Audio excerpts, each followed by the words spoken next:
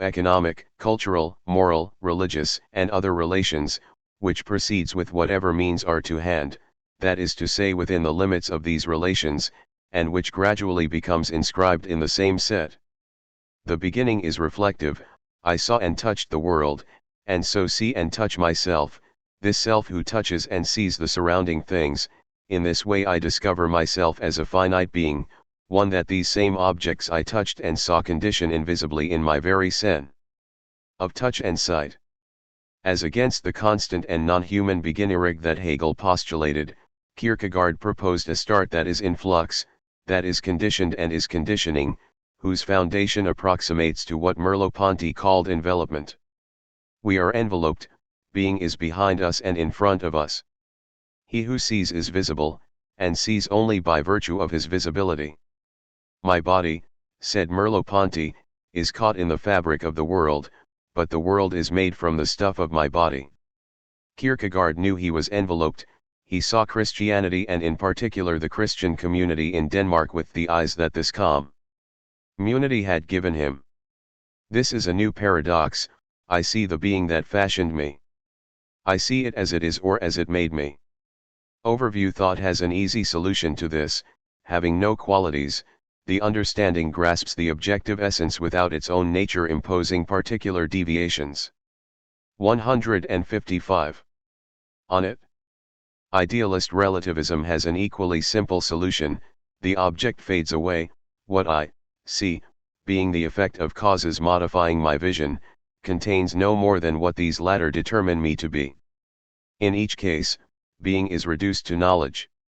Kierkegaard rejects both solutions.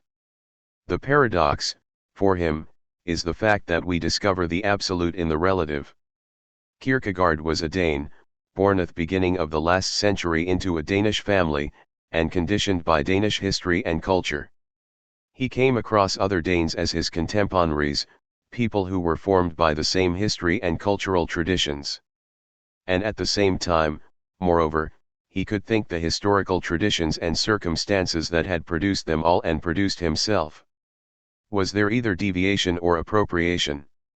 Both. If objectivity has to be unconditioned knowledge, then there can be no true objectivity. To see one's surroundings, in this instance, would be to see without seeing, to touch without touching, to possess in oneself an a priori intuition of the other and, at the same time, to grasp him on the basis of common presuppositions that can never wholly be uncovered. Even in broad daylight my neighbor is dark and impenetrable, separated from me by his apparent resemblances, and yet I sense him in his underlying reality when I penetrate deeper into my own inner reality and attain its transcendental conditions. Later, much later, the presuppositions inscribed in things will be correctly deciphered by the historian. But at this level, the mutual comprehension that takes the existence of a communal envelopment for granted will have disappeared. In short, contemporaries understand each other without knowing each other, whereas the future historian will know them, but his greatest difficulty, a difficulty bordering on the impossible, will be to understand them as they understood each other. In fact, and Kierkegaard was aware of this, the experience which turns back upon itself, after the leap, comprehends itself more than it knows itself. In other words, it sustains itself in the milieu of the presuppositions that are its foundation, without succeeding in elucidating them. Hence a beginning that is a dogma. A particular religion produced Kierkegaard. He could not pretend to emancipate himself from it so that he could rise above it and see it as historically constituted. Note however that other Danes, from the same society, from the same class, became non-believers, but even they could do nothing to prevent their irreligion questioning or challenging these dogmas, this particular Christianity which had produced them, and hence their past, their religious childhood and finally themselves.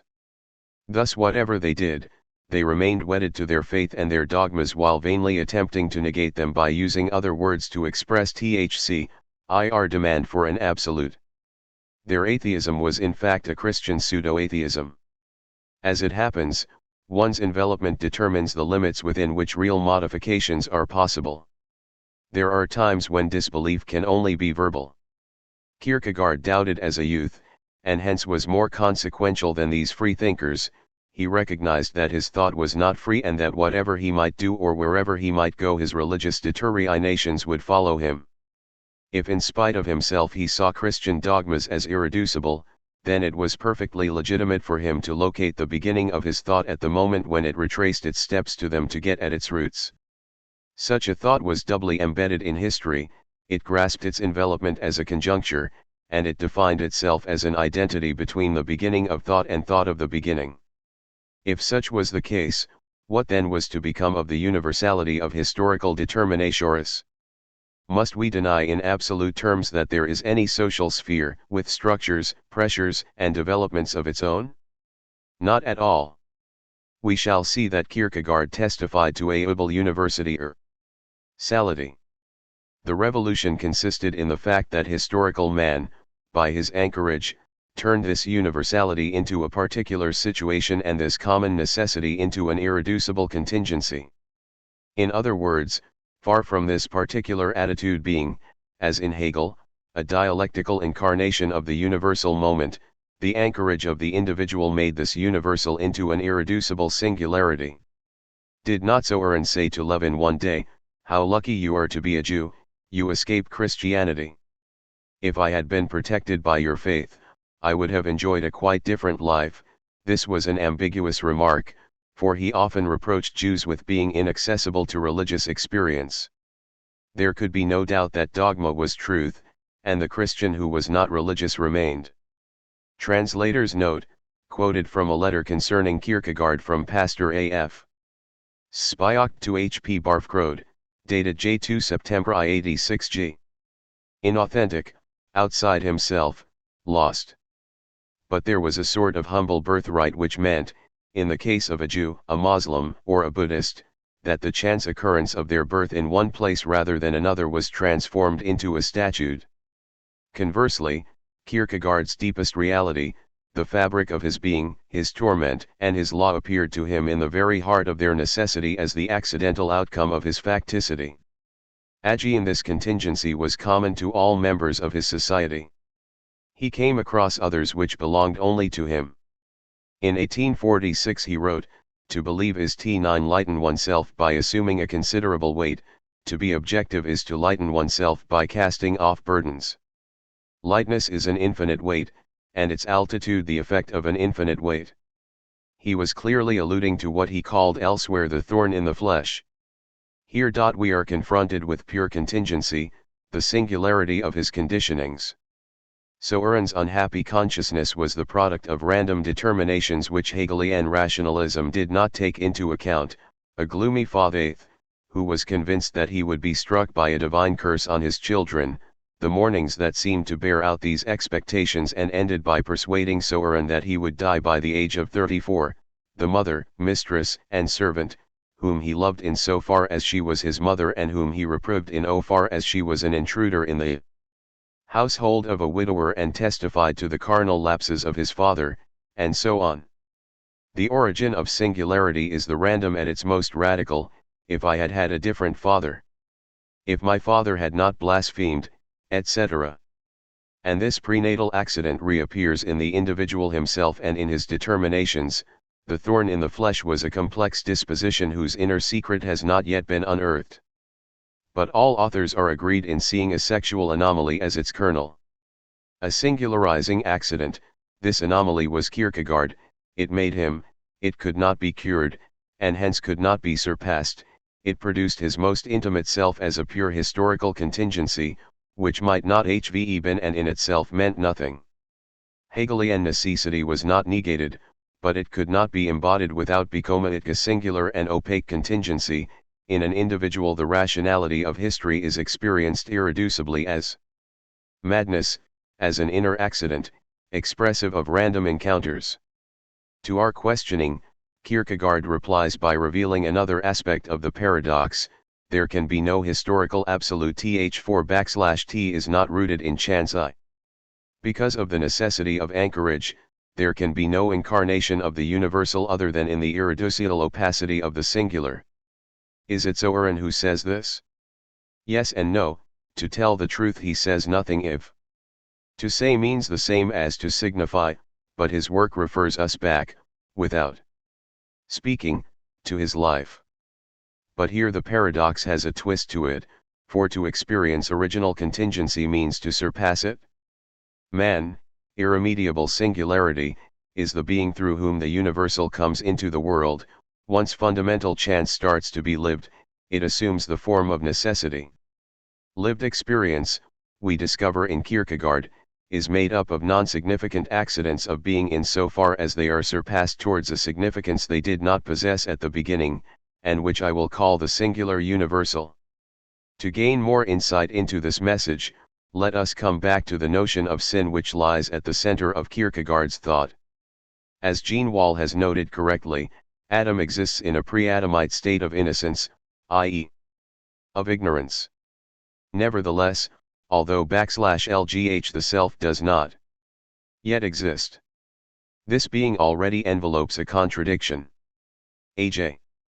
This level, the spirit is a synthesis which unites and divides, it brings body and soul together and, in doing so, engenders the conflicts which oppose them.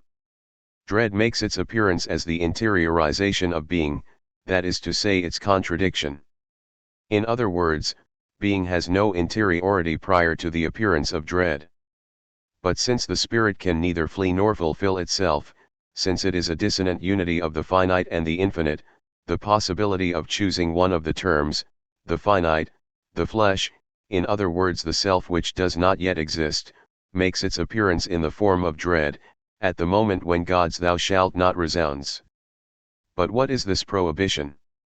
In actual fact, communication is not possible, no more than it was possible between Kafka's emperor and the subject he wanted to touch but whom his message does not reach. But Kierkegaard gave this "shalt not" its full value when he deprived the serpent of the power to tempt Adam.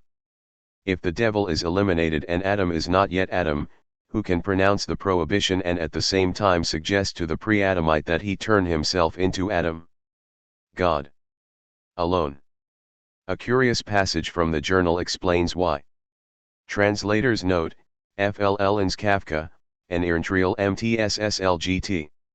Kierkegaard, Tile Singular Universal IS 9. Omnipotence should make things dependent. But if we consider omnipotence, then clearly it must have the quality of so taking itself back in the very manifestation of its all-powerfulness that the results of this act of the OML, impotent can be independent. For goodness means to give absolutely, yet in such a way that by taking oneself back one makes the recipient independent. Omnipotence alone can create something out of nothing which endures of itself, because omnipotence is always taking itself back. If man had even the least independent existence, in regard to materia, then God could not make him free. The pre-Adamite state of innocence is the final moment of dependence. At any moment God will withdraw from his creature as the ebbing tide uncovers a piece of flotsam, and by this movement alone he creates dread, as the possibility of independence. In other words, God becomes at once the prohibitor and the tempter. Thus dread is the abandonment of being to the forbidden possibility of choosing finitude by a sudden retreat of the infinite. Dread is the internalization of this forsaken condition, and it is completed by the free realization of the sole possible future of Adam abandoned, the choice of the finite. The moment of sin is defined by the restitution of original being as meaning.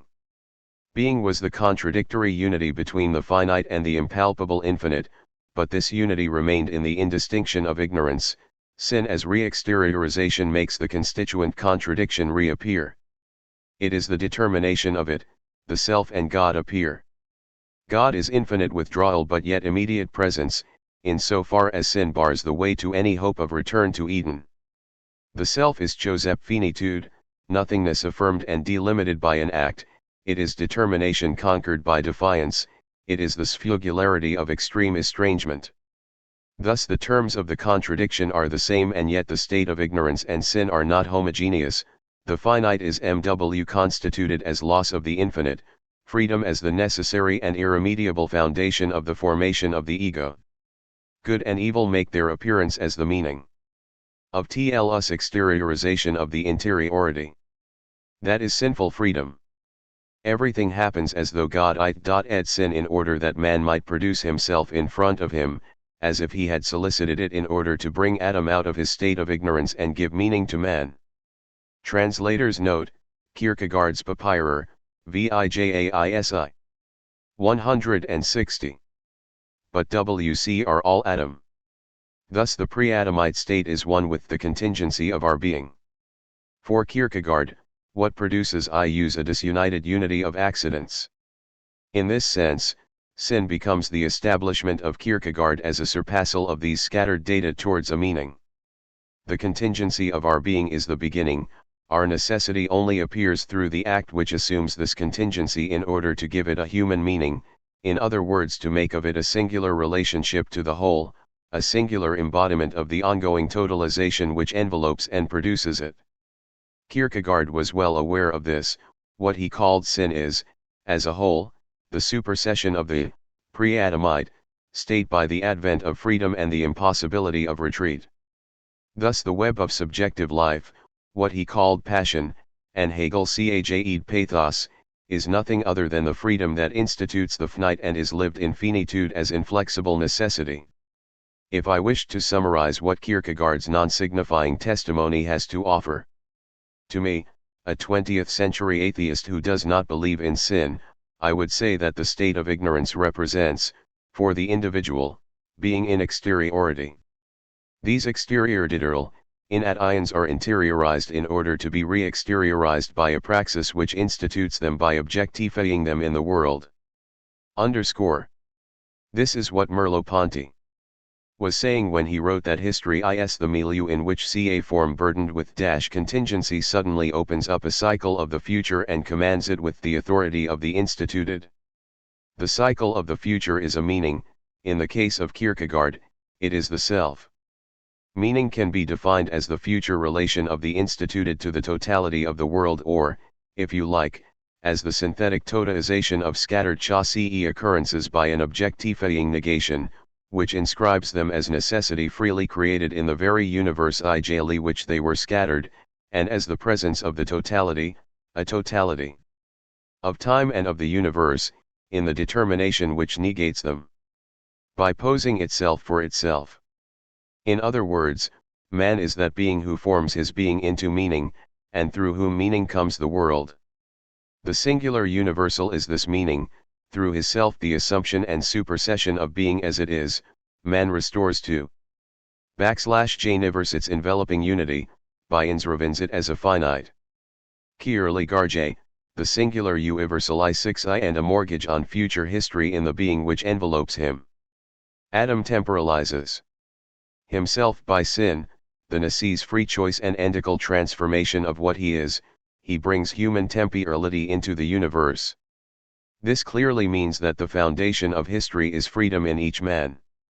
For we are all Adam in so far as each of us commits on his own behalf on behalf of a singular sin, in other words finitude, for each person, is necessary and incomparable. By his finite action, the agent alters the course of things, but in conformity with what this course itself ought to be. Man, in fact, is a mediation between a transcendence behind and transcendence in front, and this twofold transcendence is but one. Thus we can say that through man, the course of things is deviated in direction of its own deviation. Kierkegaard here reveals to us the basis of his own paradox and of ours, and the two are the same. Each of us, in our very historicity, escapes history to the extent that we make it. I myself am historical to the extent that others also make history and make me, but I am a trans-historical absolute by virtue of what I make of what they make of me, have made of me and will make of me in the future, that is, by virtue of my historiality, historia/ite. We still need to understand properly what the myth of sin holds for us. The institution of a man is his singularity become law for others and for himself. What is Kierkegaard's body of work but himself in so far as he is a universal? But on the other hand the content of this universality remains his contingency, even if elected and surpassed by his choice of it. In short, this universality has two sides to it. By virtue of its meaning it raises contingency. to the level of concrete universality. This is its luminous and yet unknowable recto side, to the extent that knowledge refers to the world historical by the mediation of an anchorage. Its fjtraso side is in darkness, and refers back to the contingent set of analytical and social data which define Kierkegaard's being before his institution. Two errors in method are thereby denounced. The first of them, the world historical, would define Kierkegaard's message in its abstract and as the pure expression of general structures, thus would categorize it as the unhappy consciousness, incarnation necessary moment in universal history, or interpreters like Tissot.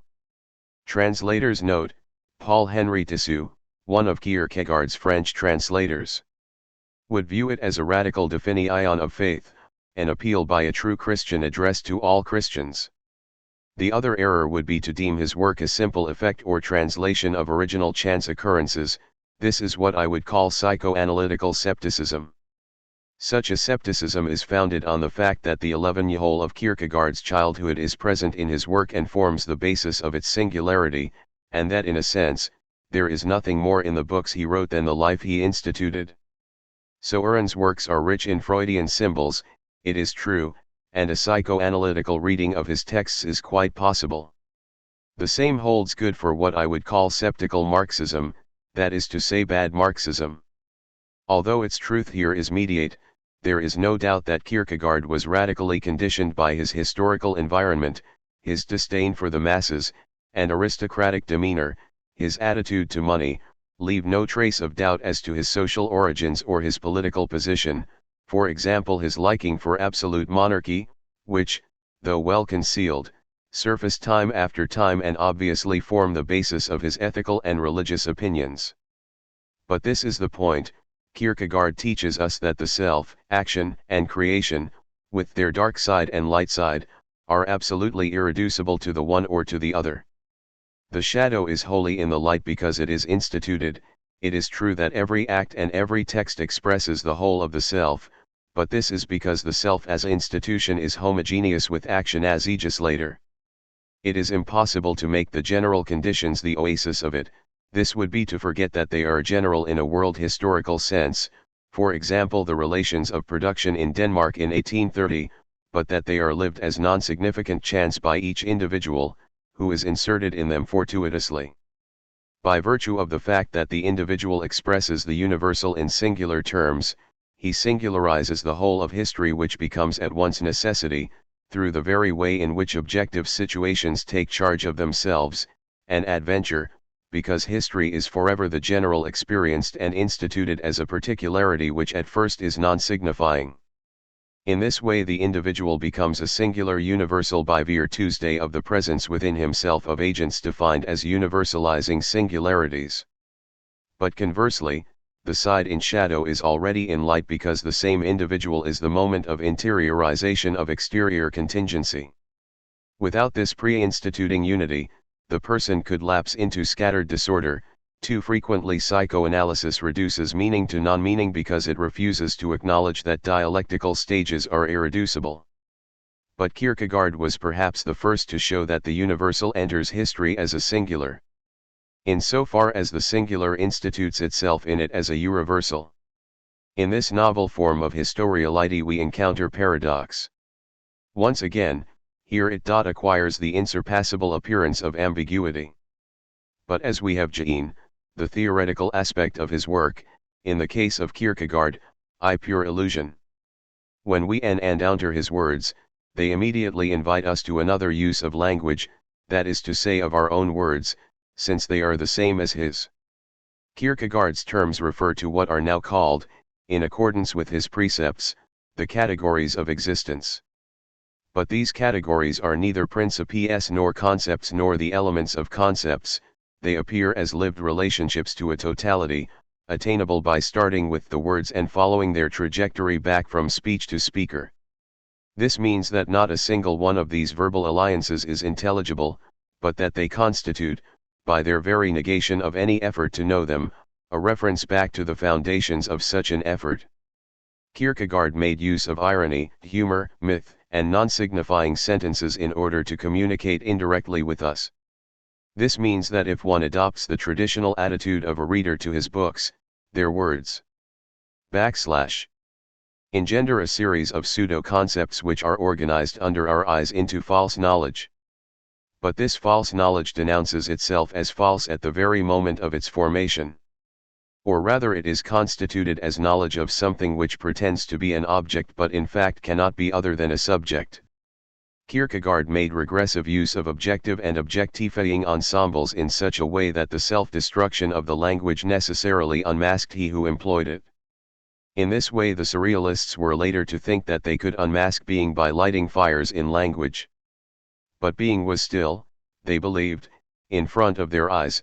If the words, whatever they were burned, being would be unveiled to infinite desire as a surreality, something which was also ultimately a non-conceptual sur-objectivity.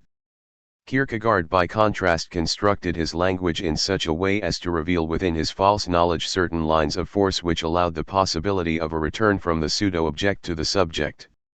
He invented regressive enigmas. His verbal edifices were rigorously logical. But the very abuse of this logic always gave rise to contradictions or indeterminacies which implied a complete reversal of our own perspective. For example, as Jean Wall has pointed out, even the tide the C01I and ept of dread is a provocation. For in Kierkegaard's terms dread could never be the object of a concept.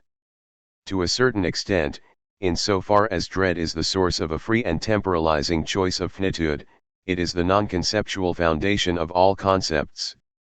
And each of us ought to be able to understand that the word dread is a universalization of the singular, and hence a false concept, since it awakens universality in us to the very extent that it refers to the unique, its foundation.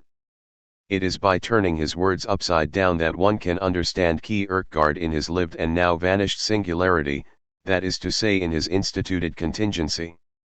His finitude, excluded, corrupted and ineffective, victim of the curse that he believed his father had brought on the whole family, could be described as impotence and as writing. He is other than all others, other than himself, other than what he writes. He institutes his particularity by his free chie to be singular, that is to say he establishes himself at that ambiguous moment when interiorization, pregnant with future exteriorization, suppresses itself so that the latter may be born. Kierkegaard, who was afraid of being alienated by inscribing himself in the transcendence of the world, opted for identification with this dialectical stage, the perfect locus of the secret. Of course, he could not refrain from exteriorizing himself, as interiorization can only be objectification. Yet he did his best to prevent his objectification from defining him as an object of knowledge, in other words to ensure that the inscription of his person in the realm of reality, far from condensing him into the unity of ongoing history, should remain as such indecipherable, and refer back to the inaccessible secret of interiority. He performs brilliantly at a social function, laughing and making others laugh, and then notes in his journal that he wishes he could die. He could make people laugh because he wanted to die, and he wanted to die because he made people laugh. In this way his exteriority, a sparkling wit, was deprived of meaning, unless it is to be seen as the intentional contestation of every action reduced to its objective result, unless the meaning of any manifestation is not precisely incompletion, non-being, non-signification. Forcing he who wishes to decipher it to return to its inaccessible source, interiority. Kierkegaard instituted his accidents by choosing to become the knight of subjectivity. Now that he is dead, Søren takes his PLA in knowledge as a bourgeois who came to Denmark in the first half of the last century, and was conditioned by a specific family situation, itself an expression of the movement of history in its generality. But he takes his place in knowledge as unintelligible, as a disqualification of knowledge as a virulent lacuna, that eludes conceptualization and consequently death. We have now gone full circle and can reconsider our initial question. We asked what it was that prevented the late Kierkegaard from becoming the object of knowledge. The answer is that he was not such while he was alive. Kierkegaard reveals to us that death, which we took to be the metamorphosis of existence into knowledge, radically abolishes the subjective, but does not change it. If Kierkegaard, in the first instance, can appear to be an assemblage of items of knowledge, the reason is that the /M01 PTL is not contested in any immediate fashion by lived experience. But at the next moment it is knowledge which radically contests itself in the pseudo-object that this dead man is to us. It discovers its own limits as the object of study, impotent to become an autonomous determination of the exterior, escapes it. The paradox, at this level, can be seen in a new light. Can the contestation of knowledge by itself be surpassed? Can it be surpassed in the face of the living being who bears witness to his secret? Can it be surpassed when this living being has utterly disappeared?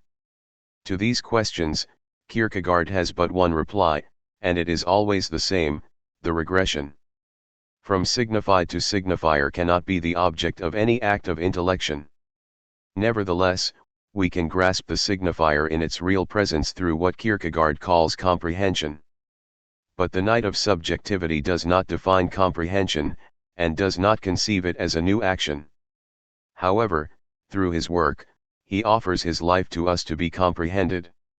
We encounter it in 1964 in history, fashioned as an obstacle to our comprehension.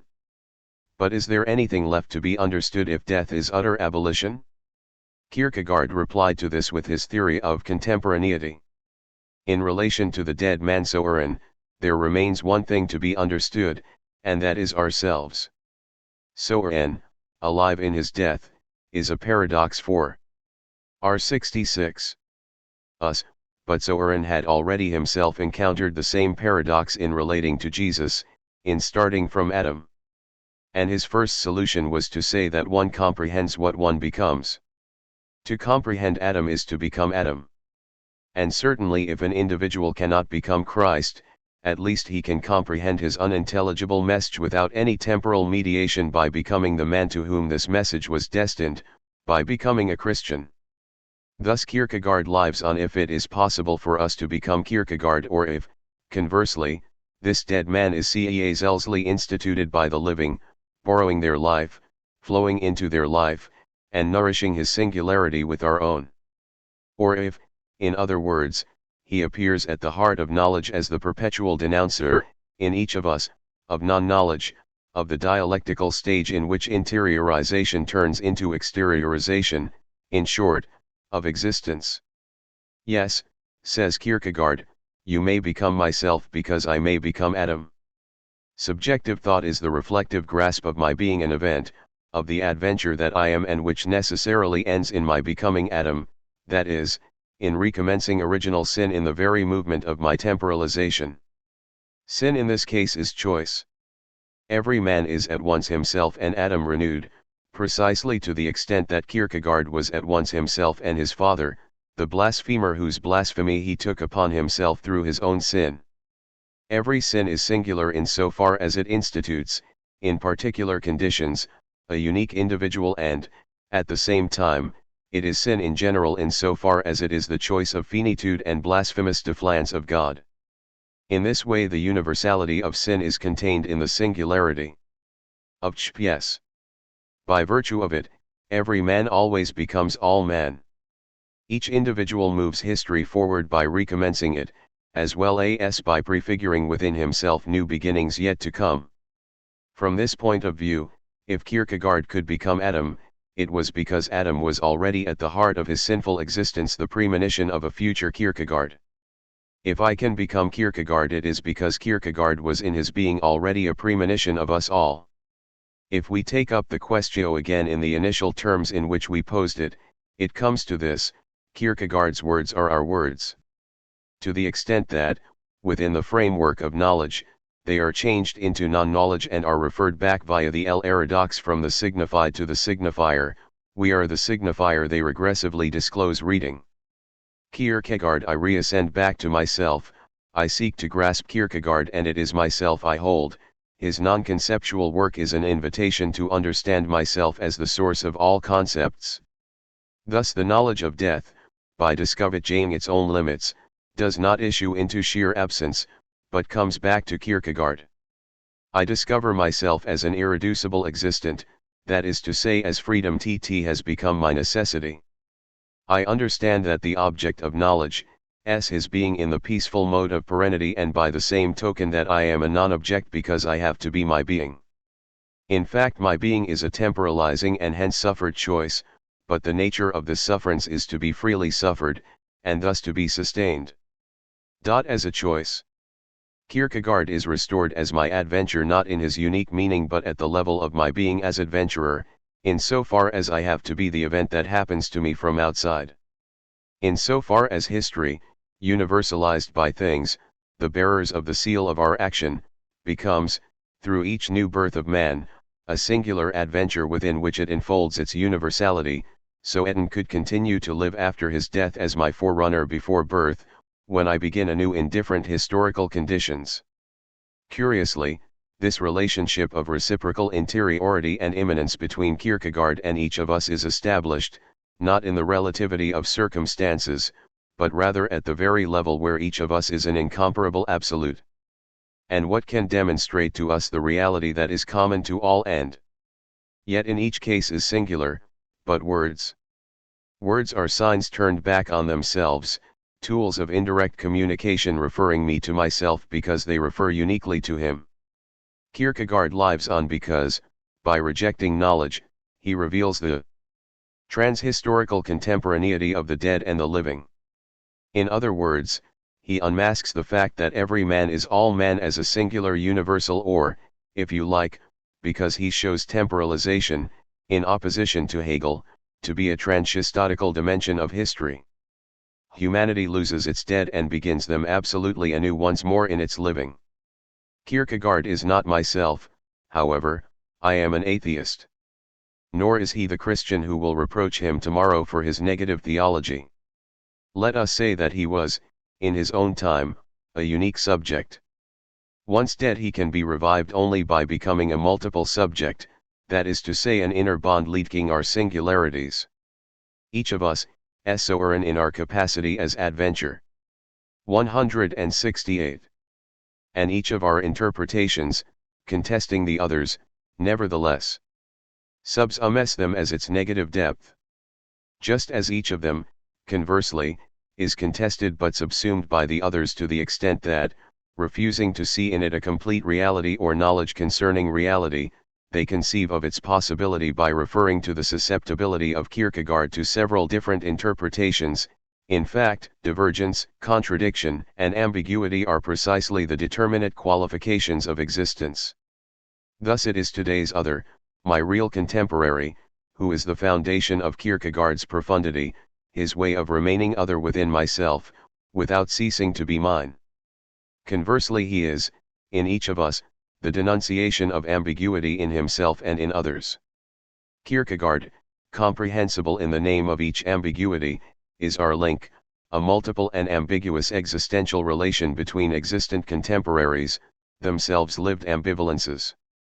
He remains within history as a transhistorical relation between contemporaries grasped in their singular historiality. Within each of us he offers and refuses himself, as he did in his own lifetime. He is my adventure and remains, for others, Kierkegaard, the other, a figure on the horizon testifying to the Christian that eighth is a future development forever imperiled, testifying to myself that the process of becoming atheist is a long and difficult enterprise, an absolute relationship to these two infinites, man and the universe. Every enterprise, even one brought to a triumphant conclusion, remains a failure, that is to say an incompletion to be completed. It lives on because it is open. The particular failure, in Kierkegaard's case, is clear. Kierkegaard demonstrated his historicity but failed to find history. Pitting himself against Hegel, he occupied himself exclusively with transmitting his instituted contingency to the human adventure and, because of this, he neglected praxis, which is rationality. At a stroke, he denatured knowledge, forgetting that the world we know is the world we make. Anchorage is a fortuitous event, but the possibility and rational meaning of this chance is given by general structures of envelopment which found it and which are themselves the universalization of singular adventures by the materially in which they are inscribed. Kierkegaard is alive in his death inasmuch as he affirms the irreducible singularity of every man to the history which nevertheless conditions him rigorously. He is dead, within the very life that he continues to lead. Within ourselves, inasmuch as he remains an inert interrogation, an open circle that demands to be closed by us. Others, in his own time or shortly thereafter, went further than him and completed the circle by writing, "Men make history on the basis of prior circumstances." In these words there is and is not progress beyond Kierkegaard, for this circularity remains abstract and risks excluding the human singularity of the concrete universal, so long as it does not integrate Kierkegaardian immanence within the historical dialectic. Kierkegaard and man, these living dead men condition our anchorage and institute the LVES, now vanished, as our future, as the tasks that await us. How can we conceive of history and the trans-historical in such a way as to restore to the transcendent necessity of the historical procès and to the free immanence of a historicization ceaselessly renewed, their full reality and reciprocal interiority in theory and practice? In short, how can we discover the singularity of the universal and the universalization of the singular, in each conjuncture, as indissolubly linked to each other? I. Mallarmé, born into a family of civil servants, and brought up by a grandmother who left much to be desired, felt revolt welling up inside him at an early age, but was unable to give it expression. Society, nature, the family, he rejected everything, even the pale and wretched child he saw in the mirror. But the efficacy of revolt varies inversely with its diffusion. The whole world needs to be blown up, of course, but the problem is to do it without getting our hands dirty. A bomb is an object just as much as an empire armchair, it is a little more dangerous, that's all. What intrigues and compromises are necessary in order to place it just right. Mallarmé was not, nor would ever be, an anarchist. He rejected all individualist activity. His violence, and I use the word without iron, was so desperate and total that it became transformed into a peaceful idea of violence. No, he would not turn the world upside down, he would place it in parentheses. He opted for the terrorism of politeness, between himself and other things, other men, even his own being, he always managed to preserve an imperceptible distance. It was this distance that he wanted to express at first in his poetry. Mallarmé wrote his early poems as a form of recreation. He had to reassure himself that he was really on the right path. He detested his birthright, and wrote to obliterate its memory. As Blanquat has put it, the universe of prose is sufficient unto itself, and we cannot count on it furnishing us of its own accord with reasons for surpassing it. If the poet can locate a poetic object in the real world, we can assume he is already acting at the behest of poetry. In a word, H has found his true progenitor. Mallarmé always conceived of this vocation as a categorical imperative. What drove him on was not the urgency, the wealth of his impressions, nor the violence of his feelings, but an order: you will proclaim through your work that you hold the universe at a distance. And in fact his first poems were concerned with nothing other than poetry itself. It has been pointed out that the ideal which was always central to his verse remained an abstraction, the poetic disguise of a simple negation. It was the indeterminate region one is forced towards when one moves away from reality. It would subsequently serve him as alibi. He was able to pretend that he abandoned being, not because his hatred and essentiment drove him to it, but in order to reach the ideal. Yet he would have had to believe in God, for it was God who guaranteed poetry. The poets of the previous generation saw themselves as minor prophets. Through their mouths, God spoke. But Mallarmé no longer believed in God. Yet discredited ideologies do not disappear at one blow, but leave crumbling remnants in men's minds. After having killed God with his own hands, Mallarmé still hankered after a divine sanction. Poetry, in his eyes, needed to retain its transcendental quality. Even though he had done away with the source of all transcendence. Now that God was dead, his inspiration could come from tainted sources only. These had to establish his poetic calling.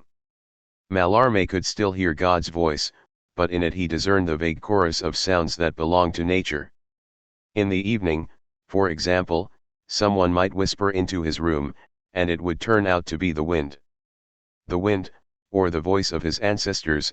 It was still a fact that the prose of the world does not inspire poems, it was still a fact that verse has to pre-exist within the poet, it was still a fact that the poet listens to words ringing inside his head before he writes them down. Facts, yes, but resting on a fallacy. What Mallarmé grasped was that every fresh line of a poem struggling to surface was in fact an older line struggling to revive. Thus the words which seem to reach the poet's lips fresh from his heart, are in fact emerging from cold storage in his memory. What can inspiration be then? Reminiscences, and nothing else. Mallarmé caught a glimpse in the future of a youthful image of himself, beckoning. He drew closer and it turned out to be his father. Time seemed an illusion to him, the future was nothing but the aberrant appearance which the past may assume in a man's eyes. This despair, which at that time Mallarmé chose to call his impotence, as it left him in a state in which he felt he had to reject all sources of inspiration, and all poetic themes which were not the abstract. 172. And formal idea of poetry itself, drove him to postulate a whole system of metaphysics, an analytical and vaguely Spinozist variety of materialism. In this system, nothing was supposed to exist other than matter, eternal murmur of being, space indifferent as to whether it expanded or contracted. The appearance of man was supposed to lead to the transformation or him of eternity into temporality, and of infinity into chance. In itself, in fact, the never-ending causal chain was all that it could be. An all-knowing understanding would perhaps grasp the absolute necessity underlying such a system, but to finite eyes the world appeared to be in a state of perpetual encounter, an absurd succession of random events. If this was the case, then the reasoning of our intellect was as deranged as the reasoning of our heart, and the principles of our thought and the categories of our action were shams. Man was an impossible dream. Thus the poet's impotence symbolized the impossibility of being man. In this schema there is only one tragedy, that is always the same, and which is resolved at once, in no more than the time it takes to demonstrate lightning defeat. This is how it comes about: he throws the dice. And he who created them assumes material form again, in the shape of the dice themselves. There were dice, there are dice. There were words, there are words. Man was a volatile illusion floating above the movements of matter. Mallarmé, a purely material creature, sought to conjure up an order of existence superior to matter. His was a theological impotence, the death of God left a void which the poet tried to fill, and failed. The man Mallarmé envisaged, like that of Pascal before him, had to express himself in terms of drama and not in terms of essence, latent God who cannot become. He was defined by his impossibility. This insensate game of writing consists in arrogating to oneself on the strength of a doubt an obligation to recreate everything by means of reminiscences. But nature is always there, nothing can be added to it. In epochs that have no future, when for instance historical advance is blocked by the weighty prestige of a king or by the incontestable triumph of a certain class, invention appears pure reminiscence. It has all been said before, the writer has turned up too late. Ribot would soon pro. Translator's note, pare. Aswachu il esacrois ous ni, se quand iom/m metalt, penguin mlil 4 rm1, p8. Translator's note, Théodule Ribot, 1839–1916, early French protagonist of an mal/arm, the poetry of Suicide 73. Pound the theoretical basis of this feeling of impotence by compounding up our mental images with our memories. In Mallarmé, then, we find the outline of a metaphysics of pessimism, one which postulates that matter, i.e. formless infinity, possesses a vague sort of proclivity for retracing its steps so as to gain knowledge of itself.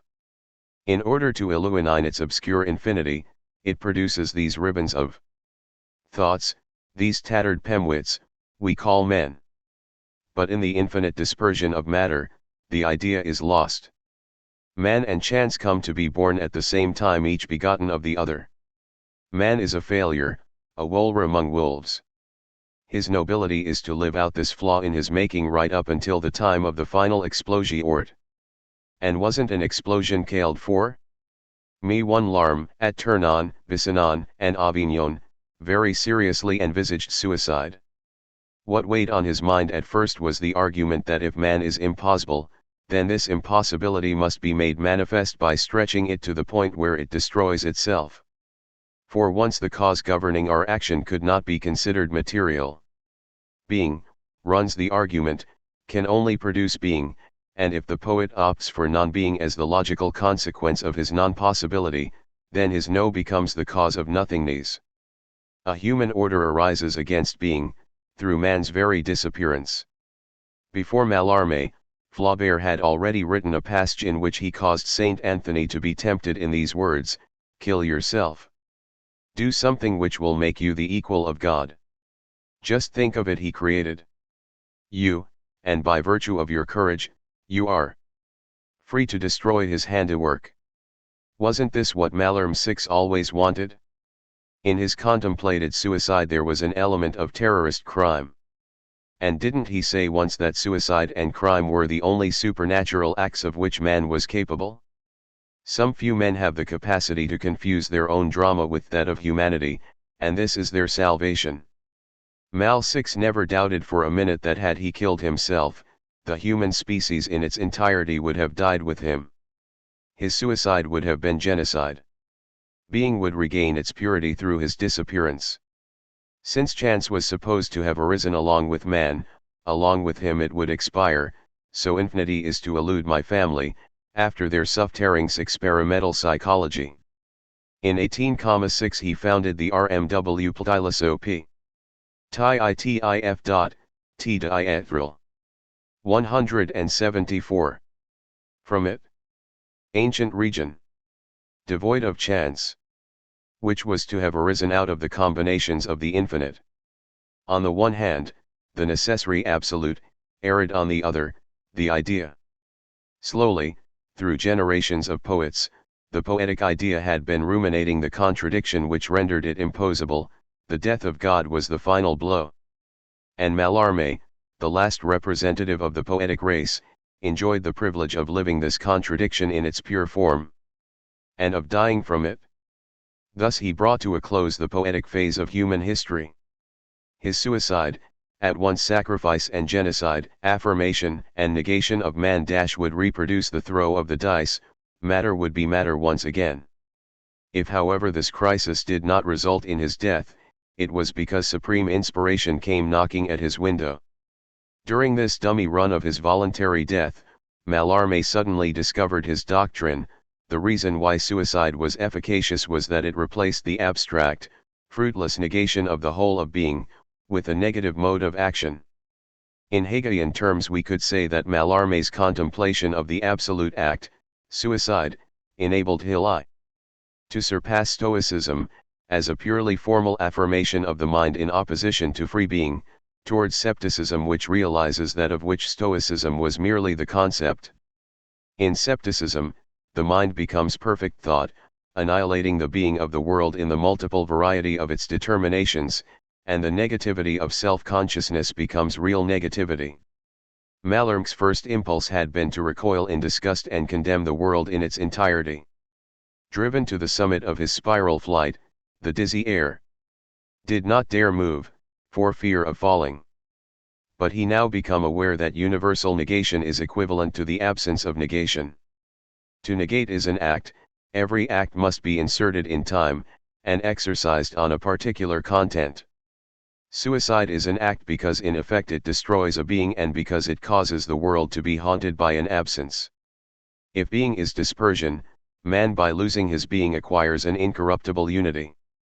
More, his absence has an astringent effect on the being of the universe. Like Aristotelian forms, absence binds things together, seeping into them with its secret unity. What the poet felt he had to capture in his verses was this essential movement of suicide. Since man was incapable of the act of creation yet still possessed the power to destroy, and since he affirmed 115. His identity by the very act of annihilating himself, the poet's work would be a labor of destruction. Considered from the point of view of death, poetry would become, in Blancot's apt phrase, a language whose whole strength is not to be, and whose whole glory is to evoke, in the absence of itself, the absence of all. Mallarmé could write proudly to Lefebvre hat poetry had become critical. In staking his all, Mallarmé discovered himself, under the glaring light of death, in his essence as man and poet. He had not abandoned his rejection of everything, he had simply rendered it effective. He would soon be able to write that a poem is the only bomb worth making. At times, he actually came to believe that he had really killed himself. It was not by chn that Mallarmé wrote the word, nothing, on the first page of his pose, es compu, es since a poem is the suicide both of man and poetry, being must fioaily close over this death, the moment of poetic plenitude must correspond to that of annulment. Thus the truth that these poems have compt, is nothingness, nothing will have taken place but the place we are familiar with the extraordinary negative logic Mal one arm invented, how, under his pen, a lace curtain vanishes to reveal nothing but the absence of a bed, while a vase devoid of any liquid agonizes without consenting to hope for anything that might announce an invisible rose, or how a tomb is burdened only with the absence of heavy wreaths. Point 1. The virginal, living, and beautiful day offers a perfect example of this internal annulment at work. IPA. Poem. Today and its future are only an illusion, the present is reduced to the past, a swan which believed that it was acting is nothing but a memory of itself, fixed without hope in the cold dream of scorn. An appearance of movement vanishes, and all that remains is the infinite and undifferentiated surface of ice. The explosion of colors and forms discloses to our senses a symbol that refers us back to the tragedy of man, Hitch dissolves into nothingness. Such is the internal movement of these astonishing poems, at once silent words and faked objects. In their very disappearance, they were ultimately to evoke the outlines of some object absenting itself in flight, and their very beauty was to be virtually an a priori proof that a being is a manner of being. Virtually an a priori proof, but an unsound one. Mallarmé was too lucid not to understand that no single experiment will ever contradict the principles that guided its construction. If chance were present at the beginning, then a dice throw will never abolish it. In any act in which there is an element of chance, it is chance alone which accomplishes its own idea by affirming or negating itself. In a poem, it is chance which negates itself. Poetry, the child of chance and its foe, abolishes chance in the act of abolishing itself, because its symbolic abolition is that of man himself. Yet all this, at bottom, was only a hoax. The origin of Mallarmé's irony was his knowledge of the absolute vanity, yet entire necessity of his work. He could discern in it two unscientified four opposites perpetually engendering and repulsing each other, chance and necessity. Chance creates necessity, an illusion of man, this frolulant of nature gone mad. Necessity creates chance as that which limit and defines it a contrario. Necessity negates chance word by word in the body of the poem, chance in its turn negates necessity since the full employment of words is impossible. Necessity abolishes chance in turn by the suicide of the poem and of poetry. There was in Mallarmé an element of dour humbug. He created and nurtured amongst his friends and disciples the myth of a masterpiece which would suddenly reabsorb the world. He feigned to be preparing for it. But he knew perfectly well that such a project was impossible. All he had to do was simply make it appear that his whole life was dedicated to this absent object, an Orphic explanation of the earth, which was nothing other than poetry itself. I cannot doubt that he firmly believed his death would eternalize this relationship to Orphism as the poet's loftiest ambition, and its failure as the tragic impossibility of man. If a poet dies at 25, overcome by his own sense of impotence, the event ranks as no more than a curiosity, but when a 56-year-old poet perishes at the very moment when he has mastered all the preliminaries and is about to commence his life work, This is the very tragedy of man. Mallarmé's death was a memorable mystification. But it was a istification by means of the truth, a veridical mummer of himself. Mallarmé performed to the world at large for 30 éclairs the tragedy for one player which he had often dreamed of writing. He was himself the latent God who cannot become, youthful shadow of all, hence bearer of myth. Forcing a subtle effacement on the living through the subtle invasion of his presence, in the complex system of this comedy, his poems had first to be failures in order to be perfect. It was not enough that they should abolish both language and world, nor even that they should annul themselves. What the system demanded was that they should represent the fruitless draft sketches of an unprecedented and impossible masterpiece which only the chance occurrence of death prevented him from beginning. Everything falls into place if we view these symbolic suicides in the light of an accidental death. Being in the light of nothingness. Through an unexpected twist, the atrocious shipwreck had conferred on the poems he actually mote an absolute necessity. What is most poignant about them is that whereas they enrapture us, their author held them worthless. He gave them the final touch when, on the eve of his death, he pretended to be interested in nothing but his future masterpiece, and wrote to his wife and daughter. Have no doubt that this work was to be most beautiful. The truth? A lie. But this was the very man Mallarmé werited to be, man dying throughout the world from the disintegration of the atom or the cooling of the sun, and murmuring of the society he had wanted to construct. Have no doubt that this work was to be most beautiful. A hero, prophet, magician, and tragedian all at once, this slight, feminine man, discreet in his ways and little attracted to women, deserved to die at the threshold of our century. In fact, he heralded its coming. To a greater degree than Nietzsche, he experienced the death of God. Well before Camus, he felt that suicide was the original question confronting man. His struggle day after day against chance would be taken up later by others, yet with no greater lucidity. In a word, what he asked himself was this: is there a way to be found within determinism that leads outside it? It is possible to turn praxis upside down and rediscover subjectivity by reducing the universe and oneself to objectivity. He systematically applied to art what was still only a philosophical principle and was to become a political maxim: make and in making make yourself. Shortly before the gigantic onrush of technology, he invented a technique of poetry, at the same time as Taylor was devising methods to mobilize men in order to give their work its maximum efficiency. He was mobilizing language in order to secure the maximum profit from words. But the most striking feature of the man, it seems to me, was the metaphysical anguish which he endured so openly and modestly. Not a single day passed without his being tempted to kill himself, and if he lived on, it was for the sake of his daughter. But this suspended death gave him a kind of charming and destructive irony.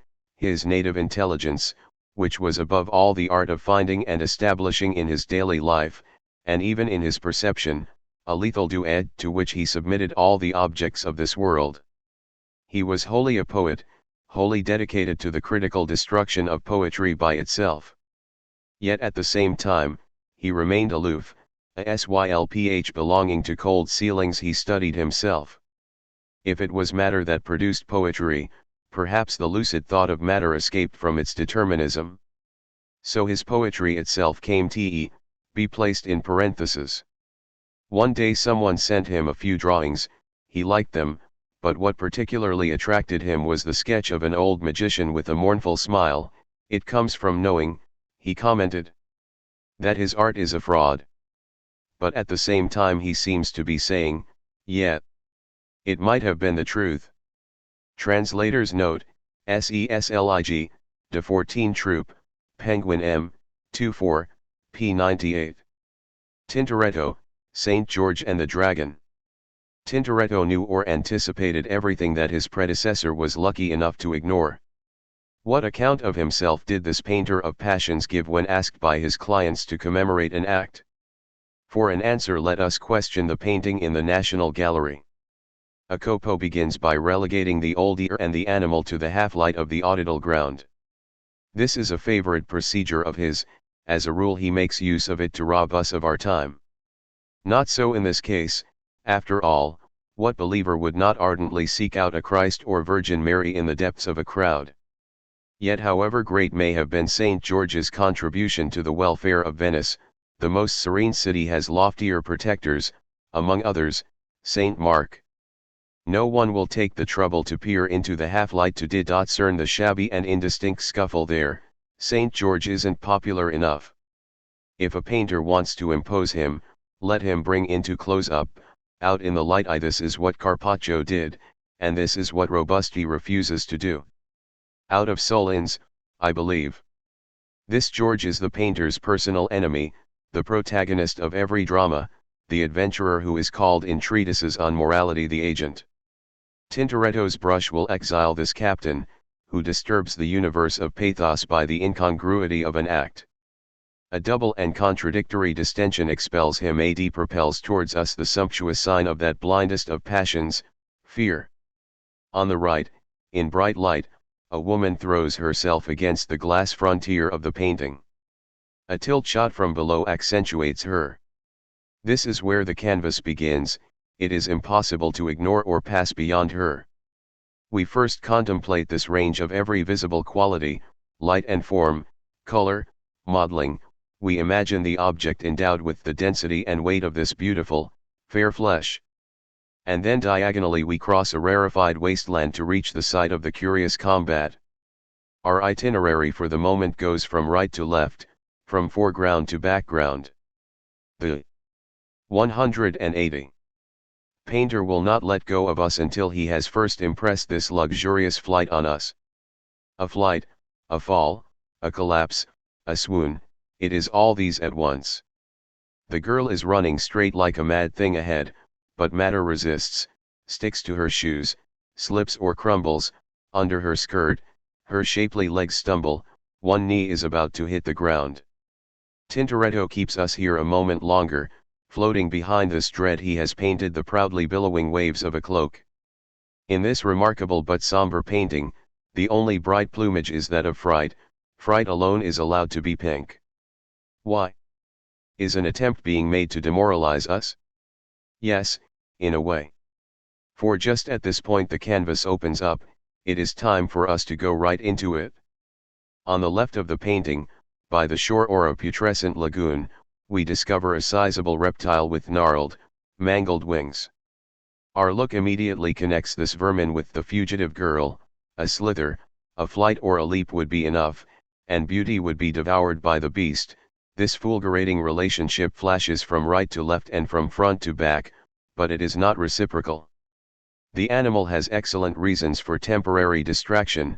It is the girl whose long ostensible route denounces the evil intentions of the monster.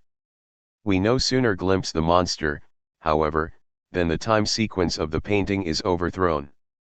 So long as we did not know the reasons for it, the girl's attempt to escape was not simply a wild passion. She might have decided, albeit trembling, on the wisest course. She seemed to be losing her balance. Was she about to stumble or would she regain her footing? That such a question can be put implies that an enterprise unfolding in time has suddenly been broken by a false step. The breakage is an instant.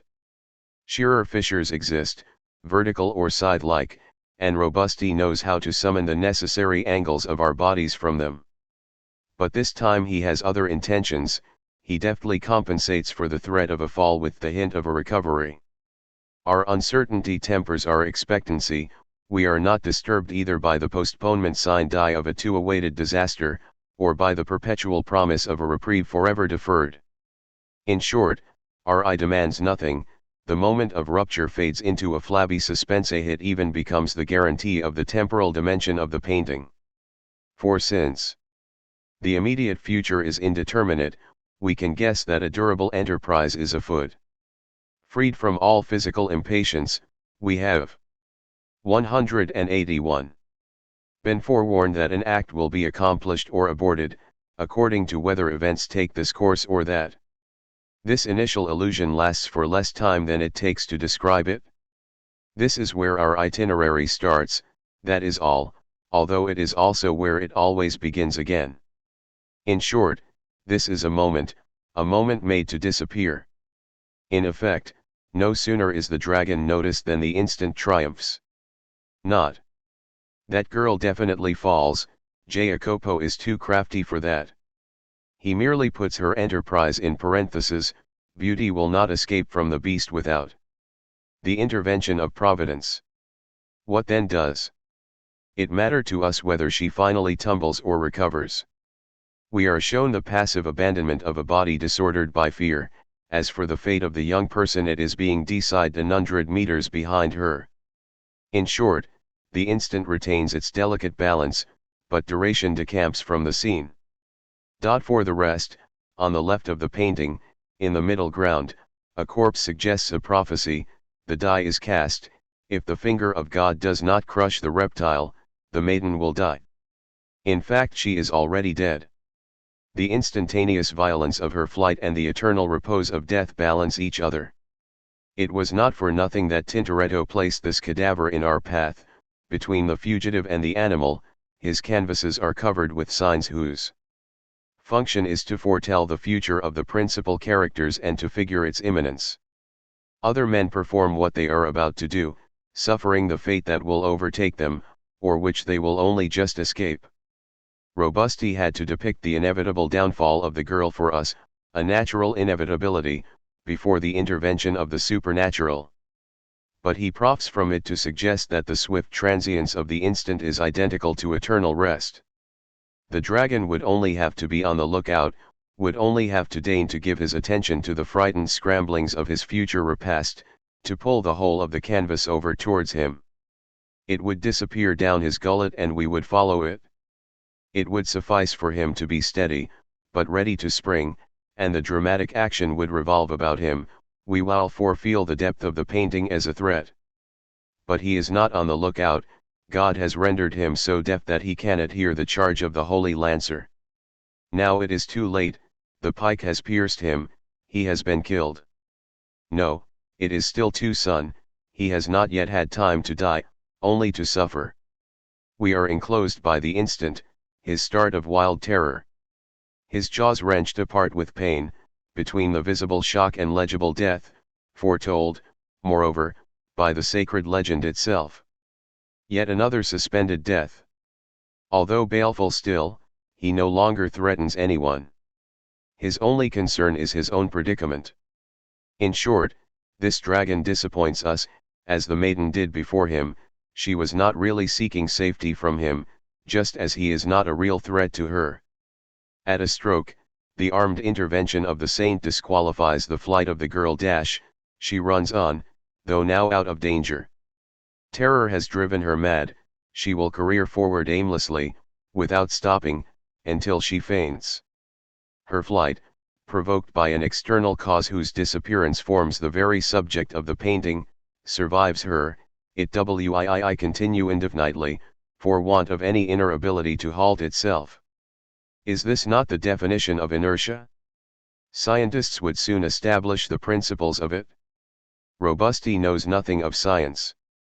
Yet on his canvas he depicts death, fear, life as inert appearances, borrowed, maintained, removed, always from the outside.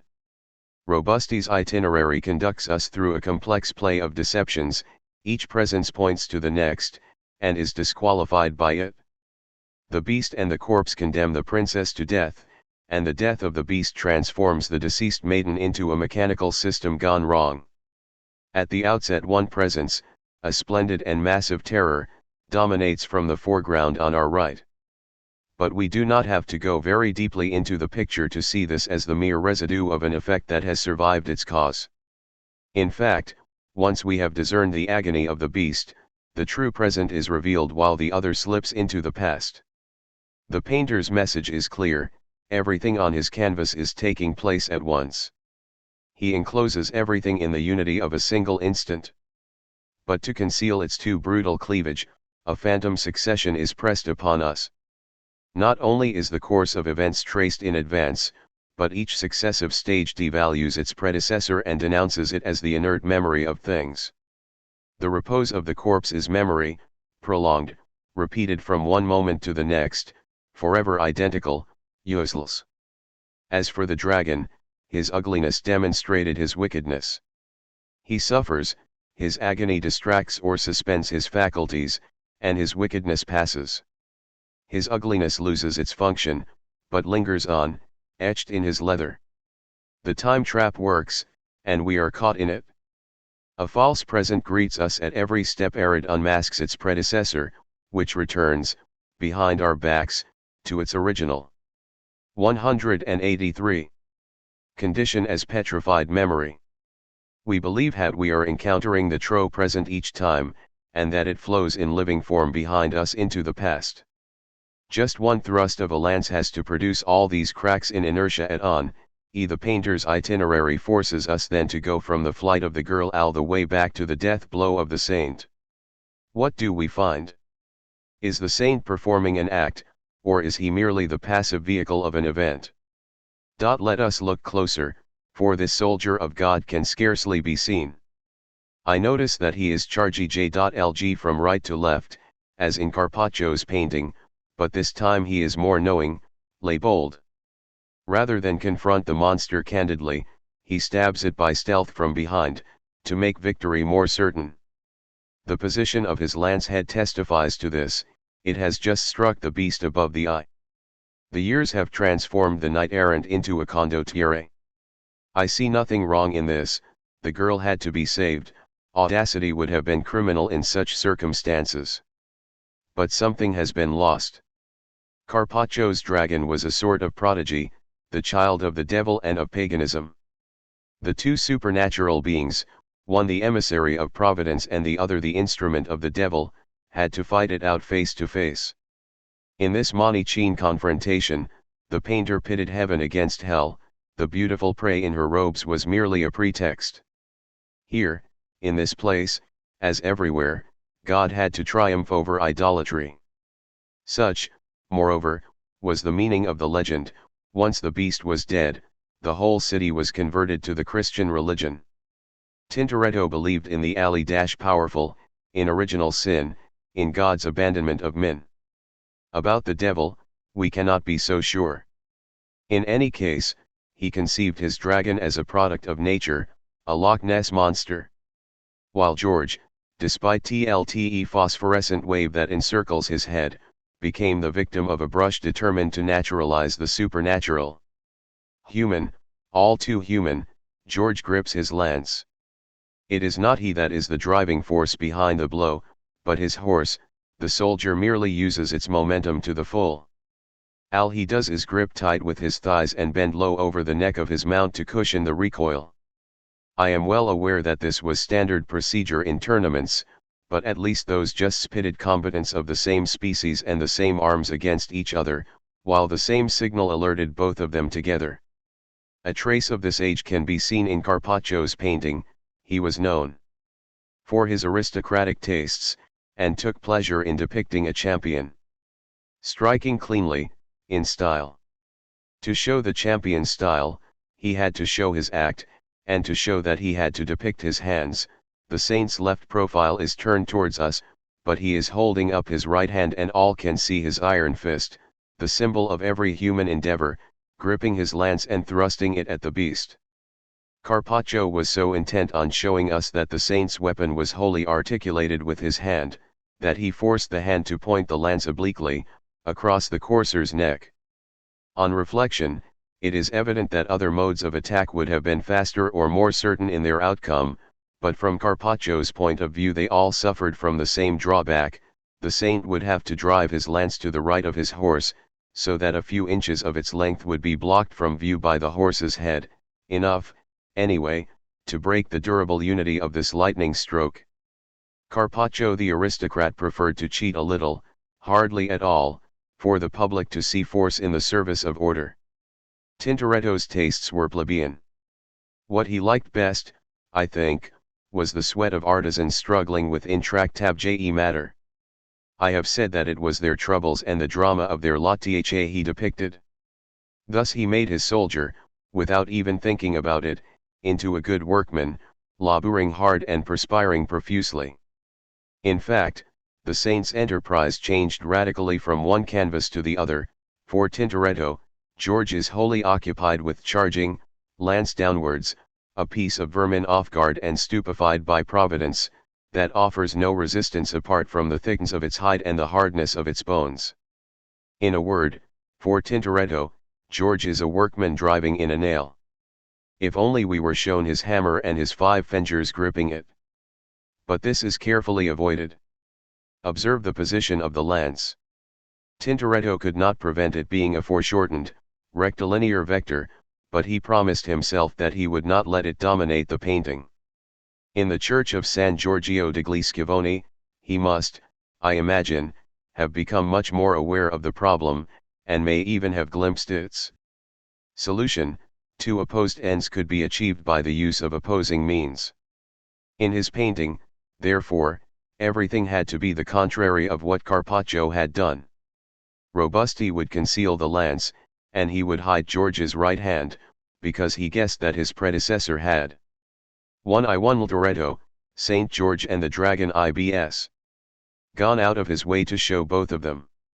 Tintoretto deliberately constructed his painting around a leftward pointing axis, so that our gaze penetrates it at an angle, in order to project the left-hand side of the saint to us and deprive us of this image of practical efficacy, the closed fist gripping and aiming the instrument. As a consequence, the lance is 3/4 hidden behind the opaque mass of horse and rider, the dim light does the rest. You need good eyes to see the lance's 4/4. All we pick out is a vague glimmer of steel beneath the soldier's bent elbow, the end of the lance, and between the horse's head and the dragon, a black streak, its shaft, whose head has already disappeared into the monster's skull. Everything takes place as if Jacopo had taken the precaution of removing all straight lines from his painting. What he actually did was worse.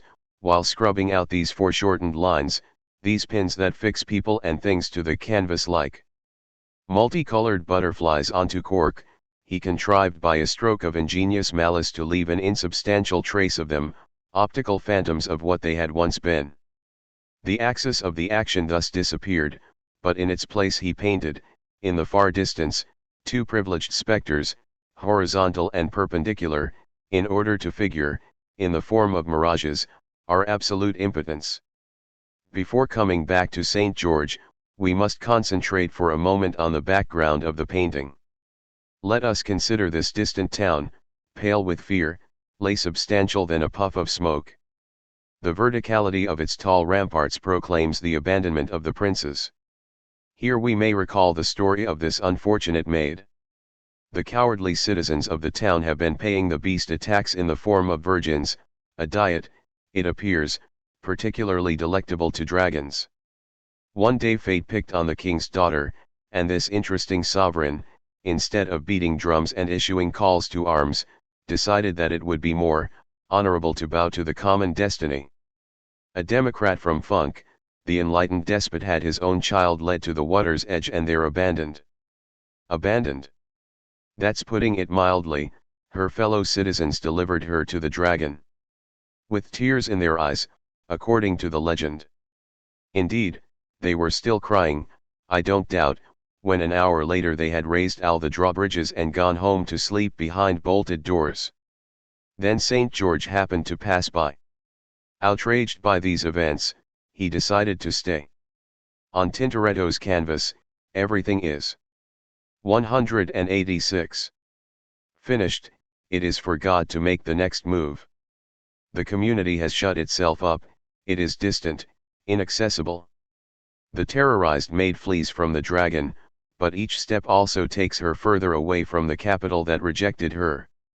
For the soldier and the princess, the business has to be settled out here in the wasteland, without the assistance of men, where the alternatives are to kill or to die. Such is the meaning of the insubstantial rigidity of those sharp-edged ramparts. Don't count on us at beginning of our century, another craftsman called K. A surveyor by trade, happened upon a castle built on a hill. It too had elusive ramparts, hewn out of the same matter. Grace alone, the divine concourse, allows those on earth to know and accomplish what must be accomplished. What would the 16th century see in a distant figuration of absolute verticality? It would see grace, revealed and erased in a single movement. Why not? Tintoretto is the epic painter of solitude. Like all great solitaries, he was a man who inhabited crowds. He who had been so often humiliated and betrayed, and so often a betrayer, believed that the human community without grace became a den of thieves. In order true man might cease to be a wolf for men, a transmutation of his being was necessary, that verticality could figure and abundant grace alone could accomplish. But God tarries and life rushes by, it passes without his ever appearing, and without our ceasing to await him. Look, see one oscil at he mirage of those vertiginous walls, the mirage is that of Godot. But a Godot rooted to the spot, who will not come. As for the horizontal, here things are worse. If man is nothing but a savage beast, then absolute verticality, even reduced to a spectre of itself, does not prevent him from communicating his hopes to God. But that straight line across the horizon represents precisely such a prohibition. Its office is to separate earth from heaven. Let us look at it more closely. The dead water and the clouds above it fade away in a single movement. But the artist has no liking for sea voyages, the somber indistinction of the lagoons and their banks hold no interest for him. The proof, he makes no effort to interest us in them. The sky is his destination, it is there he would like to travel. What emptiness! The tender tormented pink is a summons, flee on high, flee.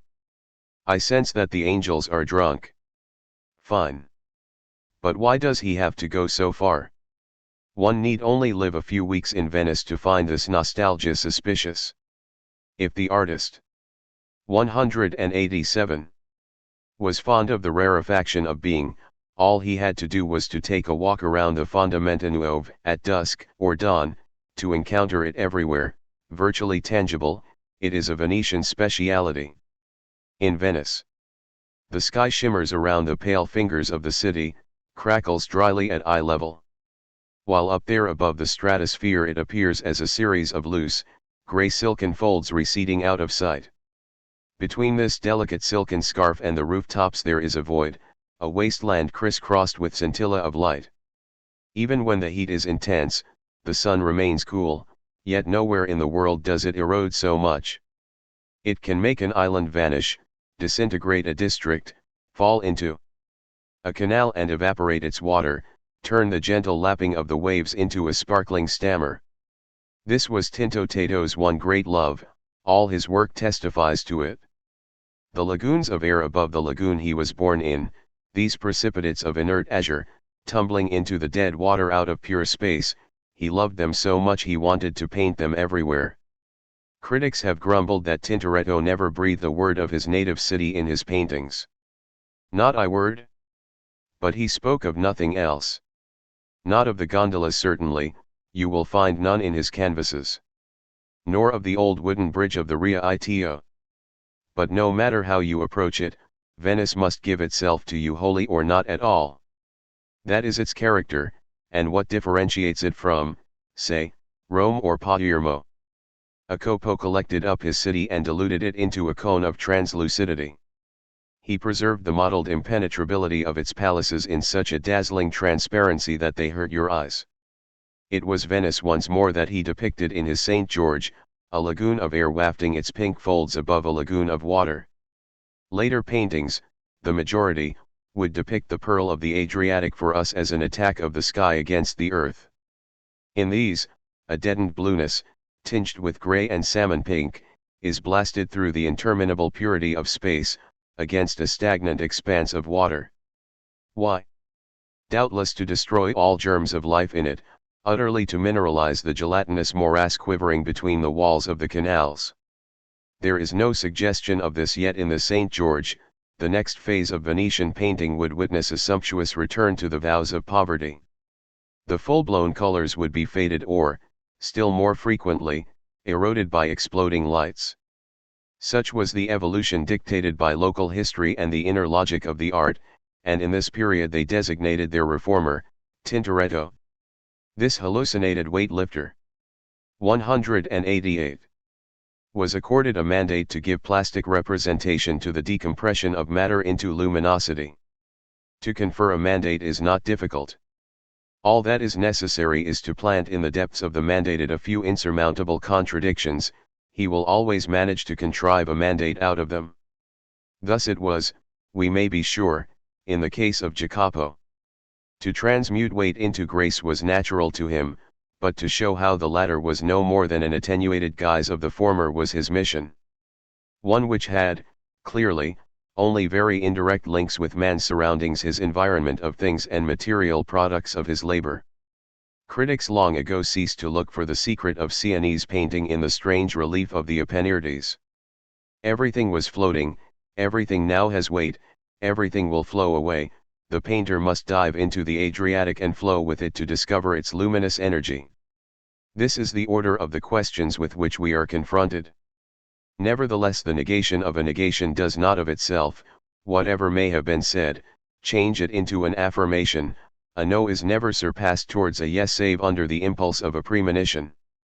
Without a mandate, signs cannot be deciphered, without signs, a mandate remains what it is, an abstract and stuttering mission. Where other than in Venice could Jacopo find the weight of fire and the heat of being, the hopeless proximity of walls, the aimless wandering in a labyrinth, and then, suddenly, the cinemascopic vision of a pale glow in the distance? He would merely have seen blue there, of course, had predestined interests not made him invent the ordinary. But he would have had no idea of the terrible wonders he was about to produce, if his disquiet had not previously discovered them about itself, as the brute response of things. Now let us take a brief look at something that troubles me. The light in Venice, in other words, the metamorphosis of light into the city, and of the city into light, is to be found on all his canvases, even where the subject demands an interior decor. In spite of appearances, it is not flaming torches that illuminate the great halls of his banquets, sham suns flood them with the blonde light of the Venetian dusks, or with the steely tint of its dawns. Yet the sky itself is blocked off. Even today in Venice the devotees of tenuity merely have to lift their heads for inspiration, the air is made of nothing. Didn't Jacopo ever lift his? Yes, he had to. His gaze too would have been lost in this rarefied gas. But this did. I-89. Not deter him, he preferred to bottle up his local firmament, this glittering island above his city, with heavy traffic, inky, gravid, immobile clouds. Better yet, when he could bar our look with a ceiling, he allowed himself to paint the distillation of this volatile light, such as it was, floating above his head, but only on condition that he cast it out, beyond our reach. In his paintings of the Last Supper, the apostles gather in a long low room to drink Christ's blood and to eat his body. Robusti does not spare us a single detail of the ceiling. But for the background he puts a door in the wall, opening onto a luminous void. On the horizon, the sky is an airy summons, to be engulfed, to soar into it. On the horizon, in other words, this impossible relief, for who can boast of having reached the horizon, provides the measure of our distance from it. All of us are born in exile. This, again, is what he attempted to depict in his St. George. The dragon, the soldier, and the princes are fighting under a leaden sky. We cannot make the mistake of confusing the supernatural light emanating from beneath it with a natural transparency. This halo comes from a plunging angel piercing through the flattened dome of clouds. Farther on, much farther on, above the horizontal line, we see Venice, a delicate bouquet of radiance, the rose of the winds. It opens up, and all the pleasures of gliding in the air seem to await us. They will continue to wait until the day of the Last Judgment. Man must win or lose his trial beneath the bituminous lid of an enclosed sky. What is the origin of this vision of Tintoretto's? The religious symbolism is plain, and I grant that it implied these procedures to some extent, but I do not believe that it was powerful enough to ensure their adoption. Still less so, inasmuch as the macadam laid down on the celestial avenue seems to me a trifle Huguenot at the edges. Those who are called are without number, but who knows if there have ever been any elected? Tintoretto's original obsession, moreover, must be remembered. Relief looms overhead, depth, in general, is a tidal ebb and flow which we shall never rejoin. At a distance, weight diminishes, and can be defeated. By the same token, distances can raise man up to God, on condition that he reach them.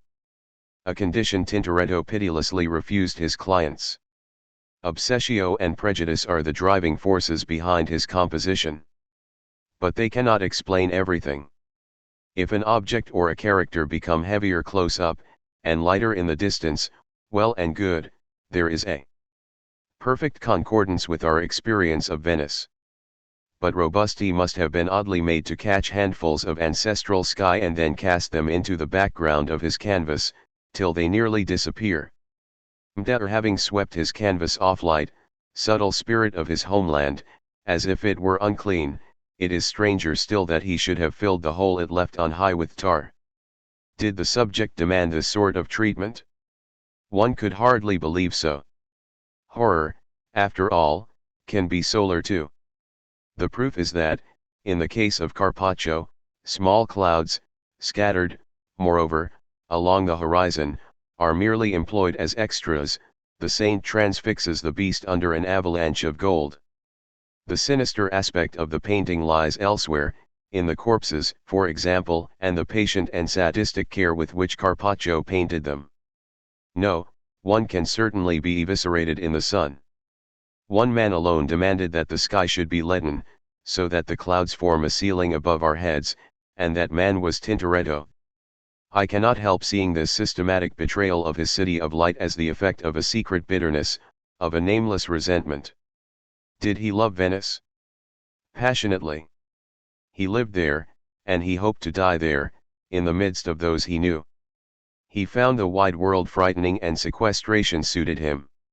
He would not have complained of his fate, in short, had he been quite sure of not finding, up above in heaven, the city he preferred to all others down here on earth.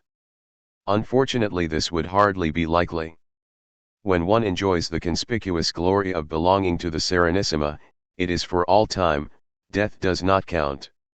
This man of the people painted too many official paradises not to know that each national community maintains a permanent commission by God's side.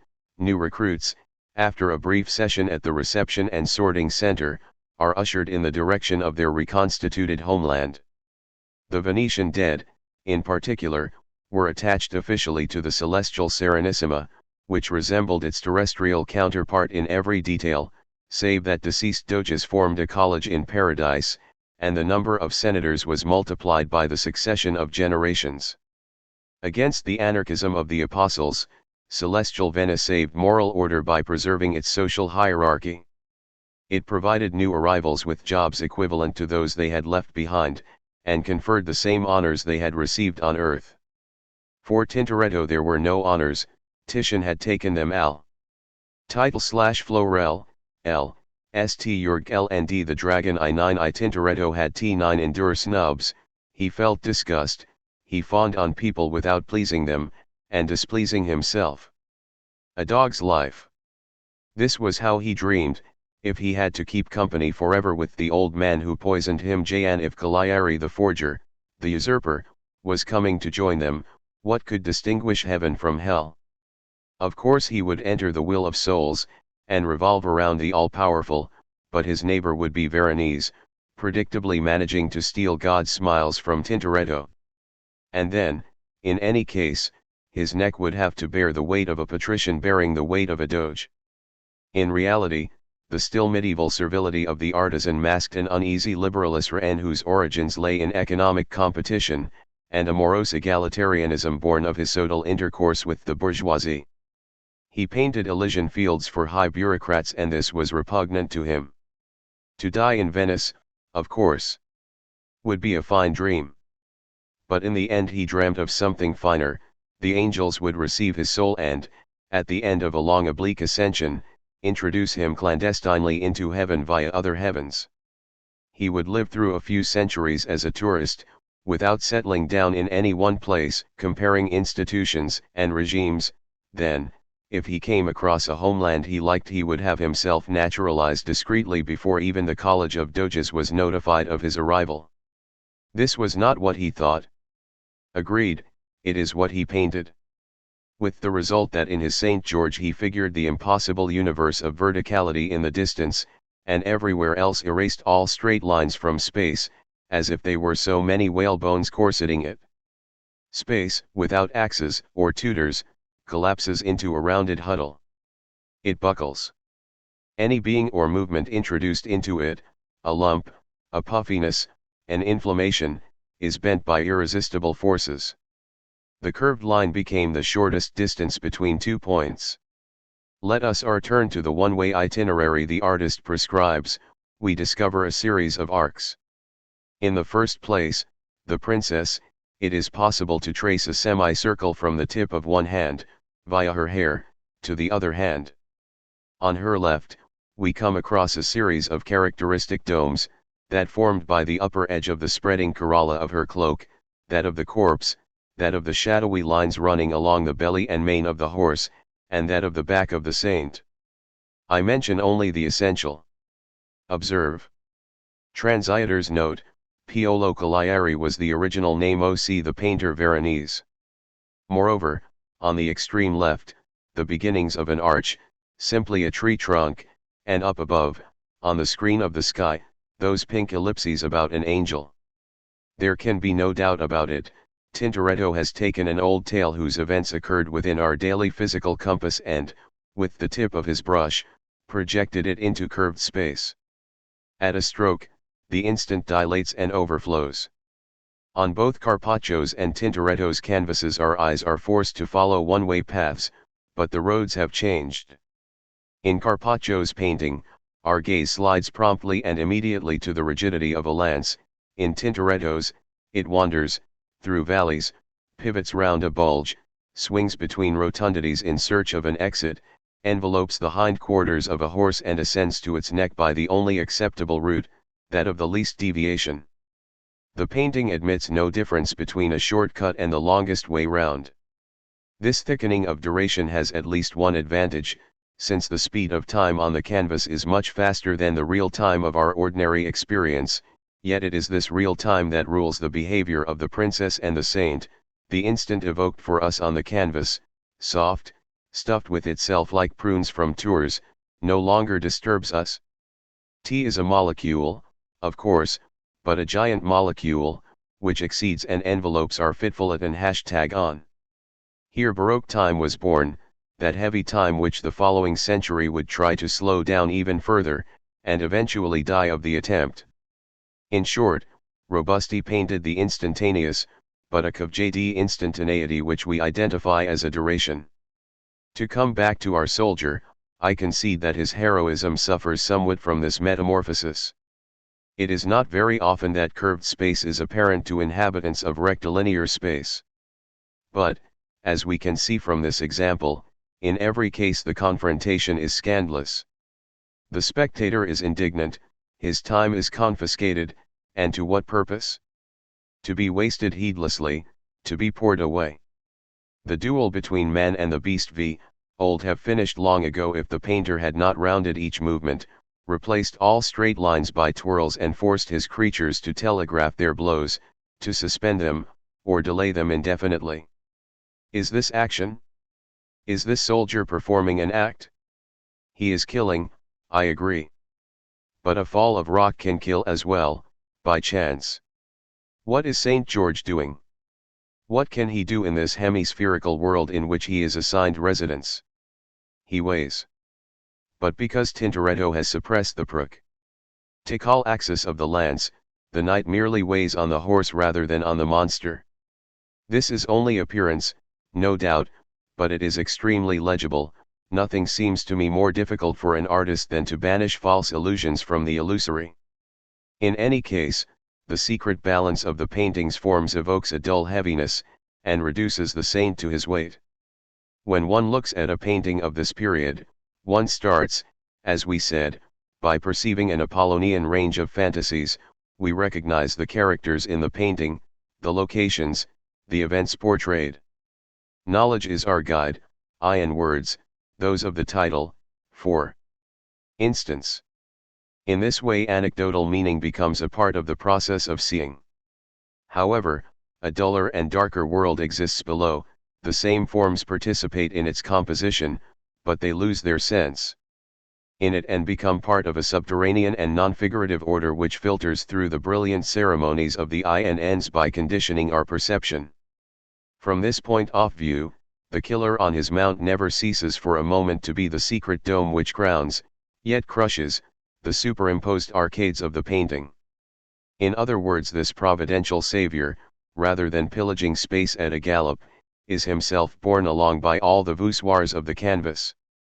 The world bends about this true soldier, hero, and lounger, like a brooding hen, hatched in a curved wasteland. He adapts himself by striking a pose and lets a mare carry him off to the scene of the crime.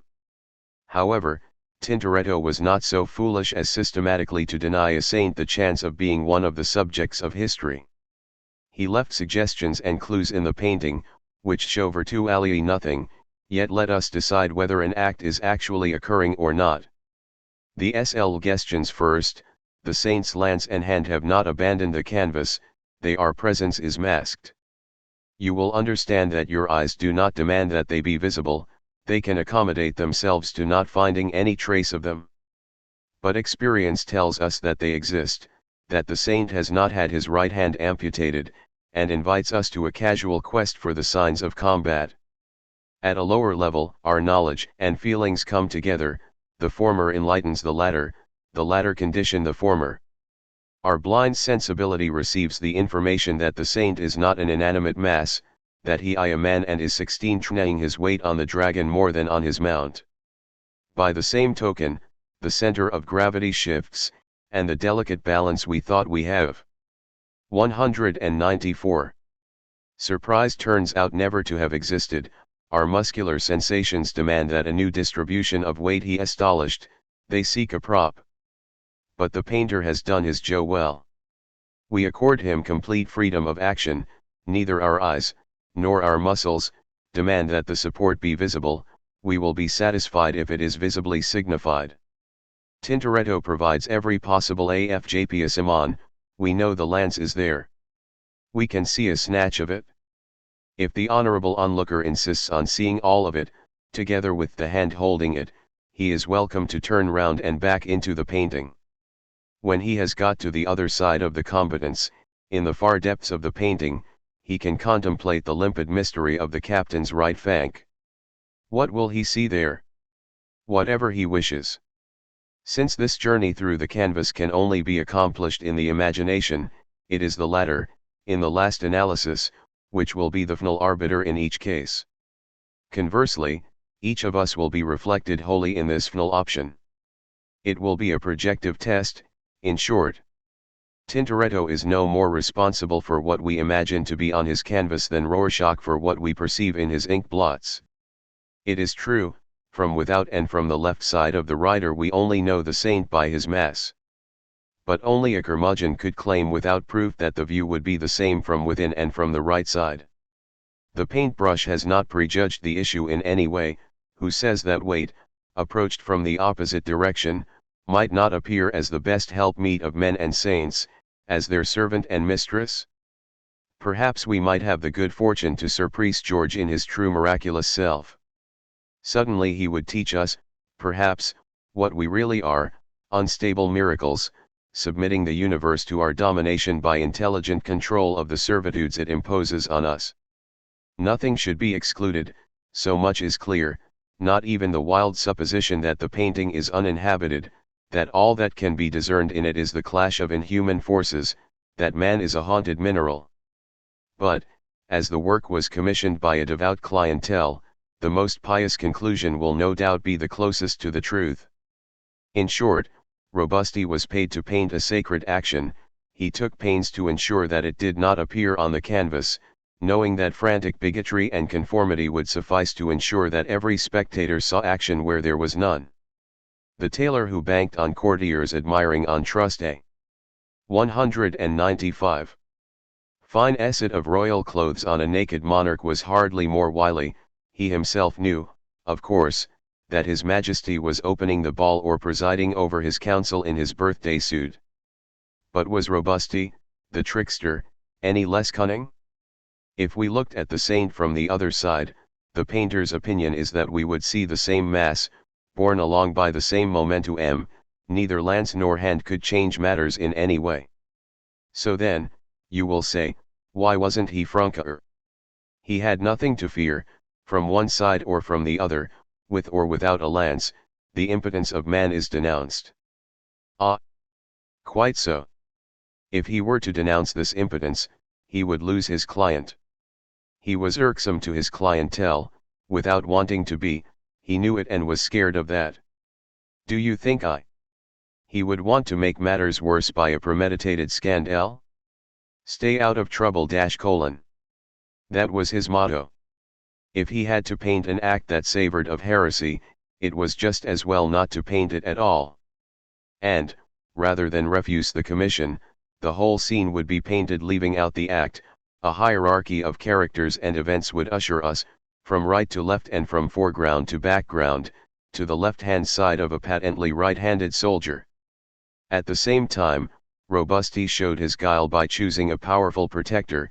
He let his customers know that he would reproduce, point by point, the composition of the great and pious Carpaccio, and that this was the only course open to him since his predecessor St. George was and would remain, perhaps, unequaled. His clients congratulated him.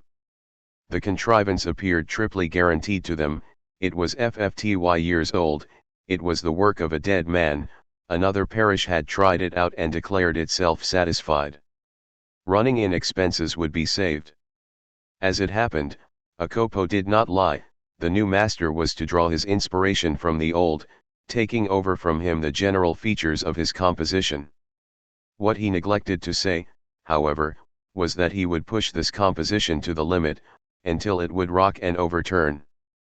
Robusti saw at a glance the weakness of Carpaccio's composition, the lance that crosses over the horse, and knew that all he had to do was correct it to obtain the result he wanted.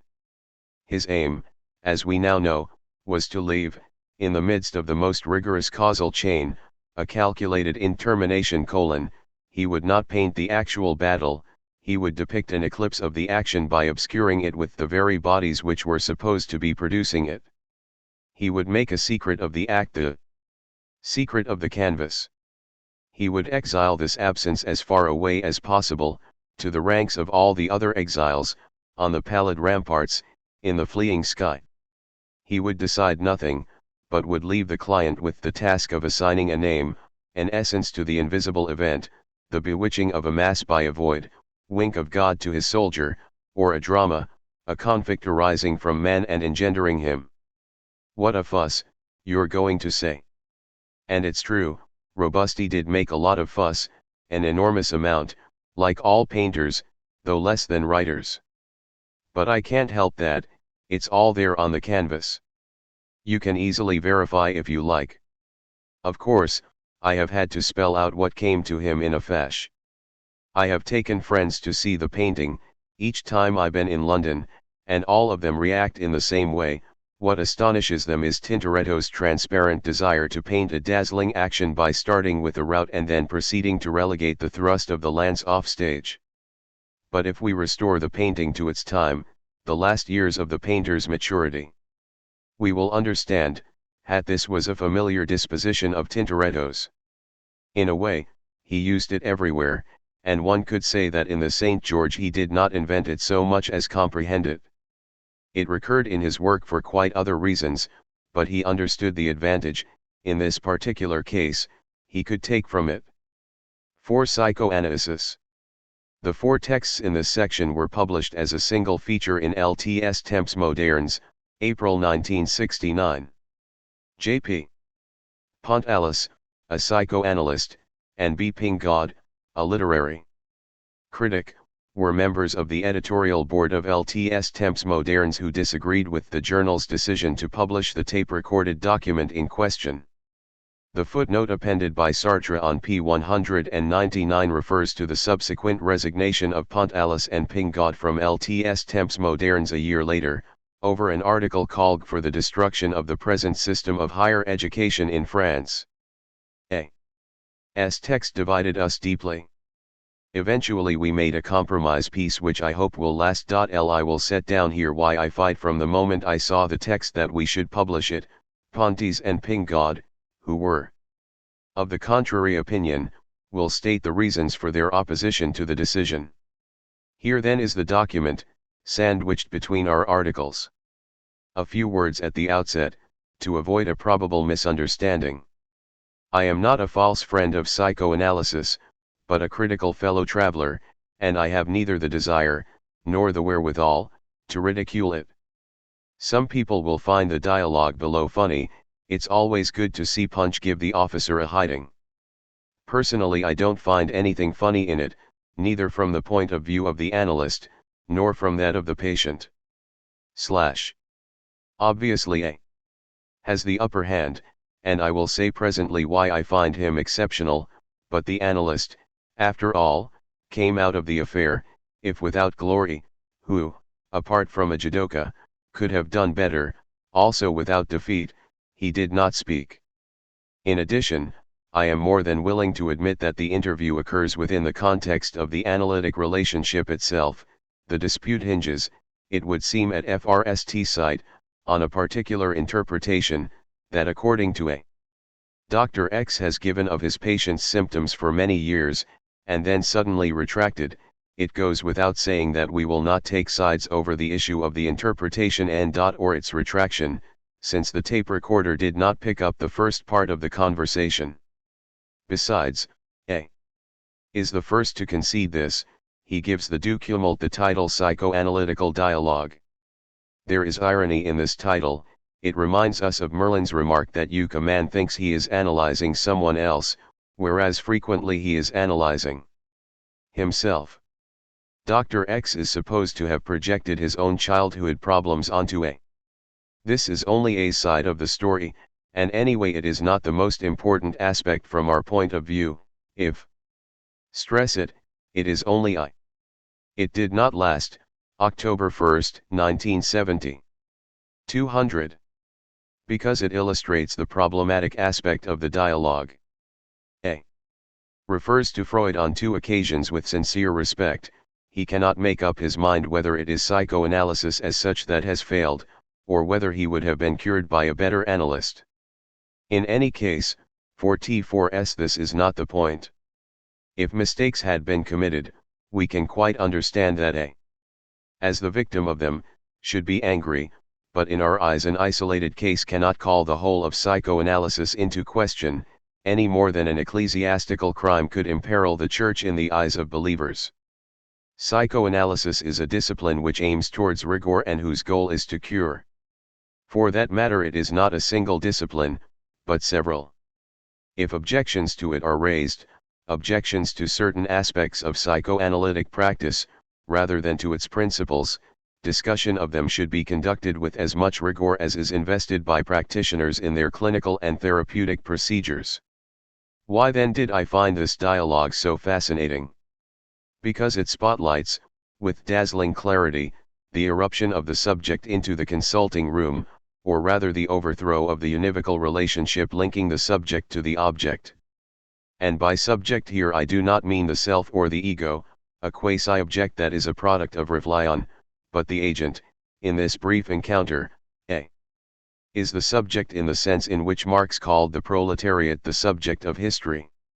Let us be clear on this point. A. acknowledges that he needed help, and he reproaches Dr. X for not having cured him, for having kept him in a state of dependence while promising that he would one day authorize him to recover his health. He speaks of Dr. X's clients as ill, in inverted commas, by which he means, those whom analysts regard as ill, but not those they have rendered such. You have, he says, made me worse. Thus he does not present himself as a perfectly free and healthy subject, who is, nor as one of those whom Jones calls adults, a terrible word when one considers that Jones thought that Freud's wife was an adult, but not Freud, but as a damaged subject, or, if you like, as the subject of his damage, as the tormented unity of grave yet elusive problems which he asks others to help him find the solution.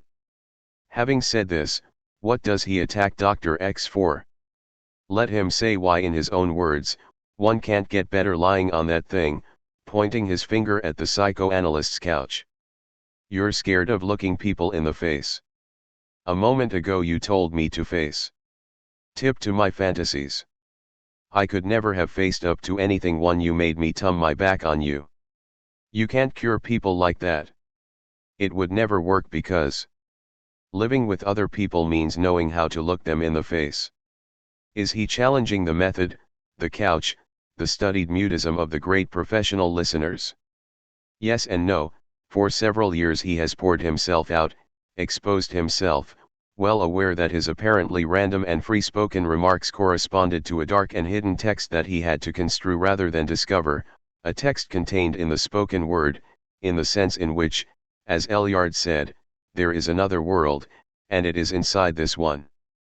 But in the arresting juxtaposition, face up to turn my back, he reveals his deepest experience. By his presence alone, the invisible and silent witness of the discourse of the patient, by which we should understand what he says and what is said through the indispensable mediation of a subject, transforms his speech, even as it is uttered, into an object. Why?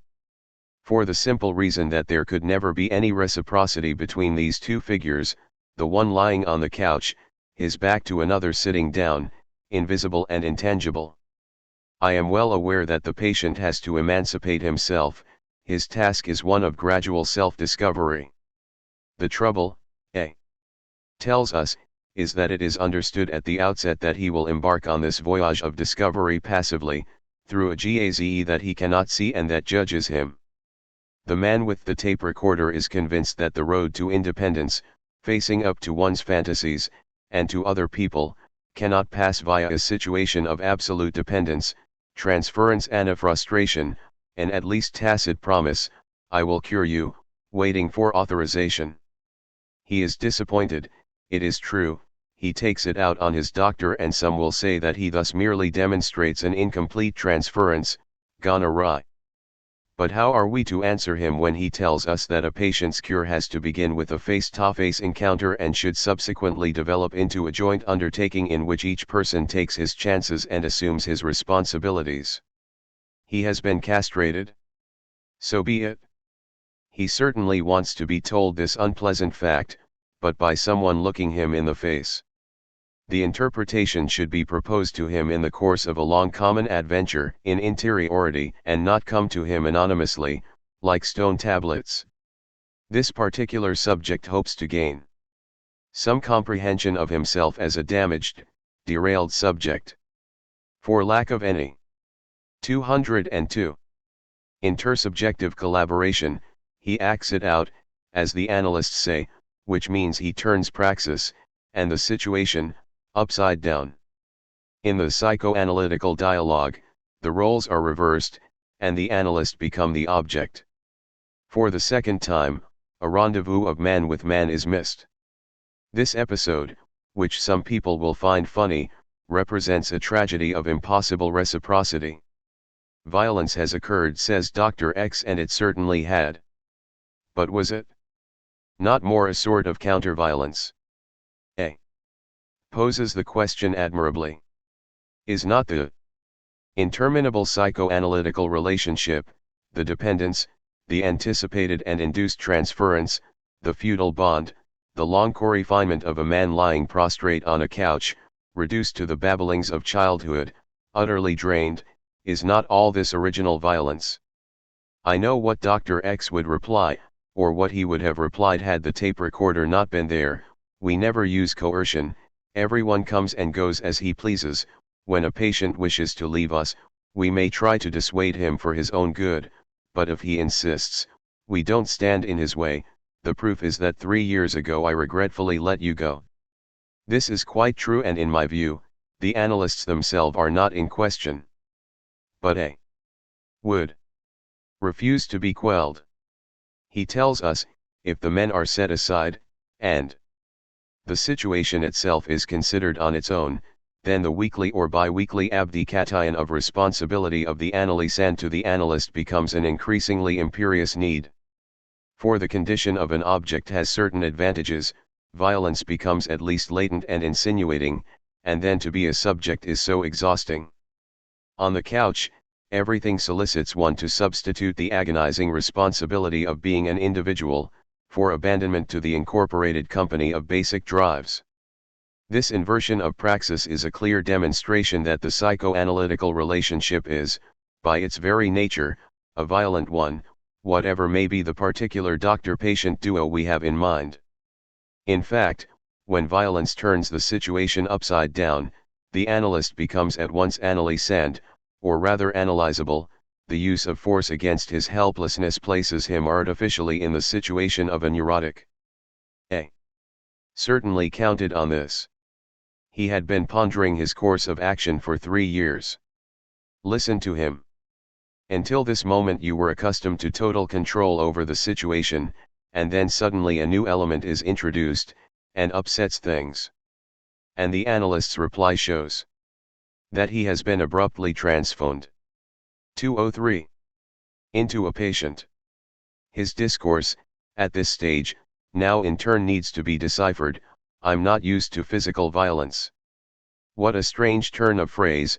Why didn't he say to violence? Is he used to moral violence then? And why does he treat the act of pulling out a tape recorder as an example of physical violence? Far be it from me to make one issue out of a few words uttered in a moment of quite understandable stress. All I hope to do is how that when violence breaks into a discourse, each word becomes an over-signifier that either means too much or too little. The abrupt transformation of Dr. X, the subject of the analysis, the agent of the therapy, into an object precipitates a crisis of identity in him. How is he to recognize himself? This is what lies behind the uncanniness, or estrangement as Lacan would say, translating the Freudian term Unheimlichkeit, that he suddenly feels, and his desperate resistance to a. He absolutely refuses to speak in front of the tape recorder. The reason for this must be sought in the first instance in his professional deontology. But is this enough?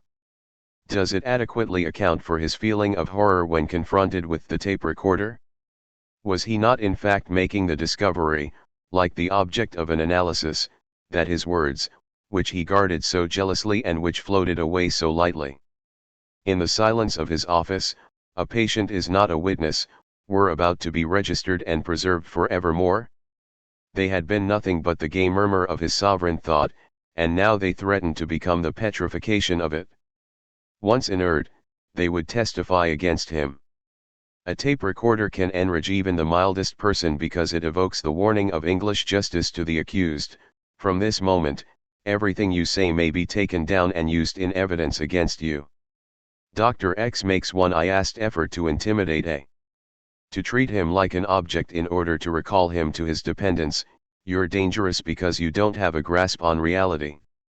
But all he gets for his trouble is the inspired response, what is this reality? Yes, what is reality when analyst and patient are face to face, when, with the aid of violence, the analyst can no longer decide what is real in solitary sovereignty, in other words can no longer privilege a certain conception qf the world. What is reality when henceforth the patient refuses to speak?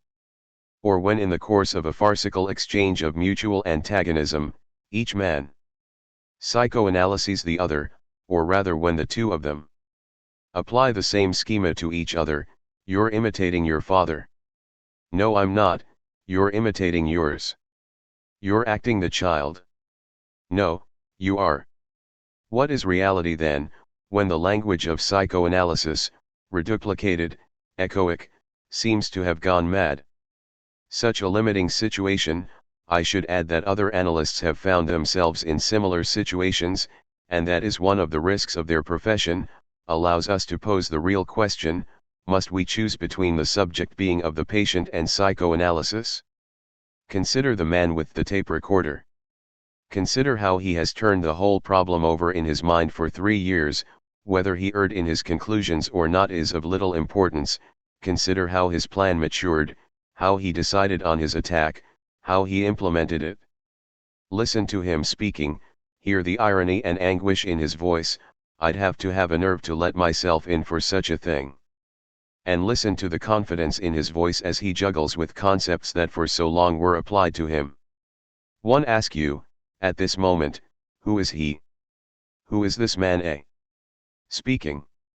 Is he no more than a blind psychological process, or is he the transcendence of this process by an act?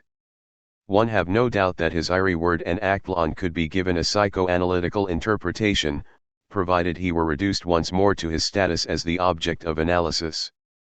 What would vanish along with the subject, is the inimitable and singular quality of the scene, its synthetic organization, in other words the action as such. And let no one tell me it's a patient who is organizing it. I agree that he is organizing it like a patient. But he is organizing it, all the same. Psychoanalysis can explain the motivation behind someone who acts out his drama, but the acting itself, which interiorizes, surpasses and preserves the morbid motivations within the unity of a tactic, the act which gives a meaning to the meaning conferred on us, hitherto psychoanalysts have not bothered to take account of this. Why not? Because it would mean reintroducing the notion of the subject. A. The indisputable subject of this episode might find valid interlocutors in England or in Italy. A new generation of psychiatrists are seeking to establish a bond of reciprocity between themselves and those they are treating, without abandoning anything of the immense gains of psychoanalytic knowledge. Translator's note, a reference to the work of Ronald Lang and others in London, and of Franco Basaglia and his colleagues in Gorizia. The Man with Tape Recorder 205. They respect above all, in each patient, their mislaid freedom to act, as subjects and as agents. Point 2. I do not see why conventional psychoanalysis should not join them one day.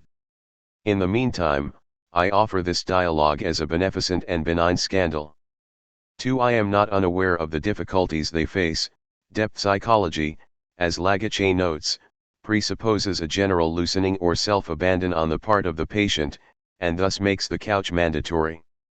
Face-to-face encounters, on the contrary, demand vigilance, sovereignty, and a certain tension. But no progress will be made unless both approaches are put together. Psychoanalytic dialogue. A. I want something to come to a definite conclusion. Up till now I've followed all your orders, now you should try to. Anyway, I don't see why. Dr. X, now if you please. We are agreed, there, we'll stop here. You'll regret this. A. Are you frightened of this tape recorder then? Dr. X, I don't want it near me. I'm not going along with this. A. But why not? At least explain to me why not. Are you afraid of the tape recorder? Dr. X, cut it out. A. You're cutting me off? Now this is interesting, you're bringing up the question of cutting again. A moment ago you were talking about my penis being cut off, and now you're the one who's doing the cutting. Dr. X, listen. I've had enough of this tape recorder. A. How do you mean? Dr. X, either you take it out of the room, or the interview is over. Agreed. I would certainly like to explain to you what I was going to explain, but as things stand, either you take this tape recorder outside, or I'll refuse to say another word. I'm sorry but that's how it is. A. I think you're frightened. I think you're frightened and that's silly because what I've just done is in your interests. Without making a fuss about it, I'm taking a big risk and I'm doing it for you and for lots of other people. But I want to get to the bottom of this whole mystification and I intend to go on. Dr. X, fine, well then. A. No. Stay where you are, doctor. You're going to stay there APD, you're not going to pick up that phone, you're going to stay where you are and above all don't start threatening me with the straitjacket. Dr. X, I won't threaten you so long as you leave this room. Psychoanalytic Dialogue 207. A. I will not leave this room. L. I'm calling you to account. I mean it, you'd better be able to account for yourself. And I'm not doing so purely on my own behalf, but on behalf of. Come on now, sit down, don't let's get angry. You'll see. You won't be hurt. I'm not out to get you. Come on, calm down. Sit down. You don't want to? Very well then, let's stay standing. Right then, let's get back TQ my penis being cut off, wasn't that the expression? My father wanted to cut off my wash tea that it? Dr. X, listen, at the moment you're not in a state for a discussion. Of course You're the one who doesn't want to talk. You're the one who's not in a state for discussion. Dr. X, I've asked you to put away your tape recorder. But my tape recorder isn't a tail, you know. It's a listening device that keeps a benevolent check on us. Dr. X, I was trying to explain something to you. Right. Carry on. Dr. X, and then suddenly, instead of trying to understand. Because you were about to drop a capital remark, the sort of thing you've been stuffing my head with for years, and I don't want you now to try get out of it by dodging the issue, or I should say, by avoiding your responsibility for the 100th time. Dr. X, your responsibility, you mean? What? Dr. X, at the moment, you want to make me responsible for things that are your own responsibility. Not at all. I'm making a study at the moment, a scientific study. Dr. X, perhaps you are. Good, then let's continue. No doubt you know that things run far more efficiently when you use a tape recorder for these studies. You're freer, you don't have to take notes. We're getting somewhere. Dr. X, this is not the place to carry out scientific studies. But it is. I thought I was the guest of a man of science. Anyway, I've entrusted myself to the care of a man of science, and now I'd like to know just what the science it is he practices, for I have my doubts about this science. It may be nothing but charlatanism. Dr. X, well, I have the right to refuse to talk in front of a tape recorder. 208. Of course you have the right, and you're not backward in exercising it, many thanks. You feel you're being accused. You're talking like an American who won't make a statement unless he has his lawyer with him. Sit down. Dr. X, I'm ready to talk to you and explain things to you. Fine, let's carry on then. Dr. X, but I'm not ready to talk in front of a tape recorder. But why were you just about to telephone? Dr. X, because I had told you that if you insisted on using a tape recorder you had to get out. But why? Why were you going to telephone? Dr. X, because I had told you that if you insisted on using a tape recorder you would have to get out. I didn't want to have you put away, but... But why did you? You can't have me put away, you know. If anyone deserves to be put away, it's you, that's if we're trying to find out who's unbalanced. Dr. X, This real why is. Listen, I've got nothing against you. I don't want to harm you, on the contrary. Dr. X, right then, we're agreed. Turn off your tape recorder. This is fun, isn't it, except that I wish you'd stop being frightened. Dr. X, I don't think it's fun. But you're frightened. And your libido, what are you doing about that? Do you think I want to cut off your little willy? Of course I don't. I'm here to give you a real. But it's fantastic. You've had this little occasion coming to you for a long time. Listen, admit that you're getting out of it very nicely. Doctor, I've got nothing against you, but you obviously have. You've got something against yourself. Dr. X, at this moment you're. I've got nothing against you, but I feel you abuse your position. Yes, that's it, you have abused me. I would even go so far as to say that you've defrauded me. If we're going to use legal jargon, you haven't met your obligations. You don't know how to cure people, you only know how to make them worse. That's a fact. All we need do is ask your other Patients, your patients, or people you call your patients, people WHQ. Psycho, L1 ta/elic dialogue 209. Come to you for help and get nothing, who get nothing hud one long wait.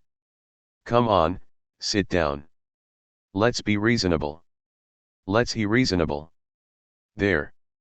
Are you a man or a mouse? Are you a man?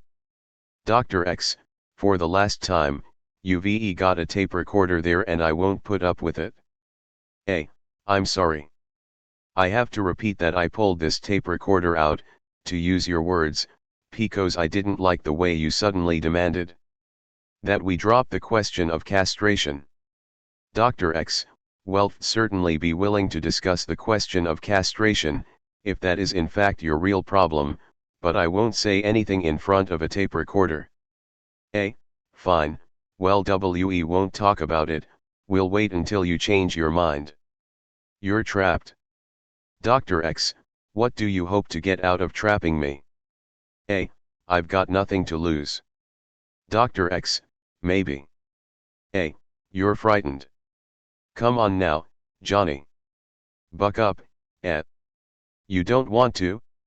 Dr. X, you Dorothy regard this as a serious situation? It's terribly serious. That's why it would be much better if you'd put a different face on it than the one you are. I'd have to have a nerve to let myself in for such a thing. Yet even so I need to be absolutely sure. Dr. X, no, you don't have to be sure.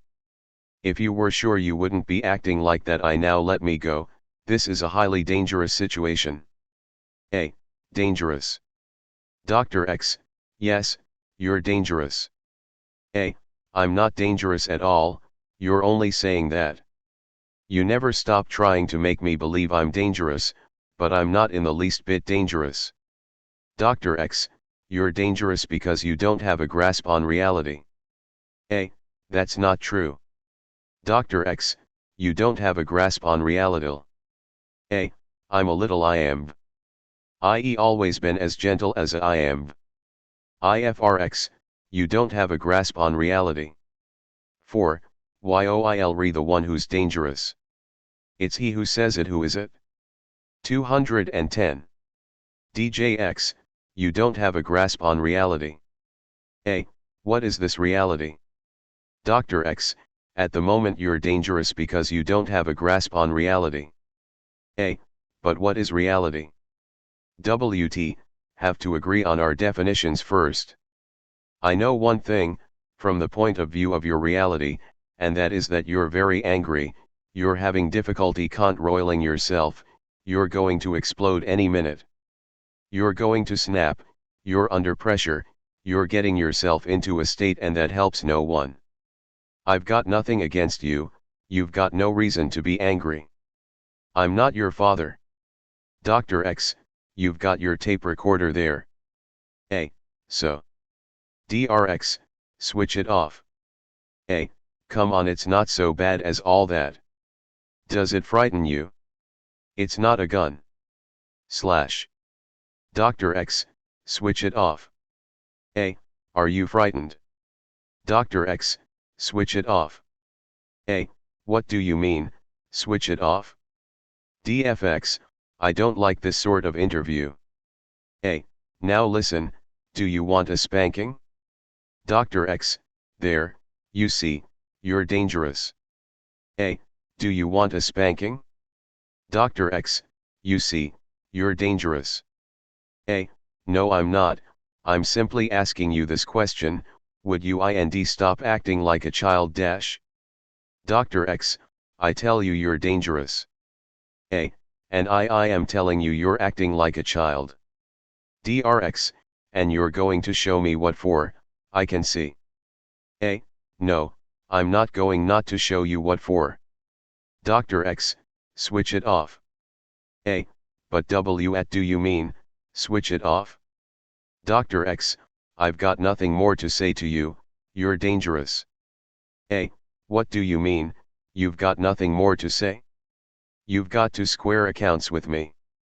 Dr. X, I've you to go. Psychoanalytic Dialogue 2 II. I'm sorry. I've no intention of going. Dr. X, seconds how dangerous you are. You've got to square accounts with me. Dr. X, see how dangerous you are. I'm not dangerous. All I'm doing is raise my voice, and you can't take it? If someone starts shouting, you get frightened, don't you?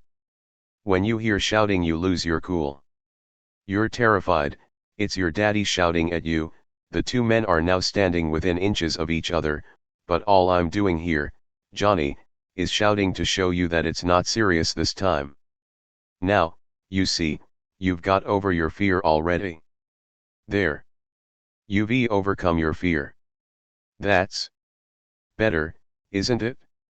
You're all right now. That's better. You see, it's not all that serious, I'm not your father. And I could shout some more, but I won't. There, that's enough. Dr. X, are you mimicking your father at the moment? No, come on, I'm mimicking yours. The one I can see in your eyes. Dr. X, you're trying to play the part of. I don't want to play any part with you, all I want is to be free of the pain you put me through. Now it's you who's shitting in your pants. Of course. Look at you, what are you folding your arms like that for?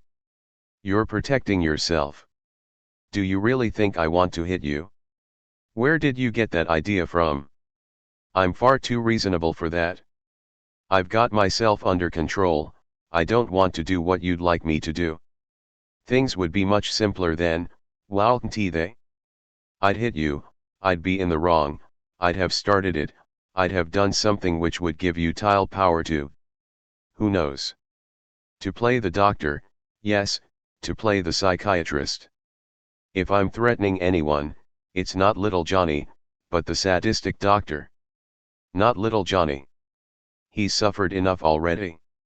I have no wish to hit him, but the doctor, the psychiatrist, the one, who took the place of my father, he deserves a good kick in the pants. Now let me explain. Sit down. No. You don't want to? Dr. X, you can speak. I won't.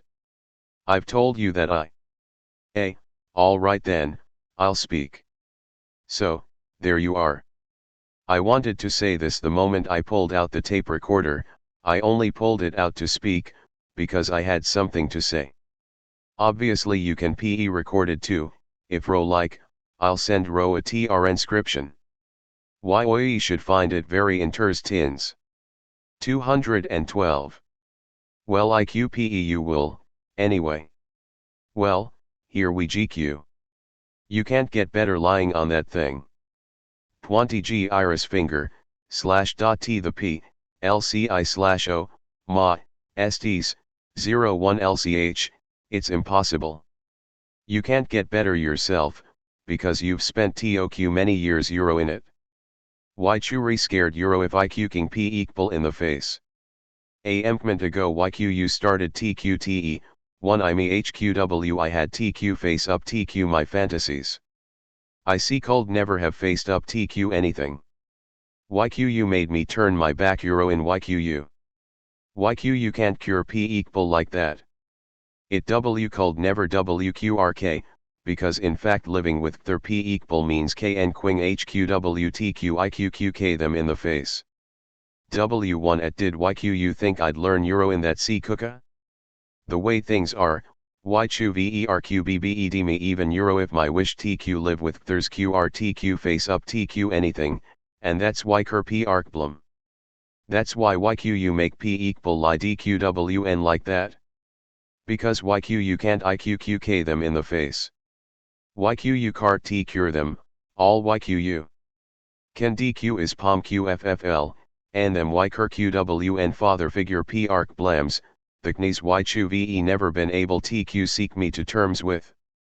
Frq empny sesi qn to and thir you drag your victims along like this with your her problem, dqntu. Dq you see what IIL trying tq say? And I've had a terrible time trying tq understand this and get cut euro if it. YQVE certainly made me perf me mental gymnastics. A few at any rate, and YQ you have TQ. Agree, it CQST me quite a IQT, if that's all it was. But here is W Chris, YQU, VERQBBED me euro if my ability TQ face up TQ things by PARC missing me. I put myself in Wyker hands, underscore but because I see cold TC YQU I had NQ idea when YQU were finally Jiching TQ give me what I had seek me TQ YQU TQ get. I was waiting FQR Wyker Othkrazati QN. That's what I was teaching.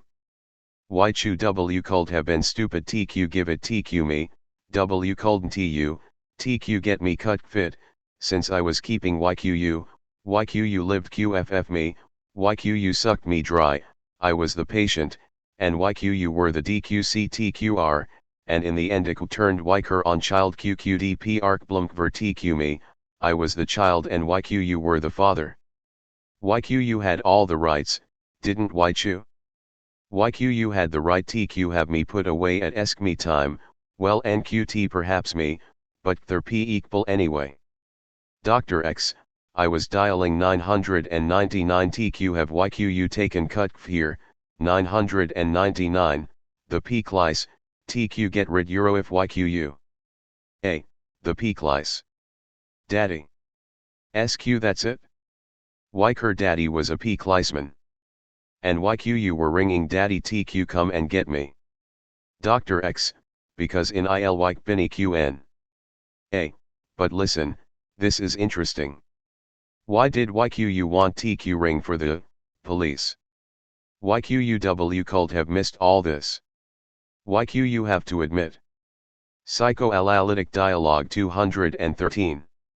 Dr. X, you're a qualified lawyer. A. That I was right to stop you. Dr. X, when someone refuses to leave your home you call the police. A. You're right. That's a fact. You brought me here, you drew me into your little sanctum, your little cave. Dr. X, I asked you to go. A. Listen. If you take the floor to say things like that, then you might as well let ILE go on because if you don't we're going to get fed up, we're going to waste time, agreed. If you've really got something important to say, you should say it, alright? Of course you should come out with it. It's a fact, you're a mass of inhibitions. But if all you can say is you're calling the police or you wanted to call them, then that's something we really should analyze. Alright then, is that better? Speaking in a airy calm and gentle voice, ally right now. Dr. X, no, he gets up, you're G6ing \0 go and listen to that tape recorder you've got. A, no, that's not the important thing now. Just look at how you reacted, what a fuss, you've got yourself all worked up just because I pull out a little machine that allows us to understand what's going on here. It doesn't make sense. Besides you haven't really explained why you don't want to be recorded. Wouldn't you like to tell me why you're so angry? I'll tell you why, because suddenly there I was, in control of something. That's why. Up to now you were accustomed to having total control over the situation, and then suddenly a new element is introduced, and upsets things. Dr. X, I'm not used to physical violence. A, what do you mean, physical violence? Dr. X, pulling out that tape recorder was a violent act. A, an act of physical violence? Utter astonishment, Dr. X, besides, you're perfectly well aware it was, all you have to do is look where my telephone is to see there has been physical violence.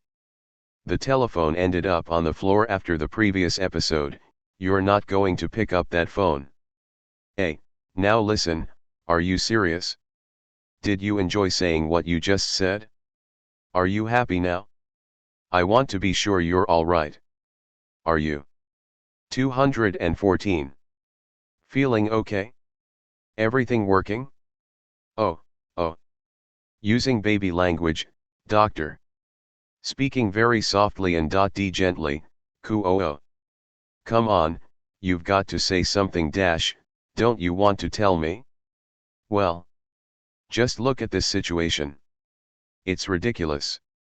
Let's try to rise to the occasion, will we? Dr. X, look, all this you've just been saying, what you were just explaining to me. La, yes. What? Dr. X, you would do well to listen to it over again. Of course, and you as well, to listen to your silence. You're the one who's repressed, since you can't speak. I pull out a tape recorder and all of a sudden 3 and you cut off. That was the image you used, you said. Cut it out. Well, you've cut out your own game, haven't you, the way a murderer cuts out when he gives himself up. I'm not cutting out, on the contrary, I want to carry on, I want us to get closer to the truth. Dr. X, your time is up, you'll have to go. No, time doesn't exist. Dr. X, yes it does. No it doesn't. We'll have a good time from now on, believe me. Dr. X, you have now explained something well, all you have to do is draw the right conclusions from it. But you have explained some thing. Yes T. Dr. X.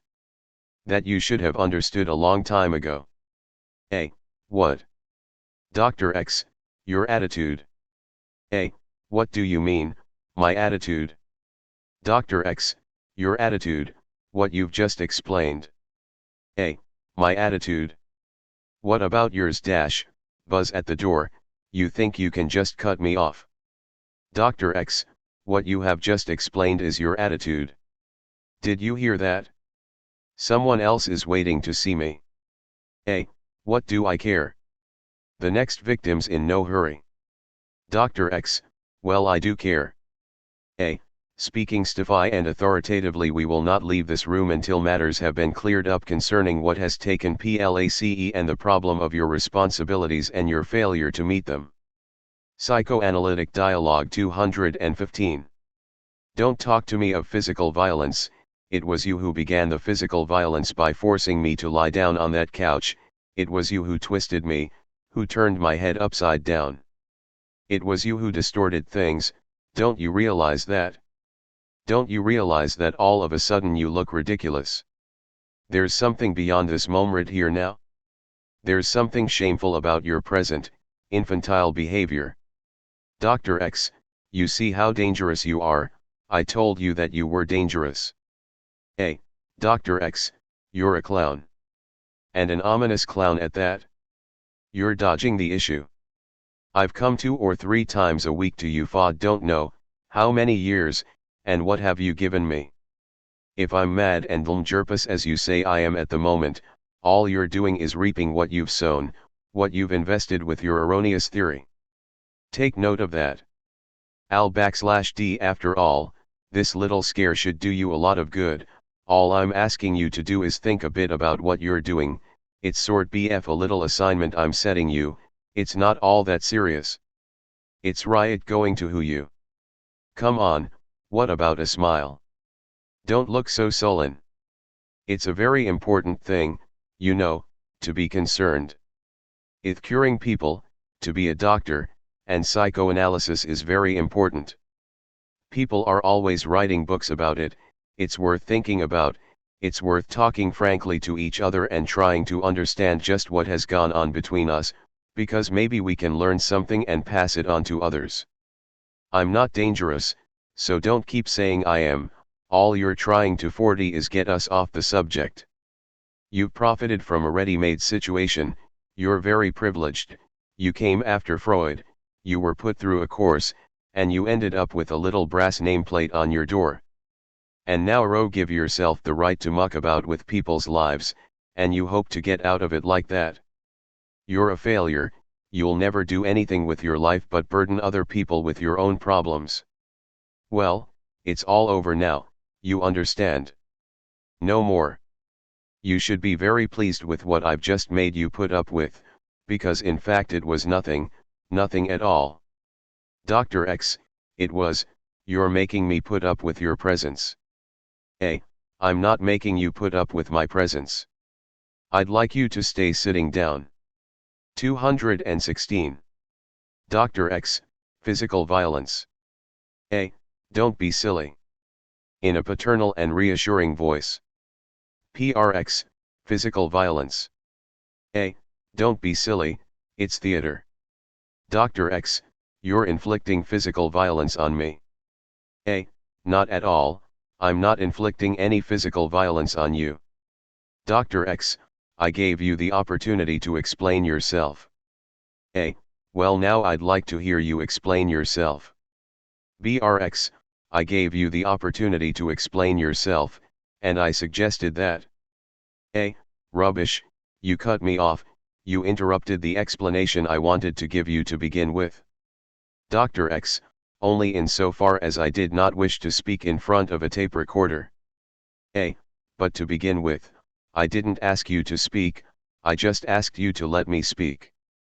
Dr. X, no, you asked me to speak. A. You interrupted me, that's what happened, you suddenly mentioned the police.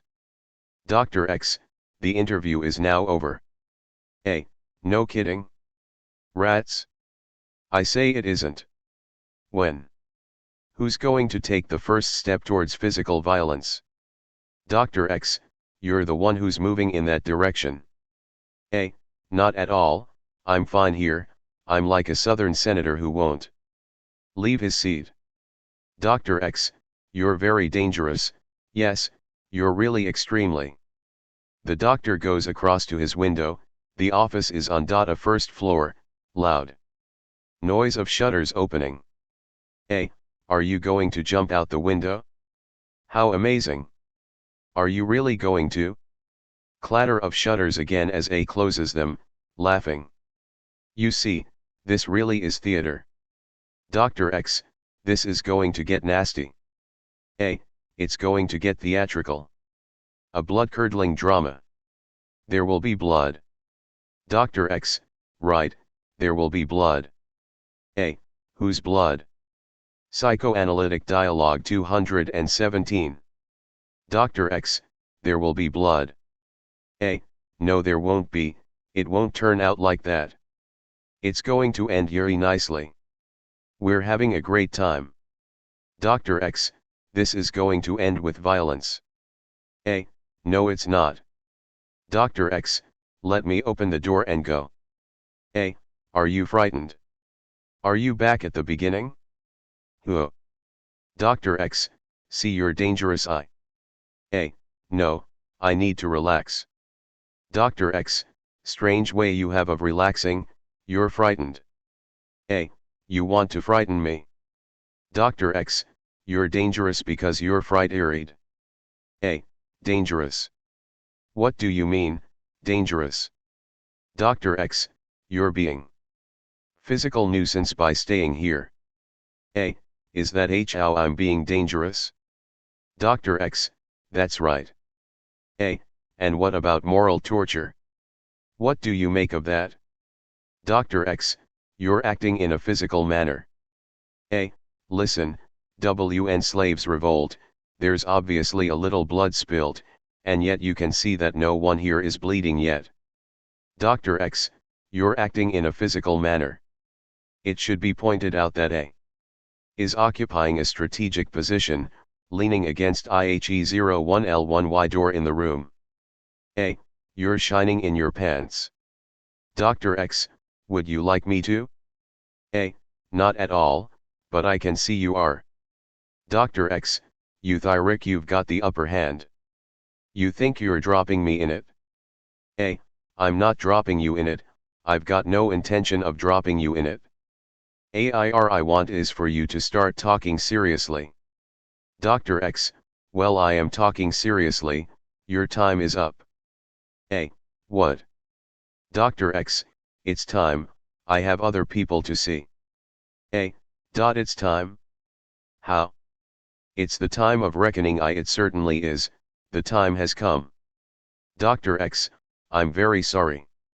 218. A. What do you mean, you're very sorry? Excuse me, but I'm the one who's very sorry, You don't seem to realize that. You've sent me round the bend, you've driven me crazy for years. Years. And you want to leave it there? Dr. X, help. Help. The doctor goes on to shout and wonder a dozen times, more and more loudly, all in a voice that sounds more and more high-pitched. Murderer. Help. Help. Help. Help. Shut up and sit down. Dr. X, help. Help. Shut up, I'll have to gag you. Dr. X, help. Long wailing sound. -4, you silly fool. You poor EDT. Sit down. Dr. X, help. Very feeble murmuring. Lat are you frightened of? Dr. X, help. Wailing again. You see, you are dangerous. But I'm not dangerous. Dr. X, help. Are you frightened I'll cut off you diddle willy? Dr. X, help. This is the finest cry of all. This will be a hilarious tape. Dr. X, it will be hilarious. Help. Help. Help. This time he utters a final dismal sound like a dying animal followed by a long silence. Come on, my good man, put on your glasses. Dr. X, they're broken. This is not true. A new pause. Well, I certainly didn't expect this, one didn't think you'd behave like that, I really didn't. What a child you are. It was you who started the whole scene. Sit down. And you a man of science. That's really something, Freud would be delighted. He never got himself into a situation like this, like a madman raving on. Dr. X, I think Ed better leave it there. People outside have heard us. And I think perhaps it would be better if you left. For my part, I'd be delighted if you took this to the very end. Dr. X, you're running the risk of being put away, but there's nothing I can do about that.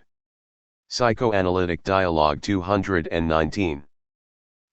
Very nice, delighted. I'm sure I'm willing to stay here, to see if you'll really go that far. We're writing a fine chapter in the history of psychoanalysis right now. Dr. X, what else do you want me to say? Well then, let's sit down and wait for the police, let's wait for your daddy to come. Go on, sit down, relax. You're terribly worked up, Dr. Jekyll. Mr. Hyde is never far away, And to think that I meant harm. Pause, I'm not dangerous, I'm very kind. DT. X, yes, you certainly are. No. We're going to make the psychoanalysts stand trial now, and we're going to have a look at what goes on, at what they do in their consulting rooms, and we'll see where they're at with their clients, yes we'll see. And I think we're going to make a very interesting discovery and find out just who's got his head screwed on back to front. What, do you want to go? You want to run off? Coward the doctor can be heard in the background, /lying to his wife, see Lulu, please, dial 999. Mimicking the doctor's voice and expression, for God's sake, hurry. Right, we're off. You have nothing more to say, doctor, before we part? Dr. X, next time. Yes. Dr. X, today I'll say no more, I would like to speak with you, but only in front of people who are capable of restraining you. Very good Dr. X, but I'm ready to explain myself to you, without a tape recorder, and in front of people who can restrain you. Very good. You have nothing more to say? We're finished then? This is where you cut me off? The session's over? Dr. X, yes. Very good, the session's over then. That's the first one, until the next one then. Goodbye, doctor. 220. Replace Y to Sartre. JBPONTALISJ. I hope it will be understood that I do not wish to comment on the document that Sartre has taken the responsibility for publishing. All I wish to do is add a word to the presentation. What interests me is the fact that Sartre tells us he was fascinated by the record of A's exploit in challenging his feudal oppressor face to face. Sartre evidently recognizes himself in this mirror, even if the reflection is distorted. He projects into it the antagonistic couples of which he is so fond, rediscovering them all the more easily in that A seems to obey his schemas. But to conclude from this tragic comic fragment that the time has come for all those undergoing analysis to follow the command dogged at censure analyzed of the EARTH, arise, unless THY should emigrate to Italy, and for all psychoanalysts to announce the good news you have been castrated to their patients, looking them straight in the eye, subject to subject, would seem to me to jump to rather hasty conclusions. Further, I feel that to reach such conclusions is to reveal a fundamental misunderstanding of the whole of psychoanalysis. How, for example, can one salute its immense gains in knowledge and at the same time reject the very principle of the psychoanalytic relationship? Is it not praxis, here as elsewhere, that makes the appearance of the theoretical object possible? One day the history of Sartre's 30-year relationship with psychoanalysis, an ambiguous mixture of equally deep attraction and repulsion, will have to be written and perhaps his work reinterpreted in the light of it. As for the virtues of dialogue, I have never seen them celebrated before by Sartre, fortunately. Otherwise he could never have given such powerful witness to the failure of reciprocity, nor been able to confer on what he has called limiting situations, madness, amongst others, their exemplary value. We might recall Hugh's Clause or La Chambre, and above all, in this regard, the hero of Les Sequesters d'Altena, that admirable play in which in another theatre, a tape recorder was already used to register the course of an inner dialogue. Translator's note, a reference to one of the slogans inscribed in the University of Paris during the May Revolt of 1968. 221. Reply to Sartre. Bernard Pie and Gaut. As I am neither a psychoanalyst nor a psychoanalyst's patient, I do not feel I need be so restrained in my remarks as Pontalis. I will thus try to explain why this text divided us deeply. Anyone who just reads Sartre's prologue might wonder at this. But if he reads A's text concurrently, he will soon see the gulf between the two of them. It is obvious, at least to myself, speaking in my full freedom as a subject, that what Sartre sees in TL1 is dialogue that has been partially transcribed by A is simply not there, or is there only in the vaguest outline. It is equally obvious that satire is blind, or pretends to be blind, to what is there.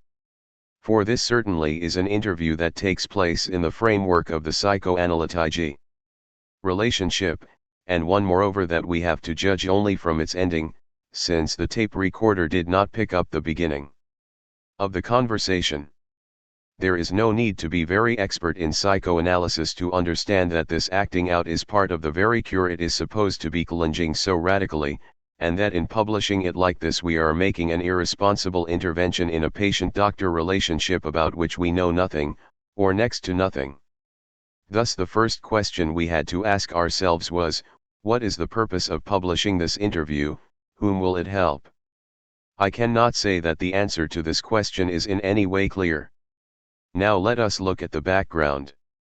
Sartre has nothing against psychoanalysis. So be it. But what is he doing, after having made a show of his good intentions, if not denouncing both the practice of psychoanalysis and the theory on which it is based? To insist that the psychoanalyst's refusal to engage in a face-to-face encounter with his patient amounts to transforming the latter into an object, is too gross and hoary an argument. Sartre himself gives the answer to it, when he says, I am well aware that the patient has to emancipate himself, his task is one of gradual self-discovery. But let us see what comes afterwards. The trouble, A tells us, is that it is understood at the outset that we will embark on this voyage of discovery passively, through a gaze that he cannot see and that judges him.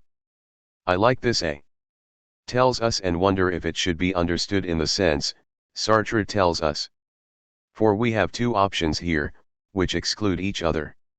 Either Sartre adopts this Thesily 222 as his own, and it is a different psychoanalysis he is offering us, one which is based on a different conception of man and employs different therapeutic methods, those, for example, of the Italian and English psychiatrists who are seeking to establish a bond of reciprocity between themselves and those they are treating.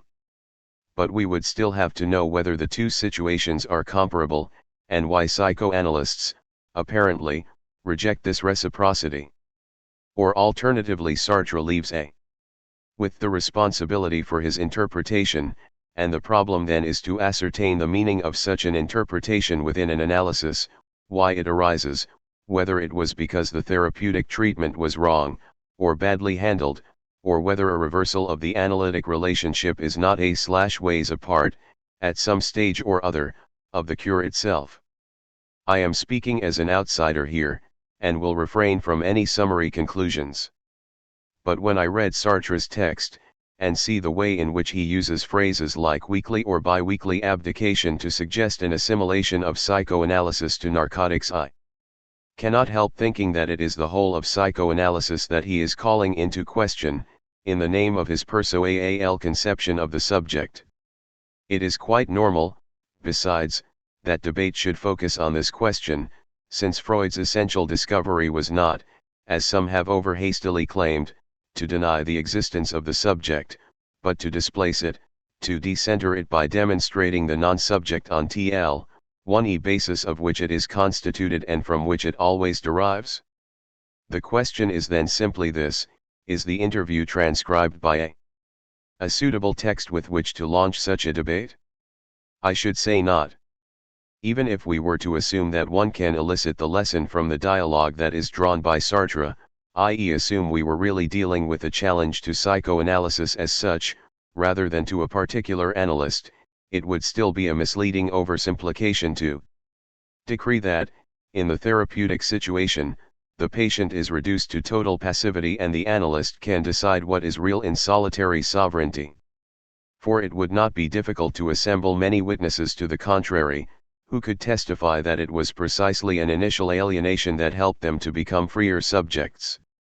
It seems to me that the non-reciprocity criticized by Sartre, and which the analyst has himself experienced in his own time, is the very condition of the discovery or restoration of a subject being, that has been compromised, obscured, alienated, by what is known as the malady.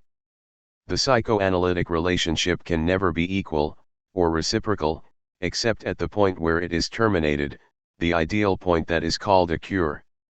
This in no way gives any privilege to the analyst, as an individual. It rather privileges the other by the debtor of whom reciprocity is re-established, a re-establishment which, in a certain way always comes too late, or as Freud said, nachträglich, after the even. Thus there is no contradiction or incompatibility between the subject being of the patient and the psychoanalytic method.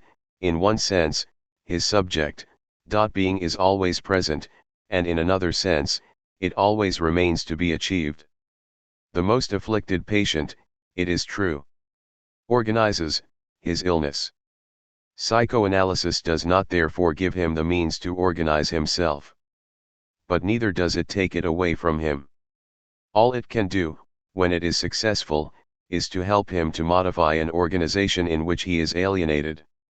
And, of course, it is the subject himself who accomplishes the modification by discovering himself through the psychoanalytic relationship. Sartre is entitled to criticize Freud's conception of psychoanalysis in the name of another conception, and to oppose a therapy of reciprocity to a therapy of violence. But to do so would be to embark on a debate over fundamentals. The principal merit of the compromise we have reached in this dispute is to have forced us to pose the problem in these terms. But I still hold that A.'s text, precisely because it goes no further than an acting out, was the worst way of inaugurating such a debate. 5. Intellectuals. A plea for Innul, TUFJLS consists of 3 lectures delivered by Sartre at Tokyo and Kyoto in September-October J965, during a visit to Japan. Was an interview given in October 1970 to the French periodical L'Idiot International, which has since ceased publication. Note, I reproduce these lectures and this interview, separated by a gap of years, and by the events of May 1968, in order to demonstrate how unstable the notion of the intellectual is today. In my Japanese lectures I described, without naming him as such, the type that since May 1968 has often been called the classical intellectual, and even then I showed, though, without exactly being aware of what I was doing, how he anonymous, or unselbständig, to use a German phrase, he appeared to be.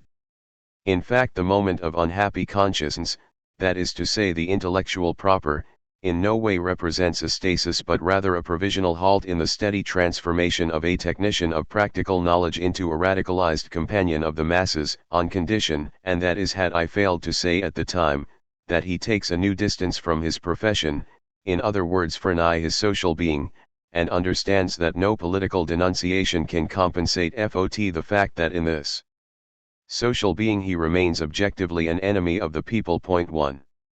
Today I have finally understood that the intellectual cannot in and at the stage of unhappy consciousness, characterized by idealism and inefficacy, he must resolve his own problem, or, if you negate his intellectual moment in order to try to achieve a new popular statute. I of course any protest against the war in Vietnam by many American college professors is welcome. But this protest counts little, relative inefficacy, in comparison with the work which others perform in the laboratories put at their disposal, in providing the U.S. Army with new weapons. Were we to consider only the attacks made on intellectuals, we would to conclude that they are guilty of many crimes. It is striking, too, that these attacks are everywhere more or less the same.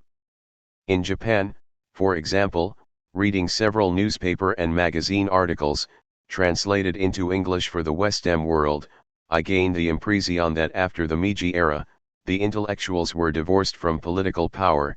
After the Second World War, however, and especially in the years from 1945 to 1950, one would have thought that intellectuals had ed political power and proceeded to do much damage.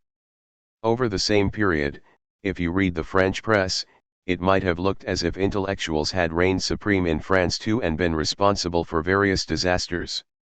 In your country as in ours, a military collapse, we called ours a victory, while you called yours a defeat, was followed by a period of remilitarization of society in the service of the Cold War. Intellectuals are commonly believed to have understood nothing of this process. Here in Japan, as in France, they were condemned for the same violent and contradictory reasons. In Japan, their proper function is held to be that of preserving and transmitting culture, and thus by definition to be conservative. Accordingly they are attacked for having mistaken their office and their role by becoming critical and negative, so that in the end, in their ceaseless sniping at authority, they saw only the evil in their country's history. The result was that they went wrong in everything, which would not have been so serious had they not misled the people at every important conjuncture. 229. Mislead the people. This presumably means, inducing them to turn their backs on their own interests. Do intellectuals then exercise a certain amount of power in the same sense as the government? No, once they depart from the cultural conservatism that defines their activity and vocation, they are attacked, accurately enough, for their impotence. Who listens to them? In any case, they are intrinsically weak. They produce nothing and possess nothing but their salary to live on, which prevents them from standing up for themselves in civil society, let alone political society. Intellectuals are thus ineffective and unstable. They compensate for their lack of political or social power by taking themselves for an elite qualified to deliver judgment on everything, which they are not. Hence, their moralism and idealism, they think as if they were already living in the distant future and pass judgment on our times from the abstract point of view of arity. Let us add one more characteristic, their dogmatism. Intellectuals invoke certain intangible but abstract principles as arbitrary criteria of action. Here the allusion is usually, of course, to Marxism. Such, it is a further contradiction since Marxism is opposed in principle to moralism. The contradiction is solved by projecting it onto intellectuals themselves. In any case, their attitudes are invariably compared unfavorably with the realism of politicians, whereas intellectuals betrayed their function, their raison d'être, and identified themselves with the spirit that always denies. Politicians both in Japan and France modestly set about reconstructing their war-torn country, displaying a wise empiricism imbued with the traditions and, in certain cases, the new techniques and theories of the Western world. Europe has gone farther in this direction than Japan. You consider intellectuals to be a necessary evil, they are needed. To preserve, transmit, and enrich culture, some will always be black sheep, but their influence can be neutralized. In Europe, intellectuals have already been pronounced dead, under the influence of American ideas. The imminent disappearance of men who claim to know everything is widely predicted. The progress of science will replace such universalists with rigorously specialized teams of researchers. Is it possible, despite their mutual contradictions, to find a common element in all these criticisms? Yes, it is. We may say they are all inspired. 230. By one fundamental reproach, the intellectual is someone who edels ill one Elihat is not his business and claims to question both received truths and the accepted behavior inspired by them, in the name of a global conception of man and of society, a conception that is today untenable and hence abstract and false, because the industrialized countries can be defined by the extreme diversity of their lifestyles, social functions, and concrete problems. Now, it is true that the intellectual is someone who intervenes in problems that do not concern him. So much so that in France the word intellectual, as a pejorative term, dates from the Dreyfus affair.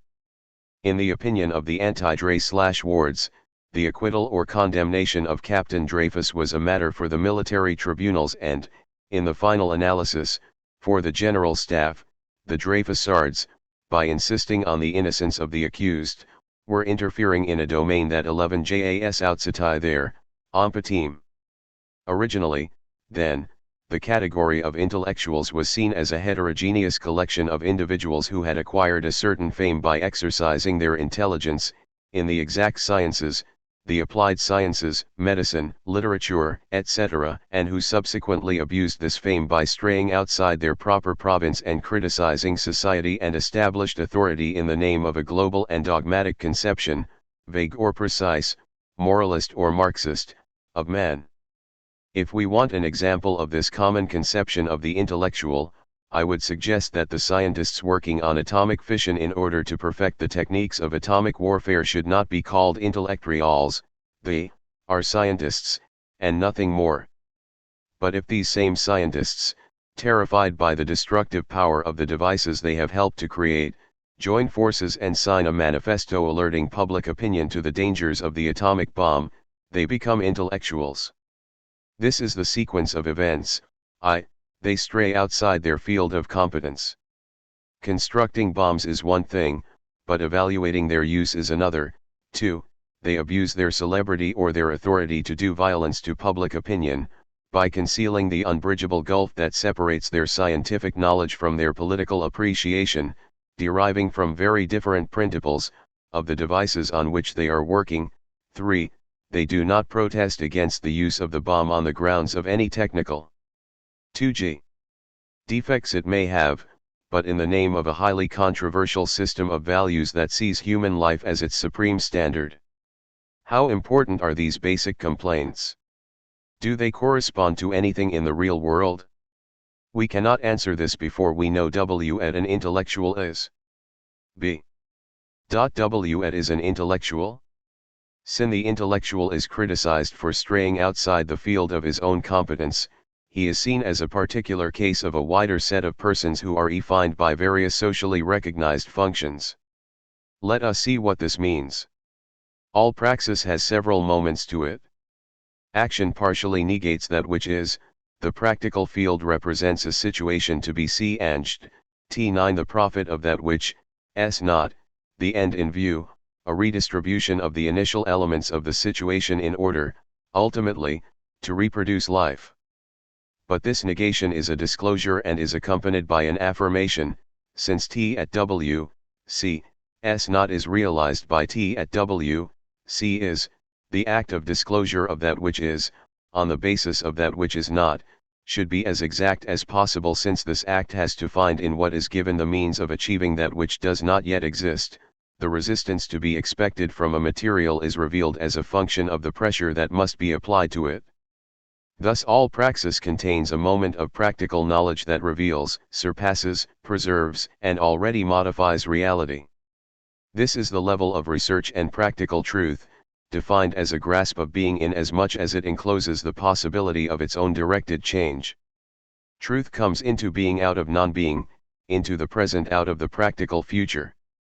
From this point of view, an enterprise that has successfully been accomplished is a verification of possibilities discovered in the course of it. If I manage to cross a river with a makeshift bridge, the material selected and assembled for the purpose will have demonstrated the solidity expected of it. From this we may conclude that practical knowledge is, in the first instance, invention. If various possibilities are to be discovered, utilized, and verified, they must first be invented. In this sense, every man is a project, he is a Endrelter, because he invents what 232 already exists, starting with what does not yet exist. He is a scientist, because he will never succeed in anything without first assessing exactly all the possibilities that will help him to realize his project. He is a researcher and a challenger, for since the end in view will indicate only schematically the means needed to attain it, in so far as it is itself abstract, he must seek concrete means which will in their turn delimit the end and sometimes enrich it by deflecting it. The result is that he puts the end in question by the means, and vice versa, until the point is reached where the end becomes the integral unity of the means used to achieve it. It is at this point that he has to decide whether it is all worth it, in other words, whether this aggregate end, envisaged from the global point of view of life, is worth the extent of the transformations of energy needed to realize it, or, if you like, whether the gain is worth the expense of energy. For we live in a world of scarcity in which every expenditure shows up somewhere else as a waste.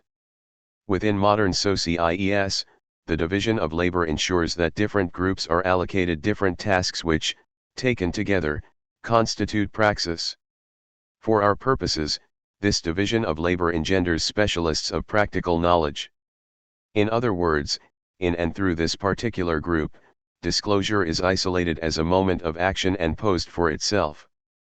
The ends are defined by the ruling class and are realized by the working classes, but the study of the means to them is reserved to a group of technicians who belong to what Colin C1 Arc calls the tertiary sector, made up of scientists, engineers, doctors, lawyers, jurists, academics, and so on. These men as individuals do not differ from other men, since each of them, whatever he does, discloses and preserves the being that he surpasses by his project of organizing it. On the other hand, the social function which is assigned to them consists of the critical examination of the field of the posables, neither the evaluation of ends, nor in most cases, there are exceptions, surgeons for example, their theization, falls within the province of these specialists. Such technicians of practical knowledge do not yet, as a group, qualify as intellectuals, but it will be from their midst, and nowhere else, that intellectuals will be recruited. To understand better what intellectuals are, let us see how, in France, they came into being. Up to about the 14th century, the cleric, a servant of the church, was in his own way the holder of a body of knowledge. Appli F01 Intellectuals 233. Typically, neither the barons nor the peasants knew how to read. Reading was the prowl, one I and E of the clerk. But the church wielded economic power, it possessed immense wealth, and political power, as evidenced by the truce of God which it imposed on the nobility and was generally able to enforce. It was, as such, the guardian of an ideology, Christianity, which expressed it and which it inculcated in other classes. Cleric was the mediator between lord and peasant, he enabled them to recognize each other in so far as possessed, or believed they possessed, a common ideology. He preserved dogmas, and transmitted and adapted traditions. In his capacity as a servant of the Church, he was not a specialist in any one branch of knowledge. He offered a mythical image of the world, a totalitarian myth which, while expressive of the class consciousness of the Church, defined the place and destiny of man in a wholly sacred universe.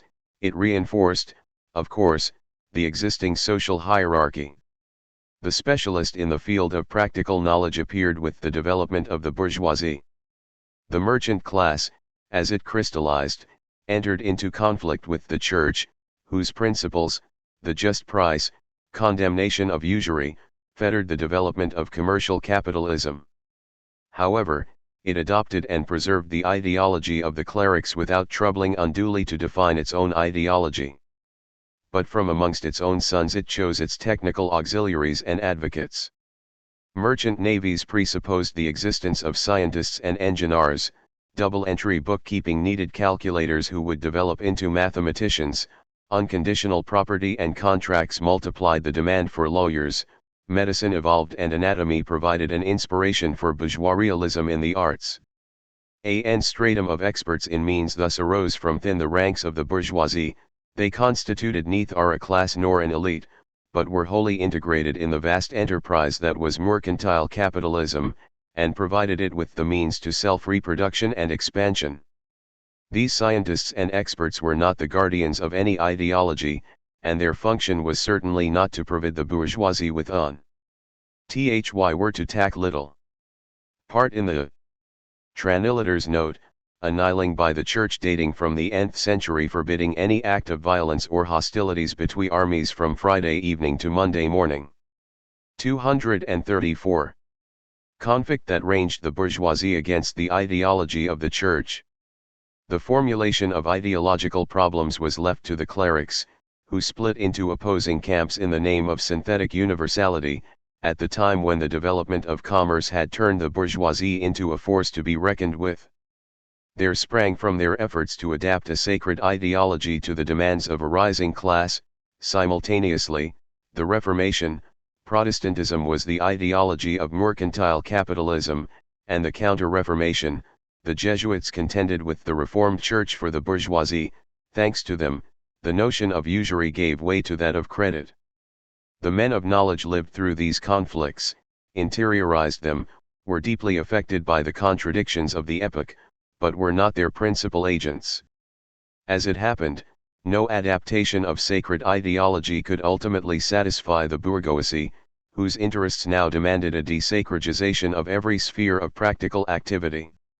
It was the secularization, beyond all interclerical conflicts, that the technicians of practical knowledge had unwittingly prepared by rendering bourgeois praxis aware of its own nature, and defining the time and space of the circulation of commodities. As one sacred field after another was laicized, God was obliged to retire back to heaven. From the end of the 17th century, he became a hidden God. At this time, the bourgeoisie felt a compelling need to affirm itself as a class with a global conception of the world, that is to say an ideology. Such was the content of what has been called the intellectual crisis of Western Europe. This ideology was not created by clerics but by specialists of practical knowledge, men of the law, Montesquieu, men of letters, Voltaire, Diderot, Rousseau, mathematicians, D'Alembert, a tax farmer, Helvetius, doctors, etc. They took the place of clerics and called themselves philosophers, that is to say the lovers of wisdom. Wisdom was equated with reason. Over and above their specialist labors, they were called upon to create a rational conception of the universe which would embrace and justify the actions and demands of the bourgeoisie. They were to use the analytic method of reasoning, which was the method of research that had proved its efficacy in the sciences and technologies of the time. They were now to apply it to the problems of history and society. It was their best weapon against the traditions. 235. Privileges and myths of the aristocracy, long founded on an eratio-al-syncretism. Prudence, however, led them in turn to give a syncretic guise to the vitriols they prepared for the corrosion of aristocratic and theocratic myths. As a single example, I will cite the idea of nature, a compromise between the rigorous object of the exact sciences and the Christian world created by God. Nature was the one and the other at the same time. It was in the first instance the idea of a totalizing and syncretic unity of everything that exists, and thus referred back to a divine reason, but at the same time it was the idea that everything is subject to laws and that the world consists of an infinite number of causal series, in which each object of knowledge is the fortuitous effect of the juncture of several of Glacé series, which eliminate any need for a demiurge. The ample shelter of this well-chosen concept allowed thinkers to be Christians, deists, pantheists, atheists, or materialists. The men of the time either dissimulated their deepest convictions behind this fada without ever believing in it, or they deceived themselves and became believers and non-believers at the same time. Most of the Phi/Osophies fell into the second category, for although they had developed specialist skills of practical philology, they were still influenced by the beliefs inculcated into them in their earliest childhood. Henceforward, their task was to forge weapons for the bourgeoisie in its struggle against feudalism and to bolster its proud consciousness of itself. By extending the idea of natural law to the economic sphere, an inevitable but fundamental error, they both secularized the economy and converted it into a domain external to man, a system of inflexible laws whose constraints permitted no modification. The economy was part of nature. Here too one could only command nature by obeying it. When the philosophers demanded liberty, the right of free inquiry, all they were doing was demanding an independence for thought that was necessary to conduct practical research, which they were performing at the same time. But for the bourgeois class, the target of this demand was above all the abolition of feudal shackles on commerce, and the victory of liberalism or free economic competition. In the same way, individualism appeared to bourgeois proprietors as the validation of real property, a relationship without intermediaries between the possessor and the goods possessed, as against feudal property, which expressed above all a relationship between men themselves. The notion of social atomism was the outcome of the application of the scientific thought of the period to society. The bourgeois made use of it in order to reject social organisms. Equality between all social atoms was a necessary consequence of the scientific ideology which derived from analytical reason. The bourgeoisie made use of it to discredit the nobility by pitting the rest of society against it. In fact, at the time, as Marx said, the bourgeoisie saw itself as the universal class. In short, the philosophers did what intellectuals are criticized for doing today. They used their skills for another end than that towards which they were supposed to be working.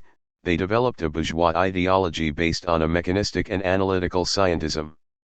Should we view them as the first intellectuals? Yes and no.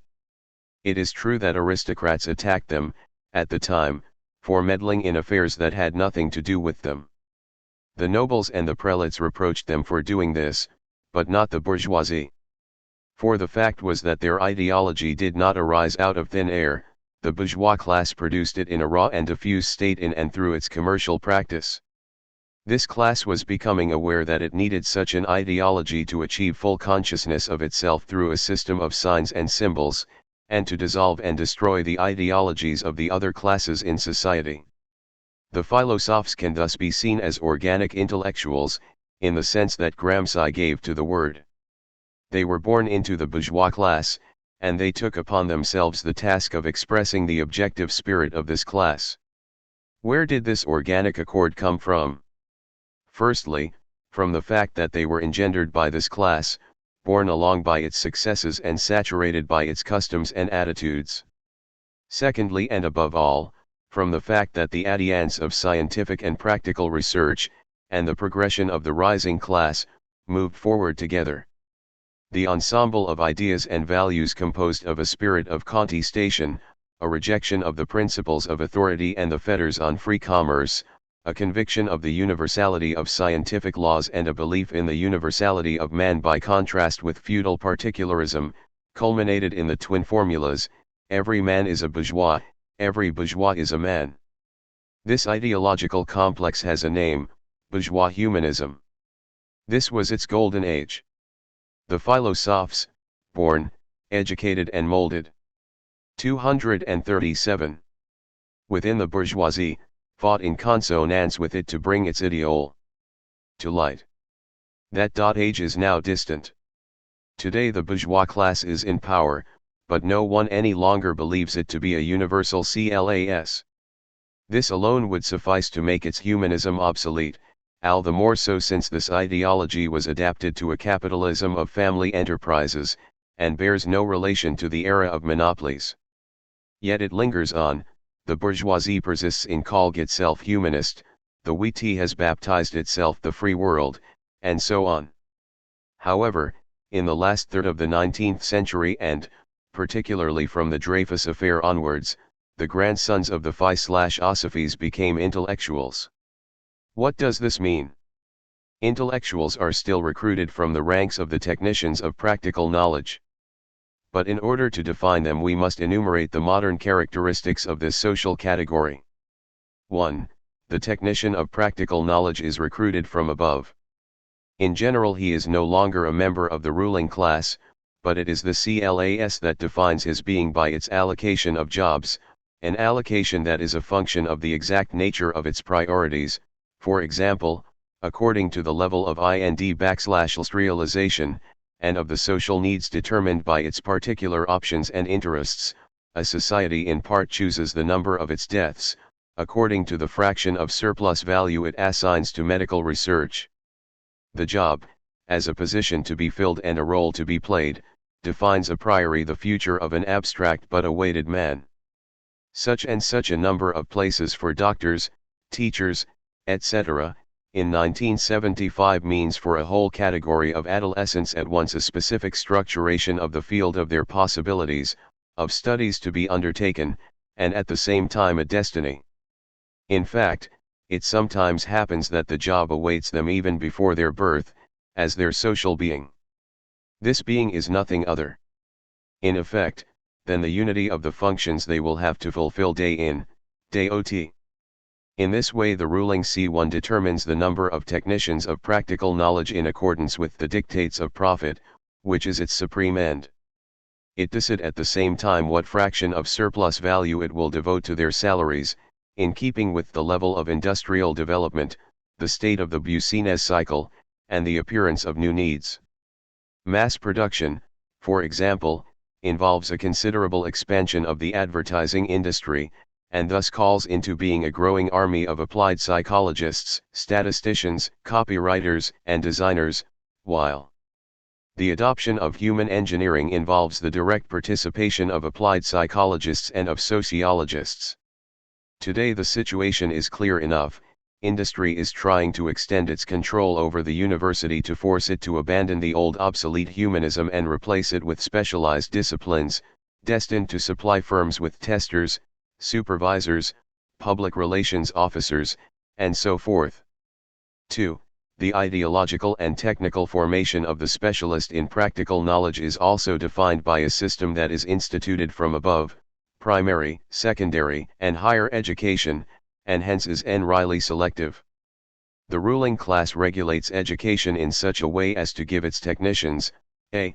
the ideology it judges suitable for them, primary and secondary education, and b. the knowledge and skills to enable them to perform their functions, higher education. It thus educates them a priori to fulfill two roles: it turns them simultaneously into specialists in research and servitors of hegemony, that is to say custodians of tradition. In their second role they become functionaries of the superstructures, to use another of Gramsci's expressions. As such, they are granted a certain degree of power that of exercising the subaltern functions of social hegemony and political government. Testers perform policing functions, teachers implement the selection procedures, etc. They are implicitly entrusted with the task of transmitting received values, adapting them as the need arises, to changing circumstances, and if necessary combating the ideas and values of all other classes, by deploying their specialized knowledge. At this level they are the agents of an ideological particularism, which is sometimes openly admitted, the aggressive nationalism of the Nazi theoreticians, and sometimes concealed, liberal humanism, with its false universality. It is worth noting, in saying that they are in this respect expected to concern themselves with things that have nothing to do with them. Yet no one would dream of calling them intellectuals, since they merely camouflage the dominant ideology as scientific laws. In the colonial epoch, psychiatrists conducted so-called rigorous studies to establish the inferiority of Americans, for example, on the basis of the anatomy and physiology of their brains. In this way, they contributed to the maintenance of bourgeois humanism: all men are equal except colonials who are merely shadows of men. Other studies established in the same way. 239. The inferiority of women: humanity was bourgeois, white and masculine. 3. Class relations automatically regulate the selection of the technicians of practical knowledge. In France there are hardly any workers in this social category, because of the enormous difficulty for a working DOS child to acquire higher education. A somewhat greater number of peasants can be found in this category, because the most recent waves of rural emigration have been to some extent absorbed in civil administration in the towns.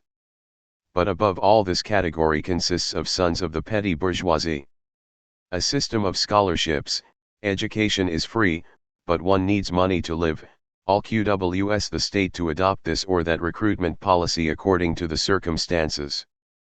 We should add that even for middle-class children, the field of possibilities open to them is rigorously limited by family resources. 6 years of medical training puts too much of a strain on the budget of a lower middle-class family. Thus his whole situation is rigorously defined for the technician of practical knowledge. Lie is born, in general, into the middle ranks of the middle classes, where from earliest childhood, a particularist ideology of the ruling class is inculcated in him, while his work invariably ranges him in any case with the middle classes. 0. This means that in general he has no contact whatever with workers. In fact he is an accomplice to their exploitation since, after all, he lives off surplus value. In this sense his social being and his destiny come to him from without. He is a middle man, a middling man, a middle-class man. The general ends towards which his activities lead are not his ends. It is at this point that the intellectual makes his entrance. His emergence is rooted in the fact that the socialized worker whom the ruling class has made a technician of practical knowledge suffers at various levels from a fundamental contradiction. He has been a humanist from his earliest childhood, which means that he was taught to believe that all men are equal. Yet, if he considers himself, he becomes aware that he is living l-roof-tt all men are not equal. He possesses a measure of social power by virtue of his knowledge become skill. This knowledge came to him, the son of a civil servant or manager or member of the liberal professions, as a heritage. Cultigare resided in his family even before he was born into it. Thus to be born into his family and to be born into culture were one and the same thing for him. And if he happens to be one of the few who have risen from the ranks of the working class, he will have succeeded only by traversing a complex and invariably unjust system of selection which has eliminated most of his comrades. He is thus always the possessor of an unjustified privilege even, and in a certain sense above all, if he has brilliantly passed all the tests. This privilege, or monopoly of knowledge, is in radical contradiction with the tenets of humanist egalitarianism. In other words, he ought to renounce it. But since he is this privilege, he can only renounce it by abolishing himself, a course which would contradict the instinct for life that is so deeply rooted in most men. 2. the philosophy of the 18th century had, as we have seen, the luck to be born as an organic intellectual of his 01 class.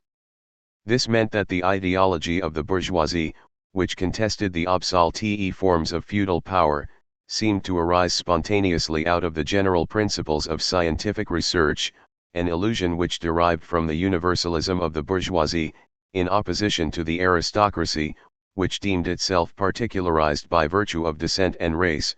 The bourgeoisie took itself to be the universal class. Today, the bourgeois ideology with which the technicians of practical knowledge are initially impregnated by their education in the humanities, contradicts the other component part of themselves, their function as researchers, equipped with specific knowledges and methods. They are universalist because they seek universal forms of knowledge and practice. But if they apply their methods to an examination of the ruling class and its ideology, which is also their 01 they cannot hide from themselves the fact that both are surreptitiously particularist. At that moment, in their very research, they discover alienation, they become aware that they are the instruments of ends which remain foreign to them and which they are forbidden to question. This contradiction stems not from themselves but from the ruling class itself. We can see this clearly in an example taken from Japanese history. In 1886, Aroneri Mori reformed the Japanese educational system. Primary education was to be based on the ideology of militarism and nationalism. It was to nourish in the child loyalty to the state and submission to traditional values. But at the same time Mori was convinced, we are talking about the Meiji era, that if education were to be limited, a plea for intellectuous/SZ.P. to these basic conceptions, Japan would be unable to produce the scientists and technicians necessary for its industrialization. Thus, for the same reason, higher education had to be given a certain amount of freedom in order to stimulate research. Since then the Japanese educational system has been drastically changed, but I have cited this example in order to show that the contradiction experienced by the technicians of practical knowledge is created by the contradictory needs of the ruling class. In effect, it is the dominant class which fashions the contradictory mold which awaits the technicians from their earliest childhood, and which turns them into men in contradiction, since the particularist ideology of obedience to a state, to a political policy, to a ruling class, must enter into conflict in their case, with the free and universalist spirit of research which is also conferred on them from without, but at a later date, when they are already submissive. In France, this contradiction is the same. From childhood they are screened from social reality, the exploitation of the majority by a minority, by a fausse universality. Under the name of humanism the true condition of the workers and peasants and the class struggle is concealed from them. A lying egalitarianism masks the imperialism, colonialism, and racism which are the ideology of these practices. When they start their higher education, most of them have already been imbued since infancy with a belief in the inferiority of women. Liberty, exercised by the bourgeoisie alone, is presented to them as a formal universality. Everyone has the right to vote. Peace, progress, and fraternity conceal the mechanisms of selection which make each of them a competitor against each other, or the wars of imperialism such as the US aggression in Vietnam. Recently, they have been made to learn or recite pretentious prattle about affluence, whose only function is to dissimulate the fact that 2/3 of humanity live in a state of chronic undernourishment. To give any appearance of unity to all these contradictory thoughts, to check the freedom of research in the name of ideas which are manifestly false, it is consequently necessary to fetter free scientific and technical thought with norms which do not belong to science, and to erect external barriers to the spirit of inquiry, while trying to believe and make others believe that they are inherent to any inquiry. In short, scientific and technical thought can develop its universality only under control. Thus in spite of its kernel of freedom, universality, and rigor, science, subordinated to particularism, becomes ideology. 3. Whatever may be the goals of the ruling class, the technician's activity is first and foremost CAI, in other words, His goal is what is useful. Not what is useful to this or that social group, but what is useful without specification or limits. When a doctor is engaged in research to find a cure for cancer, his quest does not specify, for example, that only the RCH are to be cured, for the simple reason that degrees of wealth have nothing to do with cells of cancer. The indetermination of the patient to be cured is necessarily conceived as a universalization. If it is known how to cure one man, obviously characterized by socio-professional traits which fall outside the scope of research, then all men may be cured. But in reality the doctor finds that he is caught within a system of relations defined by the ruling class in terms of scarcity and profit, the supreme end of the industrial bourgeoisie. The result will be that his research, limited by the funds made available for it and, if he finds a cure, by the high price of initial treatments, will only benefit a minority. We should add that his discoveries can be shelved for commercial reasons by this or that organization. A first class remedy devised in Romania for maladies of old age can be secured in certain countries but not in France, because of the resistance of the local pharmaceutical companies. Other medicaments may exist in laboratories for several years but cannot be bought anywhere, while the public is kept ignorant of them, etc. In many cases, with the complicity of the technicians of practical knowledge in question, privileged social groups rob discoveries of their social utility, and transform it into a utility for the minority at the expense of the majority.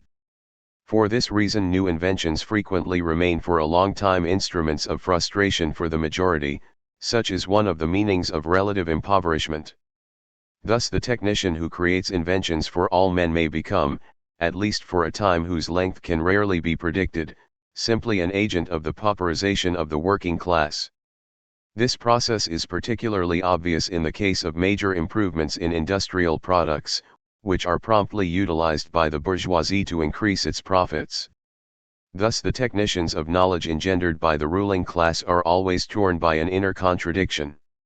On the one hand, in their capacity as salaried employees and minor functionaries of the superstructure, they are directly dependent on the managers of private or state enterprises and are defined in this particularity as a specific stratum within the tertiary sector.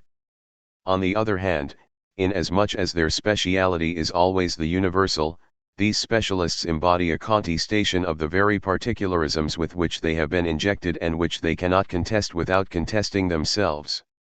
They insist there is no such thing as bourgeois science and yet their science is bourgeois by virtue of the limits imposed on it, and they know it. All the same, it is true that in the phase of research proper they work in an atmosphere of freedom, which makes the return to their real condition all the more bitter. The powers that be are not aware of the fact that the reality of the technician's activity is a ceaseless reciprocal contestation between the universal and the particular, and that the technician therefore represents, at least potentially, what Hegel called an unhappy consciousness. For this reason authorities regard him as extremely suspect. They accuse him of being someone who is forever saying no, although they know perfectly well that contestation is not a mere character trait but a necessary procedure of scientific thought. For scientific thought, while it is traditionalist to the extent that it accepts a corpus of accumulated knowledge, is negative to the extent that the object of study contests itself within it and thereby renders possible further scientific advance. The upshot of the Michelson-Morley experiment was to put in question the whole of Newtonian physics. But this contestation was in no way sought as such. Progress in the measurement of speed, technical progress in instrumentation, linked to industrial development, led Michelson and Morley to attempt to measure the velocity of the Earth. Their measurement revealed a wholly unexpected contradiction. They took cognizance of it only in order the better to overcome it with a new contestation, which was in effect forced on them by the object. Fitzgerald and Einstein may thus be seen not so much as scientists contesting a previous system, but translators NQTE. The Michelson-Morley experiment of 1887 was set up to attempt to measure the velocity of the Earth through a fixed frame of reference, the ether, by the effect which it was anticipated this velocity would have on the velocity of light. The failure of the experimenters to detect any such effect was the starting point of Einstein's theory of relativity in 1905. 244. Rather as exploring what had to be abandoned in the system in order to integrate into it the results of experience at least cost. No matter, in the eyes of authority, if technicians of knowledge are such that current means are disputed in their work, they will eventually start to dispute current ends, the abstract postulates of the ruling class and the aggregate unity of current means. Thus the researcher is simultaneously indispensable and yet suspect in the eyes of the dominant class. He cannot fail to experience and interiorize this suspicion, and to become suspect from the outset in his own eyes. Thereafter there are two possible lines of development. I. The technician of knowledge accepts the dominant ideology or adapts himself to it. In the end, in a state of wholly bad faith, he puts the universal to the service of the particular, he practices self-censorship and becomes apoliti, agnosti, etc. It can also happen that he is politically coerced into abandoning a valid dissent and renounces his ability to question the world, at the price of considerable damage to his skills. In this case, his rulers typically say with satisfaction of a man, he is no intellectual. 2. If the technician of practical knowledge becomes aware of the particularism of his ideology and cannot reconcile himself to it, if he sees that he has interiorized authoritarian principles in the form of self-censorship, if Che has to call in question the ideology that formed him to escape malaise and mutilation, if he refuses to be a subaltern agent of bourgeois hegemony and to act as the means towards ends which he is forbidden to know or to dispute, then the agent of practical knowledge becomes a monster, that is to say an intellectual, some womi who attends to TP hat, or learns him, in exteriority, the principles which guide the conduct of his life, and in interiority, his lived experience in society, and whom others refer to a man who interferes in what does not, earn him. In a word, every technician of knowledge is a potential inte/e, toi/. Since he is defined by a contradiction which is none other than the permanent tension within him between his universalist technique and the dominant ideology. But in reality a technician cannot simply decide to become an intellectual. Such a conversion will depend in part on his personal history, which may determine whether the tension which 245 characterizes him is released, while in the last analysis only social factors can complete the transformation. Among the latter figure first and foremost the policy adopted by the ruling classes and the living standard they promise their intellectuals. In particular their students. Low salaries are certainly a way of intensifying their dependence. But they may also incite technicians of knowledge to revolt by revealing the real position reserved for them in society. Then again the ruling class may be unable to provide all its students with the jobs which have been promised them.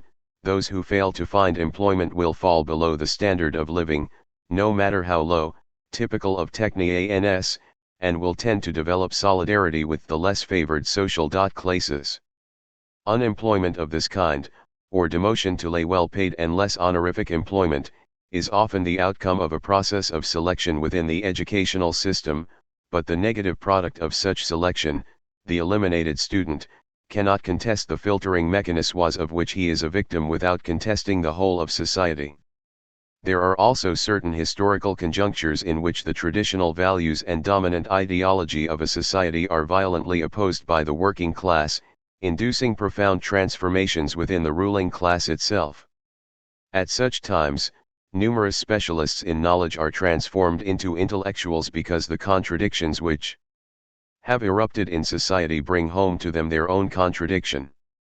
If, on the other hand, the dominant classes seek to augment the impact of ideology at the expense of that of science, it is they who intensify the inner tension within technicians and are responsible for their transformation into intellectuals, by reducing the quota of technique, science, and free research to a level below what such technicians can accept.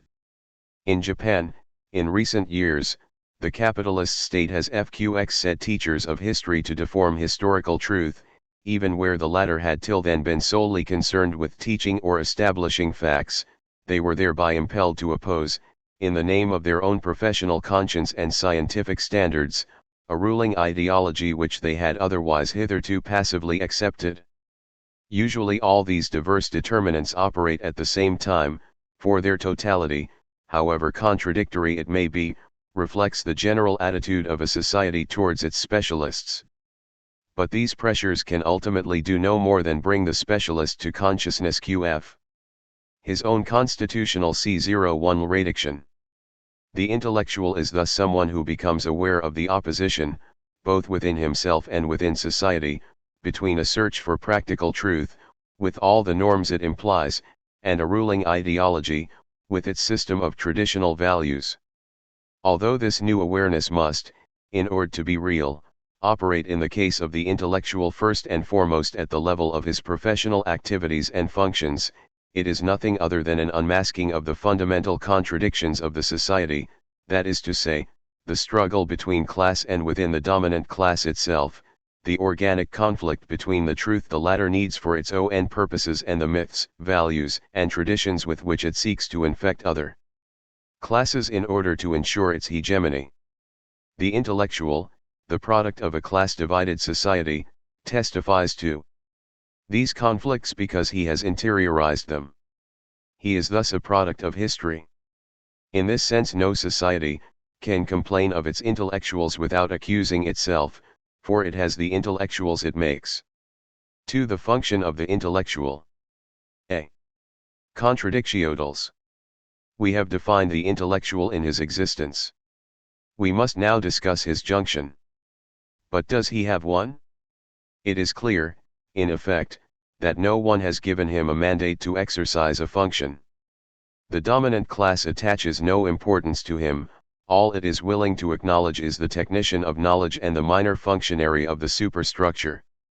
The underprivileged classes cannot engender him since he derives from the specialist in practical truth who in turn is created by the options of the dominant class, which allocates a fraction of surplus value to produce him.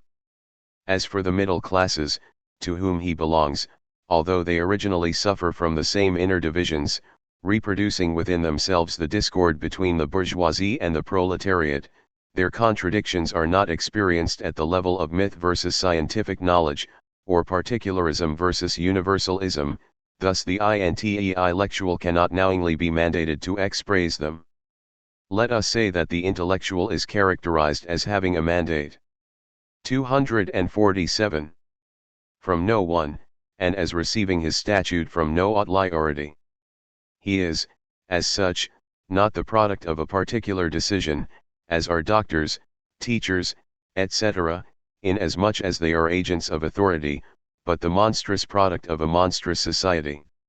He is claimed by no one and recognized by no one, neither the state, nor the power elite, nor the lobbies, nor the organizations of the exploited classes, nor the masses. We can be sensible of what he says but not of his existence. For example, discussing a diet and the reasons for it, we may say more or less inanely, it was my doctor who told me that, whereas if an intellectual's arguments tacit and are widely accepted, they will be prescient in themselves, without any reference to he who first developed them. They will become an anonymous outlook, the common property of all. The intellectual is suppressed by the very manner in which his products are used. Thus no one concedes him any rights or status. In fact, his existence cannot be admitted, since it cannot even admit itself. It is simply the lived impossibility of being a pure technician of practical knowledge in our societies. This definition reveals the intellectual as the most disarmed of men. He certainly cannot belong to an elite because, at the outset, he disposes of no knowledge and, consequently, no power. He cannot hope to teach, even though he is often recruited from amongst the ranks of teachers, because he is initially one who is ignorant. If he is a professor or a scientist, he does know certain things even if he cannot derive them from true principles, but as an intellectual, he is searching for other things. The restrictions, violent or subtle, of univality by particularism, and the envelopment of truth by myth have made him essentially an investigator. he investigates himself first of all in order to transform the contradictory being assigned to him into a harmonious totality. But this cannot be his only object, since to find his inner secret and resolve his organic contradiction, he must proceed to apply the rigorous methods he uses as a specialist technician of practical knowledge to the society of which he is a product, to its ideology, its structures, its options, and its praxis. The principles which govern these methods are freedom of research and contestation, rigor of inquiry and proof, quest for truth, disclosure of being and its conflicts, universality of results obtained. Nevertheless, these abstract principles do not suffice in themselves to constitute an adequate method for the intellectual's pursuit of his object, for the specific object of his inquiry is twofold, in effect, and each aspect is both the complement and converse of the other. The intellectual will both seek to understand himself within society, in so far as he is a product of society, and at the same time to study the total society which produces, at a certain point in time, intellectuals like himself. The result is a perpetual reversal of perspectives, the self is referred to the world and the world is referred to the self. The object of the research of an intellectual can thus never be the object studied by anthropology, for the intellectual cannot consider the social whole objectively, because he discovers it within himself as his fundamental contradiction. Nor, on the other hand, can he be satisfied with a merely subjective questioning of himself, since he is precisely inserted into a determinate society that has fashioned him. From these remarks we may conclude that, the object of the intellectual's inquiry demands a specialized knowledge of the abstract method of which we have spoken. Within this constant reversal of perspectives that is necessary to overcome his inner contradiction, the two moments, the interiorization of exteriority and re-exteriorization of interiority, must be rigorously linked. Such a linkage of contradictory terms is nothing other than the dia/eti. The dialectic is a method that the intellectual is not qualified to teach. When he awakens to his new condition and seeks to overcome his difficulty in being, he is not familiar with any dialectical procedure. It is his object that will impose it on him little by little, since it is a twofold object and each of its faces refers to the other. Yet even at the end of his quest the intellectual will not have a rigorous knowledge of the method that has imposed itself on him. 2. In any case the ambiguity of his object separates the intellectual from the realm of abstract universality. The mistake of the philosophers was to believe that they could directly apply a universal, an analytic, method to the society in which they existed, when precisely they lived within it, for in fact it conditioned them historically in such a way that its ideological presuppositions infiltrated their positive research and even their negative will to combat them. The reason for their error is obvious. They were organi-inte/elites working for the very class that had produced them, and their universality was simply the false universality of the bourgeoisie. 249. Which took itself to be a universal class. Thus when they sought man, they got no further than the bourgeois. True intellectual investigation, if it is to free truth from the myths which obscure it, implies a traversal of research through the singularity of the researcher. The latter needs to situate himself in the social universe in order to able to grasp and destroy within and without himself the limits that ideology imposes on knowledge. It is at the level of the situation that the dialectic of interiorization and exteriorization is operative. The intellectual's thought must easily turn back on itself in order always to apprehend itself as a singular universality, a thought secretly singularized by the class prejudices inculcated in him since childhood, even while it believed itself to be free of them and to have attained the universal. To take just one example, if we wish to combat racism, as an ideology of imperialism, it is not enough simply to oppose it with universal arguments that are draughty from anthropological science. Such arguments may be convincing on the level of universality, but racism is a concrete everyday attitude, and consequently a man can sincerely hold anti-racist opinions of a universal type, while in his deepest recesses, under the influence of his childhood, he remains a racist, so that one day he will involuntarily behave like one in ordinary life. Thus the intellectual's labor will come to nothing, even if he demonstrates the aberrant character of racism, unless he constantly returns to himself to liquidate the traces of racism within him left over by his childhood, by a rigorous investigation of the incomparable monster that is his self. At this level the intellectual, who by virtue of his work as a technician of knowledge, endowed with a certain salary and standard of living, can be closified as a petty bourgeois promoted by a selective educational process, must ceaselessly combat his own class, which, itself molded by the culture of the ruling class, necessarily reproduces within him a petty bourgeois ideology and petty bourgeois thoughts and sentiments.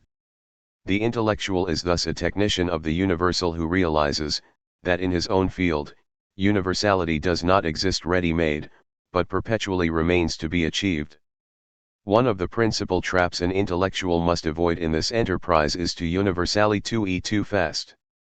I have seen some who were in such a hurry to paw over to the universal that during the Algerian War they condemned Algerian terrorism in exactly the same breath as 250 French repression. Such a judgment was the very pattern of a false bourgeois universality.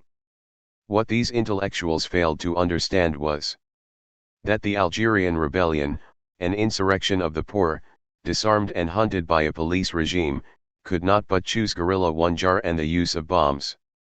Thus, the true intellectual, in his struggle against himself, will own to see society as the arena of a struggle between particular groups, particularized by virtue of their structure, their position and their destiny, for the statute of universality. In contradiction to the tenets of bourgeois thought, he will perceive that man does not exist. But by the same token, once he knows he is not yet a man, he will grasp, within himself and then outside himself, and vice versa, man as a task. As Ponge has said, man is the future of man. In opposition to bourgeois humanism, an intellectual who achieves self-awareness necessarily comes, see both his own singularity and its adumbration of man, as the distant goal of a practical and daily enterprise. 3.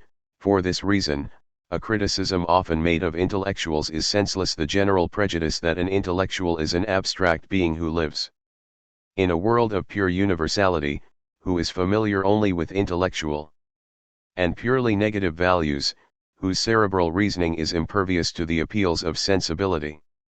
The origin of these criticisms is obvious. The intellectual is an agent of practical knowledge, first and foremost, and it is only rarely that he ceases to be so when he becomes an intellectual.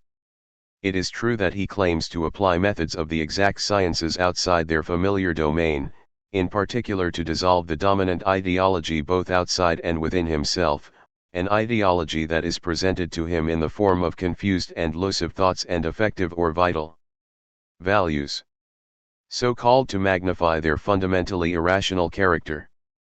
But his goal is to realize the practical subject and to discover the principles of a society capable of engendering and sustaining such a subject. In the interim he pursues his investigation at all levels and attempts to modify himself in his sensibility as well as his thoughts. This means that as far as possible he seeks to produce, both in himself and in others, a true unity of the personality, a recuperation by each agent of the ends imposed on his activity, which would, by the same stroke, become different ends, a suppression of alienations, a real freedom for thought by defeating external social prohibitions dictated by the class structure, and 1. Internal inhibitions and self-censorship. If there is a sensibility which he rejects, it is a class sensibility, for example the rich and variegated sensibility of racism, but he rejects it in favor of a richer sensibility, that implies human relations of reciprocity. There is no certainty that he will achieve this completely, but at least he will indicate the path towards it, both to himself and to others. What he contests, by contrast, is simply ideology, and its practical consequences, in so far as ideology, whatever its origin, is a mendacious and imperspicuous substitute for a class consciousness. Thus his contestation is merely a negative moment of a praxis which he is incapable of undertaking alone, a praxis which can only be brought to fruition by the totality of oppressed and exploited classes, and whose positive meaning, even if he can only glimpse it, is the advent in a distant future of a society of free men. 4. This dialectical action of one singular universal on other singular universals should never, therefore, be conducted in the abstract. The ideology to be combated by the intellectual is constantly actualized in events. We should be clear on this point. Ideology comes to us not so much in the form of a set of clearly defined propositions, but rather as a way of expressing and masking particular events. Racism, for example, is sometimes but rather rarely manifested in books, as in the case of Drumont's La France Juive, but it will be found much more frequently as the hidden motor of events, such as the Dreyfus affair, or in the justifications casually and indirectly furnished by the mass media for racist violence, whether as legal persecution, Dreyfus, lynching, or intermediate forms, which themselves constitute one of the principal aspects of racism. To disqualify himself of the clinging racism against which he must always struggle, the intellectual can express his ideas in a book. But the most important thing he can do is tirelessly to denounce in acts the sophisms which attempt to justify the condemnation of a Jew on TLTE grounds that he is a Jew, or to exc/jace a particular pogrom or some massacre. In short, the intellectual must work at TLTE/evil/events to produce, their concrete events that will combat pogroms or racist verdicts in the courts, by revealing the violence of the privileged in all its nakedness. By event I mean a fact that is the bearer of an idea, in other words, a singular universal, for the universalit of the idea is limited by the singularity of the fact, a dated and localite event that takes place at a certain point in the history of a nation, and which resumes and totalizes it to the extent that it is a totalized product of it. This means, in effect, that the intellectual is constantly confronted with the concrete, and can only make a concrete response to it. 5. The intellectual's most immediate enemy is what I will term the false intellectual, and what Nizan called a watchdog, a type created by the dominant class to defend its particularist ideology by arguments which claim to be rigorous products of exact reasoning. In actual fact, representatives of this category share the same origins as true intellectuals. They too begin as technicians of practical knowledge. It would be simplistic to imagine that the false intellectual is merely an individual who has sold out, unless we understand the bargain that makes a technician of knowledge into a false intellectual as a little less crude than is normally implied. Let us say that certain subaltern functionaries of the superstructure feel that their interests are tied to those of the dominant class, which is true, and refuse to feel anything else, which is to suppress the opposite sentiment, that is also true. In other words, they ignore their alienation as men, actual or potential men, and think only of their power as functionaries. They wear the appearance of intellectuals and also start by contesting the ideology of the dominant class, but theirs is a pseudo-contestation, whose rapid exhaustion merely serves to demonstrate that the dominant ideology is resistant to all contestation.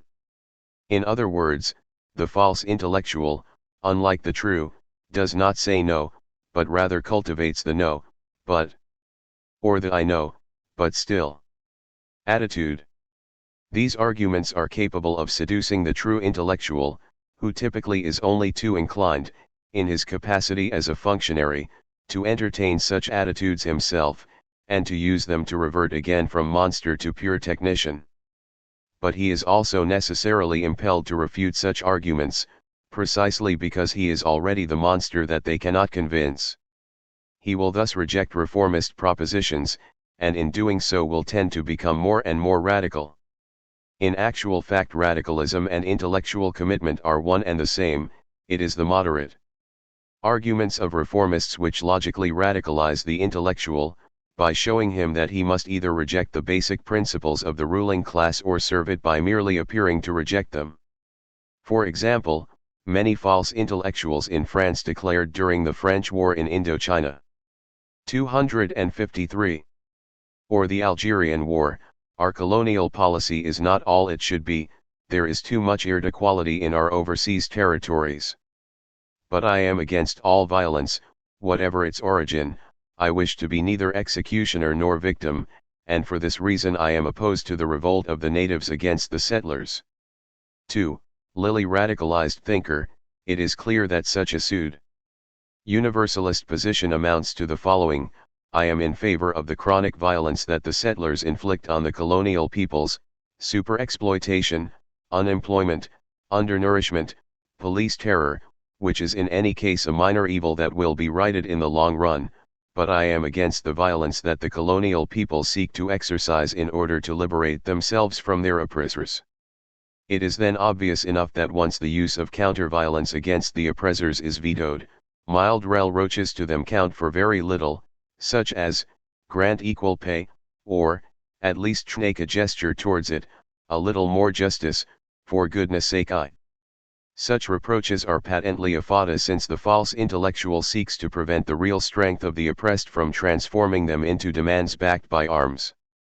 If the colonial population does not rise NMSSE, the settlers are well aware that it will find no organized force in the metropolitan country to support it. Colonial authorities thus have no reason to object to the false intellectual, whose discourse helps to divert the colonial population from revolt by luring it towards the mirage of reformism. Intellectual radicalism is thus normally fortified and developed by the arguments and attitudes of the false intellectuals. In the pertinent dialogue between true and false intellectuals, reformist arguments and their practical consequences, preservation of the status quo, necessarily tend to revolutionize true intellectuals, since they demonstrate that reformism merely performs the double function of serving the dominant class while allowing the technicians of practical knowledge to maintain an illusory distance from their employers, in this dominant class. All those who adopt a universalist perspective here and now are reassuring to the established order. The universal today is made up of false intellectuals. True intellectuals, uneasily aware of their essentially monstrous character, are by contrast disquieting, for they suggest that the Huttnan universal is yet to come. Many false intellectuals enthusiastically joined Gary Davis's movement for world government after the Second World War. They hope to become citizens of the world overnight. 254. And to establish the reign of peace on earth. Very good, a Vietnamese of the time might say to a false French intellectual of this type, now make a start by demanding peace in Vietnam, since that is where the fighting is. Not on your life, the intellectual would reply, that would only help the communists. Such an attitude wants peace in general, but no particular peace, whether to the advantage of imperialism or of its colonial victims. But he who calls for universal peace, but no particular peace, merely confines himself to a moral condemnation of war. Something everyone repeats, even President Johnson. It is because of the role of false intellectuals that the popular image of an intellectual, as I explained in the first lecture, is of a moralist and idealist, who pronounces moral condemnations of war and dreams in this violent world of a day when ideal peace will finally begin, a peace that will not be a new human order founded on the abolition of all wars by the victory of the oppressed, but a spiritual idea of a peace descended from heaven. It is for this reason the true intellectual, as a radical thinker, is neither a moralist nor an idealist. He knows that the only peace worth having in Vietnam will cost blood and tears. He knows that peace will only come after the withdrawal of American troops and the end of American bombing, therefore after the defeat of the United States. In other words, the nature of his contradiction obliges him to commit himself in every one of the conflicts of our time, because all of them, class, national, and racial conflicts, are particular effects of the oppression of the underprivileged, and because, in each of these conflicts, he finds himself, as a man conscious of his own oppression, on the side of the oppressed. Nonetheless, it must be repeated, his position is not a scientific one. He gropingly applies a rigorous method to unknown objects which he demystifies by demystifying himself. He pursues a work of practical exposure by combating ideologies and revealing the violence they mask or justify. he labors in order that a social universality may one day be possible where all men will be truly free, equal, and fraternal, certain in his knowledge that on that day, a.d. not before, the intellectual as a species will disappear, and men will at last acquire practical knowledge. In liberty and harmony. For the moment, all he can do is seek and stumble, with no other guide than his dialectical rigor and radicalism. The intellectual stands alone because no one has mandated him. Now one of his contradictions is that he cannot liberate himself unless others liberate themselves at the same time. For every man possesses personal goals which are perpetually stolen from him by the system.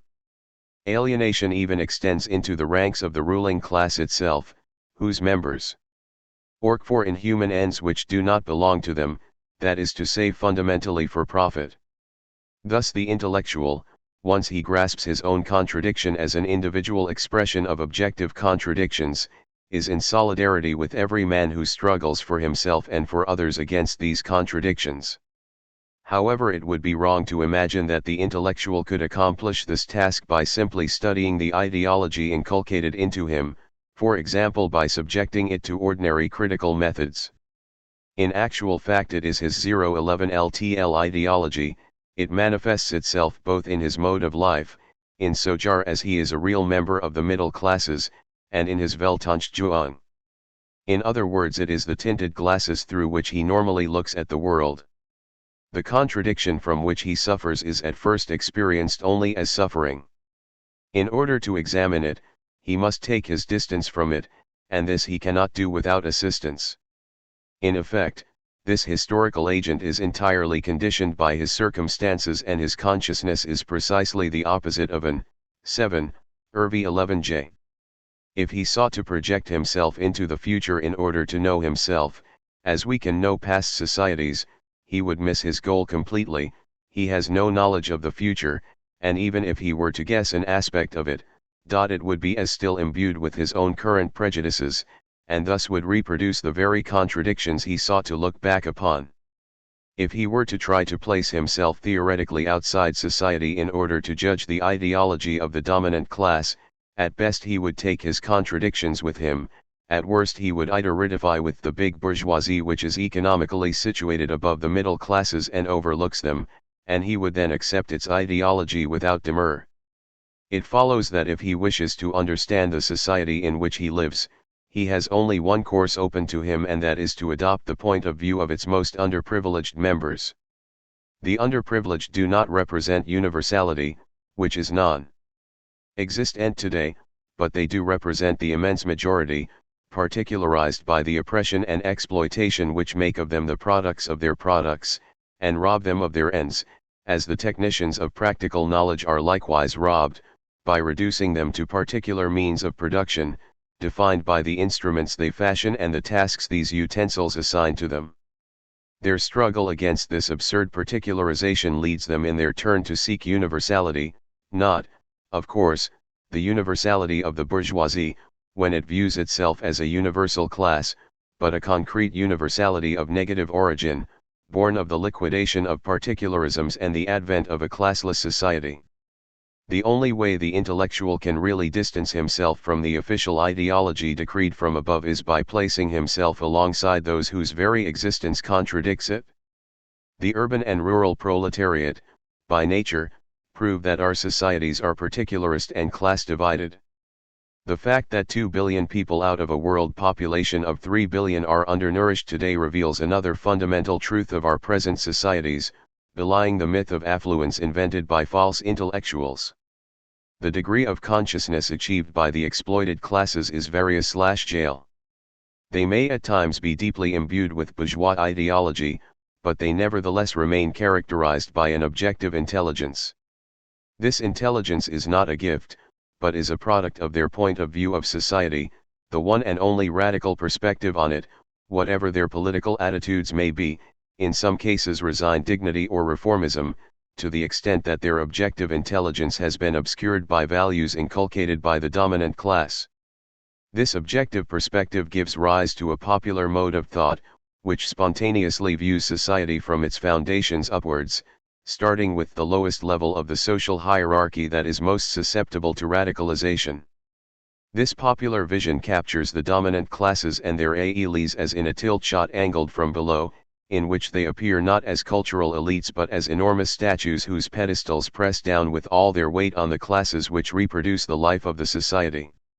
Here there is no mutual recognition, courtesy, or nonviolence, as between bourgeois who look into each other's eyes at the same height, but a panorama of violence endured, labor alienated, and elementary J1 eds denied. If the intellectual can adopt this simple 257 and radical perspective, he would see himself as he really is, from below, rejecting his class and yet doubly conditioned by it, born into it as a psychosocial background and reinserted into it as a technician of knowledge, weighing on the popular classes as a charge on the surplus value they produce. He would then clearly perceive the ambiguity of his position and, if he applied the rigorous methods of the dialectic to these fundamental truths, he would learn in and through the popular classes the true nature of bourgeois society. He would abandon what few reformist illusions he has left, and would become a revolutionary. He would understand that the masses must imperatively break the idols that crushed him. His new task would then be to combat the perpetual re-emergence within the people of ideologies which paralyze them. But at this level, new contradictions arise. In the first place, the underprivileged classes do not as such produce intellectuals, since it is precisely the accumulation of capital which allows the dominant classes to create and to augment lexical capital.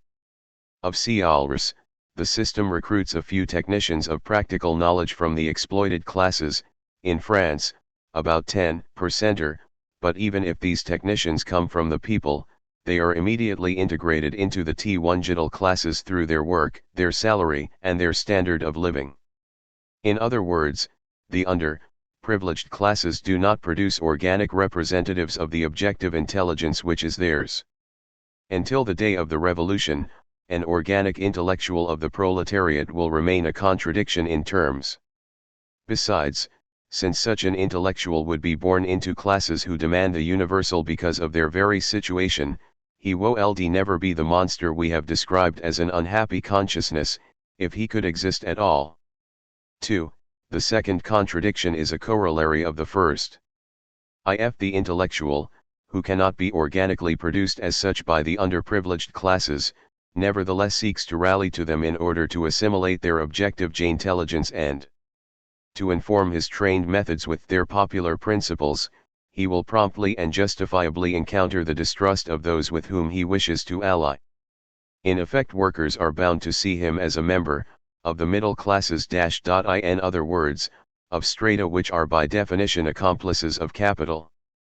The intellectual is thus necessarily separated by a gulf from those men whose point of view he wants to adopt, that of universalization. He is, in fact, constantly attacked for this by the false intellectuals who are in the pockets of the established order of the ruling class and its allies. You are a petty bourgeois who has imbibed bourgeois culture from birth and lived amidst the middle classes. How dare you claim to represent the objective spirit of the working classes? You have no contact with them and they want nothing to do with you. In point of fact, it seems as if there is a vicious circle here. In order to struggle against the particularism of the dominant ideology, it is necessary to adopt the point of view of those whose very existence condemns it. But to adopt this point of view, an intellectual must never have been a petty bourgeois, since his education has irretrievably infected him from the start. Moreover, since it is the contradiction between particularizing ideology and universalizing knowledge that makes a petty bourgeois into an intellectual, to adopt this point of view it would be necessary not to be an intellectual. Intellectuals are perfectly well aware of this new contradiction, many of them come to grief over it and go no further.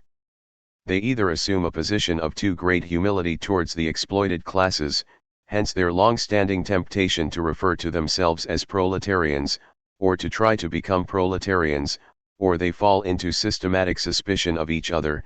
Each suspects that the ideas of the other are secretly conditioned by bourgeois ideology, Because every intellectual is tempted by his petty bourgeois background and sees in others a reflection of himself, or finally, in desperation at the distrust of which they are the object, they retreat and, unable to revert to simple technicians of knowledge at peace with themselves, they become false intellectuals. Joining a mass party, another temptation, does not resolve the problem. The distrust remains. Discussion of the precise role of intellectuals and theoreticians in the party recurs again and again. This has happened many times in France. The same pattern occurred in Japan, around 1930, in the time of Fukumoto, when the communist Mizuno left the Japanese CP and accused it of being a theoretical discussion group dominated by the petty bourgeois ideology of corrupted intellectuals.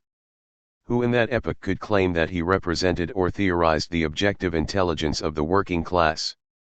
Those who insisted, for instance, that the Meiji Restoration was a bourgeois revolution? Or those 259 who denied this? If it is the party leadership which decides the matter on practical political grounds, who can be sure that when these change, its personnel and opinion will not be changed too?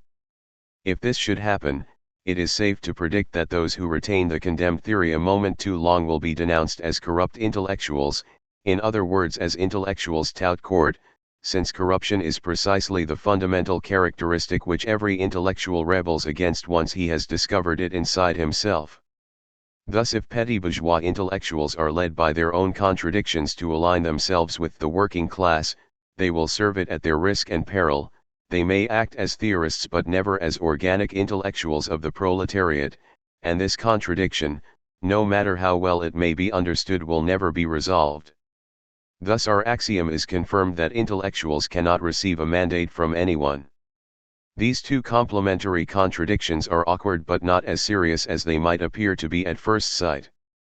The exploit-9 classes, in actual fact, do not need an ideology so much as the practical truth of society. That is to say, they have no need of a mythical representation of themselves, they need knowledge of the world in order to change it. This means that they demand to be situated, since knowledge of one class implies knowledge of all the others and of the balance of forces between them, and that they aspire to discover their organic goals and the praxis which will enable them to reach them. In short, they need to possess their own practical truth, which means they seek to grasp themselves both in their historical particularity, such as 2 industrial revolutions have made them, with their class memory, or material residues of past stroke. Tours, workers in Saint Nazaire, for example, are contemporary witnesses to an older form of the proletariat, and in their struggle for universalization, that is to sly, against exploitation, oppression, alienation, inequality, the sacrifice of labor to capital, the dialectical relationship between these two exigencies is what is called class consciousness. Now it is at this level that the intellectual can serve the people. Not as a technician of universal knowledge, since he is situated, as are the underprivileged classes themselves, but precisely in so far as he is a singular universal. 260. Since an intellectual achieves self-consciousness by simultaneously discovering his class particularism and his task of universality, which is to contradict and surpass his particularity towards a universalization of the particular, starting from his original particularism. But since the working CLSS seeks to change the world by taking itself as it is as the point of departure, instead of posing itself at the outset as universal, there is a parallelism between the effort of the intellectual to achieve universalization and the spontaneous movement of the working class. In this sense, although the intellectual can never be originally situated within this class, it is a gain that he has become conscious of his sitillated condition, even as a member of the middle class. His task is not to deny his situation, but to use his experience of it to situate the working class, and his universalist techniques to illuminate the efforts of this class to achieve universalization. At this level, the contradiction which produces an intellectual offers him the means to grasp the historical singularity of the proletariat with universal methods, historical research, structural analysis, dialectics, and its strivings towards universalization in their particularity, as they issue from a singular history and preserve it to the very extent that they call for the incarnation of a revolution. It is by applying the dialectical method, by grasping the particular in the demands of the universal and reducing the universal to the movement of a singularity towards universalization, that the intellectual, defined as a man who has achieved consciousness of his own constituent contradiction, can help the proletariat to achieve its own self-consciousness. However, his class particularity may vitiate over and over again his efforts as a theoretician. Thus the intellectual must forever struggle against the ideology which forever rises anew within him, perpetually recreated in novel forms by his original situation and formation. He has two resources he should use simultaneously in this struggle: 1. Perpetual self-criticism. He must not confound the universal, which he practices as a specialist in the field of practical knowledge, y equals f, x, with the singular efforts of a particularized social group to achieve universalization. If he poses as the guardian of the universal, he lapses at once into the particular and again becomes a victim of the old illusion of the bourgeoisie that takes itself for a universal class. He must strive to remain aware of the fact that he is a petty bourgeois breaking out of his 261 mold, constantly tempted to renourish the thoughts of his class. He must remind himself that he is never secure from the danger of lapsing into universalism, which thinks of itself as already completed and as such, excludes the effort of various particularities towards universalization, into racism, nationalism, or imperialism. In France the SKLLD respectful left is one which respects the values of the right even though it believes it does not share them. Such was our left during the Algerian War. At the very moment when the intellectual is denouncing these attitudes, he is always liable to be infected by them. American blacks have good reason to denounce with horror the paternalism of many intellectual and anti-racist whites. Thus an intellectual cannot join workers by saying, "I am no longer a petty bourgeois, I move freely in the universal." Quite the contrary, he can only do so by thinking, "I am a petty bourgeois, if, in order to resolve my own contradiction, I have placed myself alongside the proletariat and peasantry, I have not thereby ceased to be a petty bourgeois. All I can do, by constantly criticizing and radicaling myself, is step by step to refuse, though this interests no one but myself, my petty bourgeois conditioning." 2. A concrete and unconditioned alignment with the actions of older privileged classes. Theory, in effect, is nothing but moment of praxis, the moment of assessment of the field of possibilities before it. Therefore, if it is true that theory illuminates praxis, it is equally true that it is conditioned and particularized by the total enterprise undertaken, since before posing itself for itself, it arises organically within an action which is always particular. The role of the intellectual is thus not to judge an action before it has begun, nor to urge that it be undertaken, nor to supervise its development. On the contrary, it is to join it in mid-course in its elemental forms, a wildcat strike, or a stoppage that has already been canalized by a trade union, to integrate himself in it, participate in it physically, allow himself to be captured and borne along by it, and only then, to the extent that he judges it necessary, to decipher its nature and illuminate its meaning and possibilities, in so far as a common praxis integrates him into the general movement of the proletariat, he can grasp. Within its internal contradictions, the action is particular in its origins, universalizing in its ends, both the particularity and the universalizing ambitions of this movement, as a force at once familiar. 262. The intellectual shares the same goals and runs the same risks, and foreign, that has borne him a long distance from where he once stood, yet remains given and out of reach, excellent conditions for grasping and defining the particularities and universal exigencies of a proletariat. How can a specialist in universality best serve the movement of popular universalization? Both in his capacity as one who can never be assimilated, and remains excluded even during violent action, and as a divided consciousness, that can never be healed. The intellectual will never be either completely inside the movement, thus lost within a too great proximity of class structures, nor completely outside it, since as soon as he begins to act, he is in any case a traitor in the eyes of the ruling class and of his own class, one who uses the technical knowledge they allowed him to acquire against them.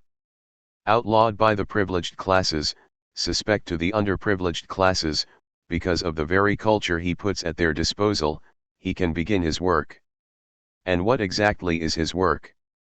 One could, I believe, describe it in the following terms: he must struggle against the perpetual rebirth of ideology amongst the popular classes.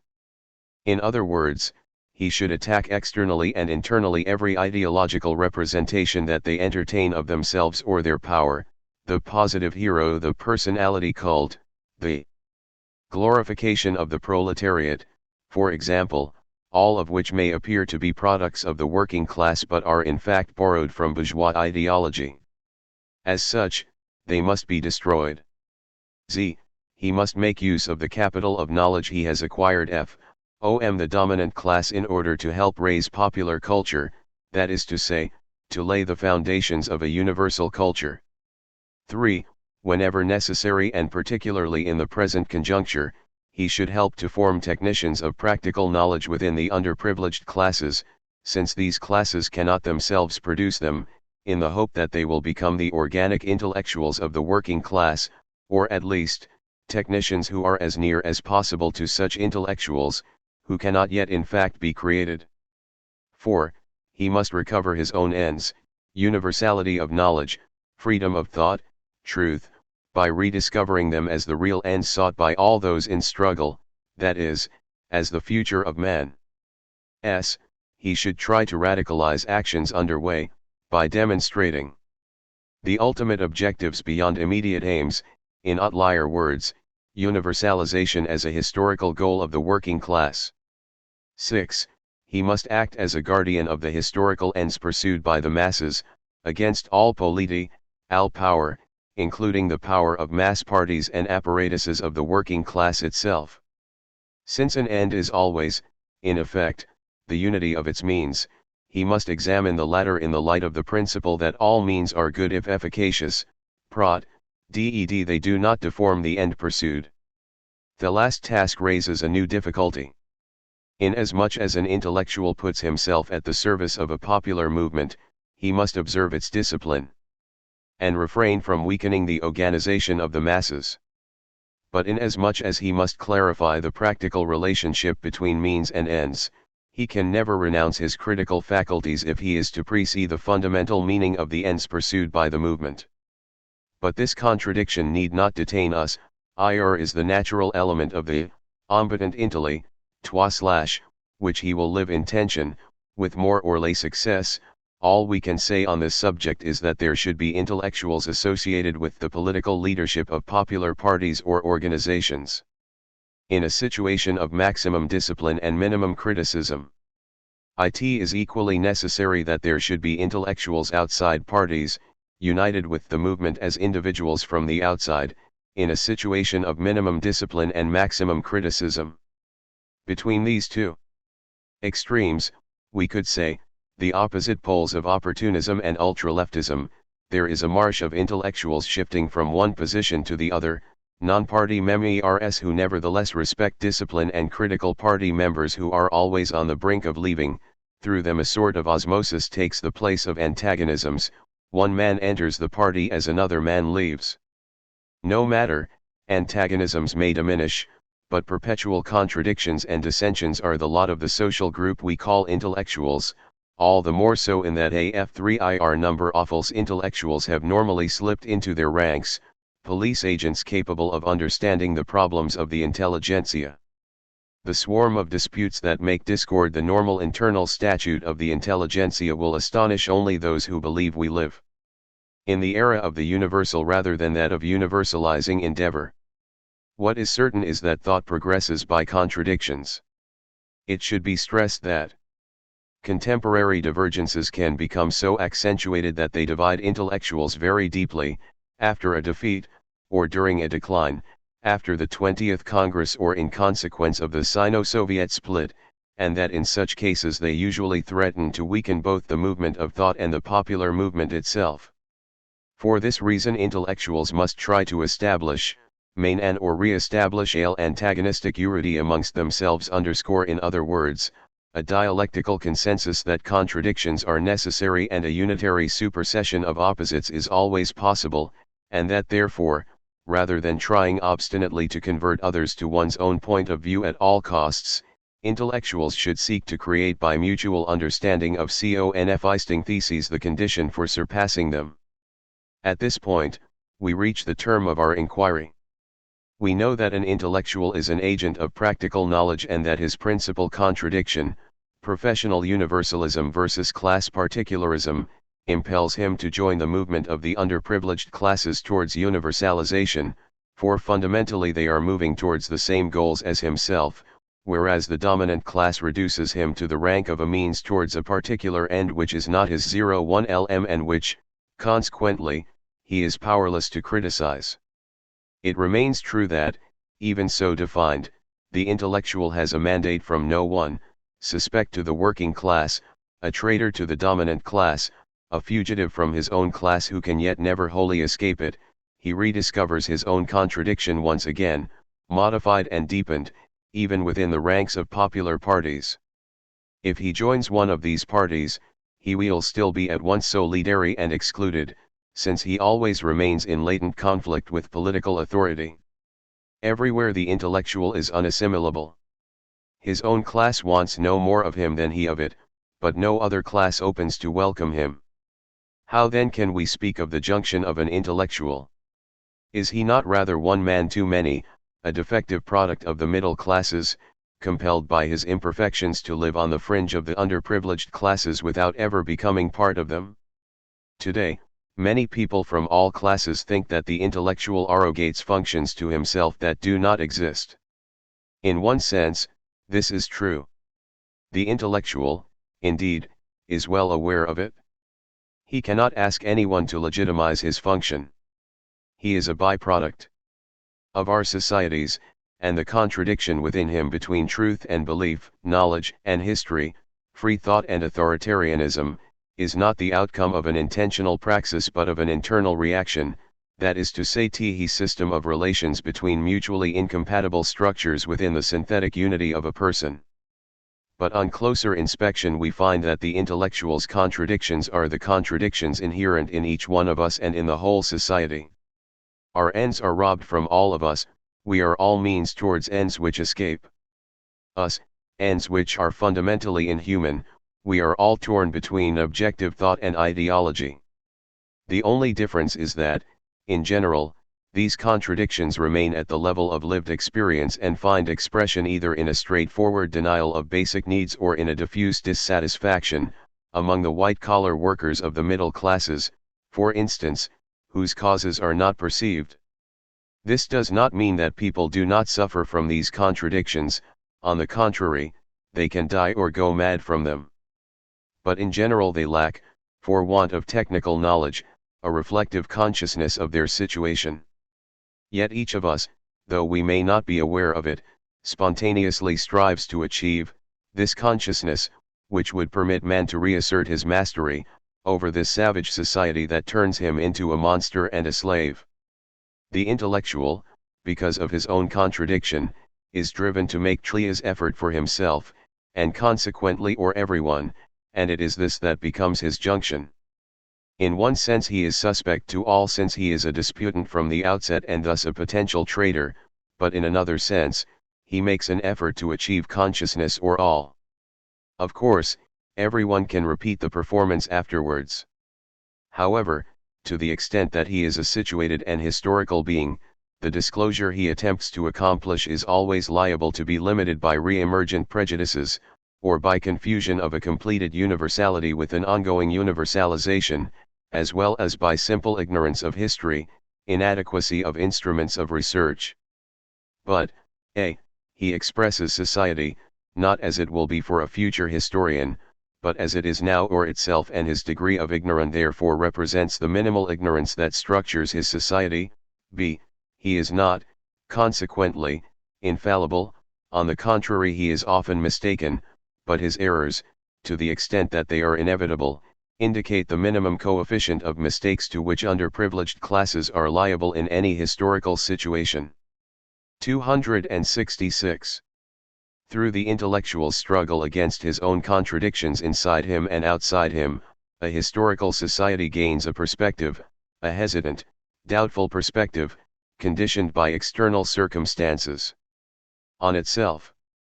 It attempts to think itself practically, that is to say, to determine its structures and its ends, in short, to universalize itself on the basis of methods which the intellectual derives from his techniques of knowledge.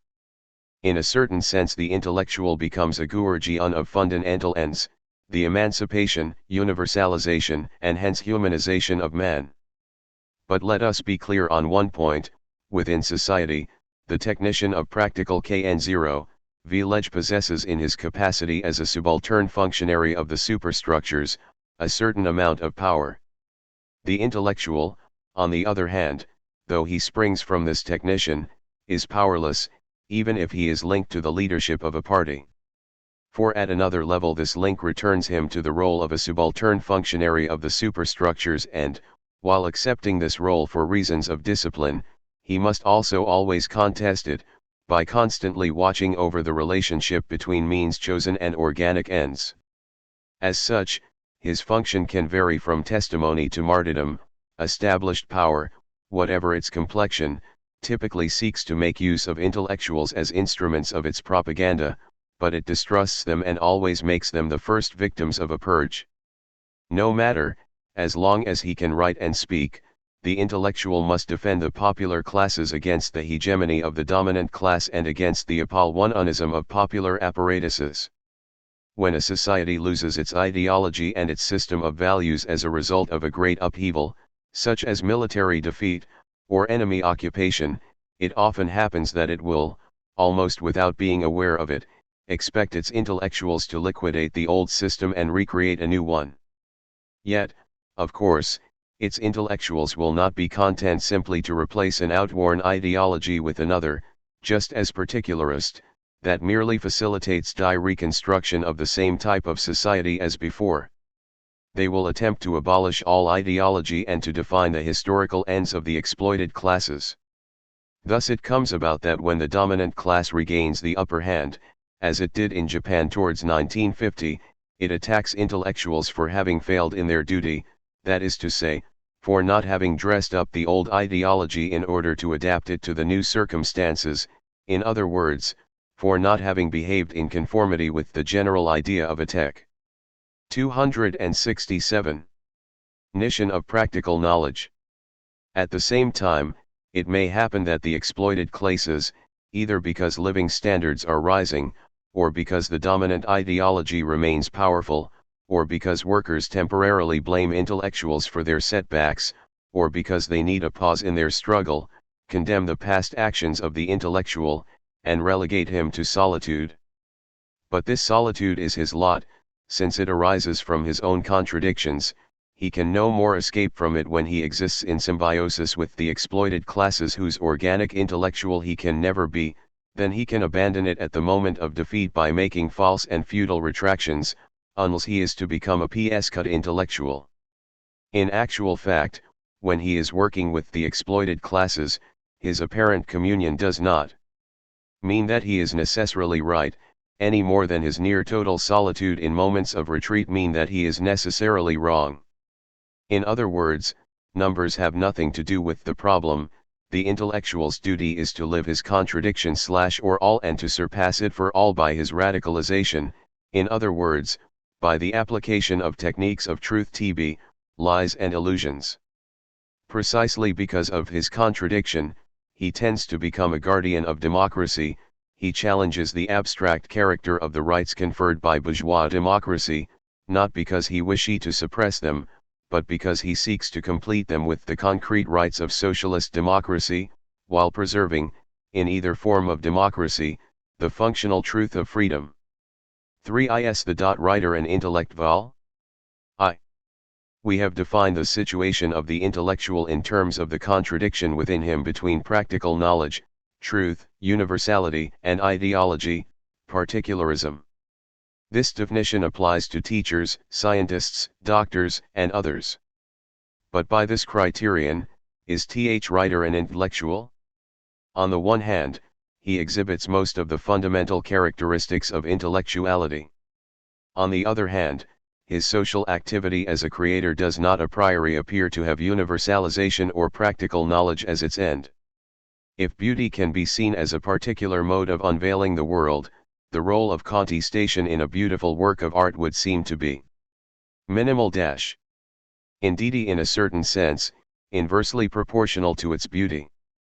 Moreover, it would appear that excellent writers, e.g. Mistral, can draw their strength from established traditions and ideological particularism. Right may also oppose the development of theory, inasmuch as theory interprets the social world and the place they occupy in it, in the name of lived experience, their particular experiences, or of absolute subjectivity, the cult of the ego, bars and the enemy, the barbarians, the engineers, in the Jardin de pluralness. For that matter, is it correct to describe whatever it is that a reader learns from a writer as knowledge? And if so, should we not define the writer in terms of his choice of a particularism? But this would prevent the writer from living within the scope of the contradiction that makes someone an intellectual. For while the intellectual vainly seeks integration into society, only to encounter solitude, does not the writer choose solitude from the outset? If this were indeed the case, then the writer's sole task would be his art. Yet we all know that some writers are committed and struggle for universalization alongside or among intellectuals. Is this to be explained by factors external to their art, the historical conjuncture, or is commitment an imperative which, in spite of all we have said above, is somehow inherent in their art? These are the questions we must now examine together.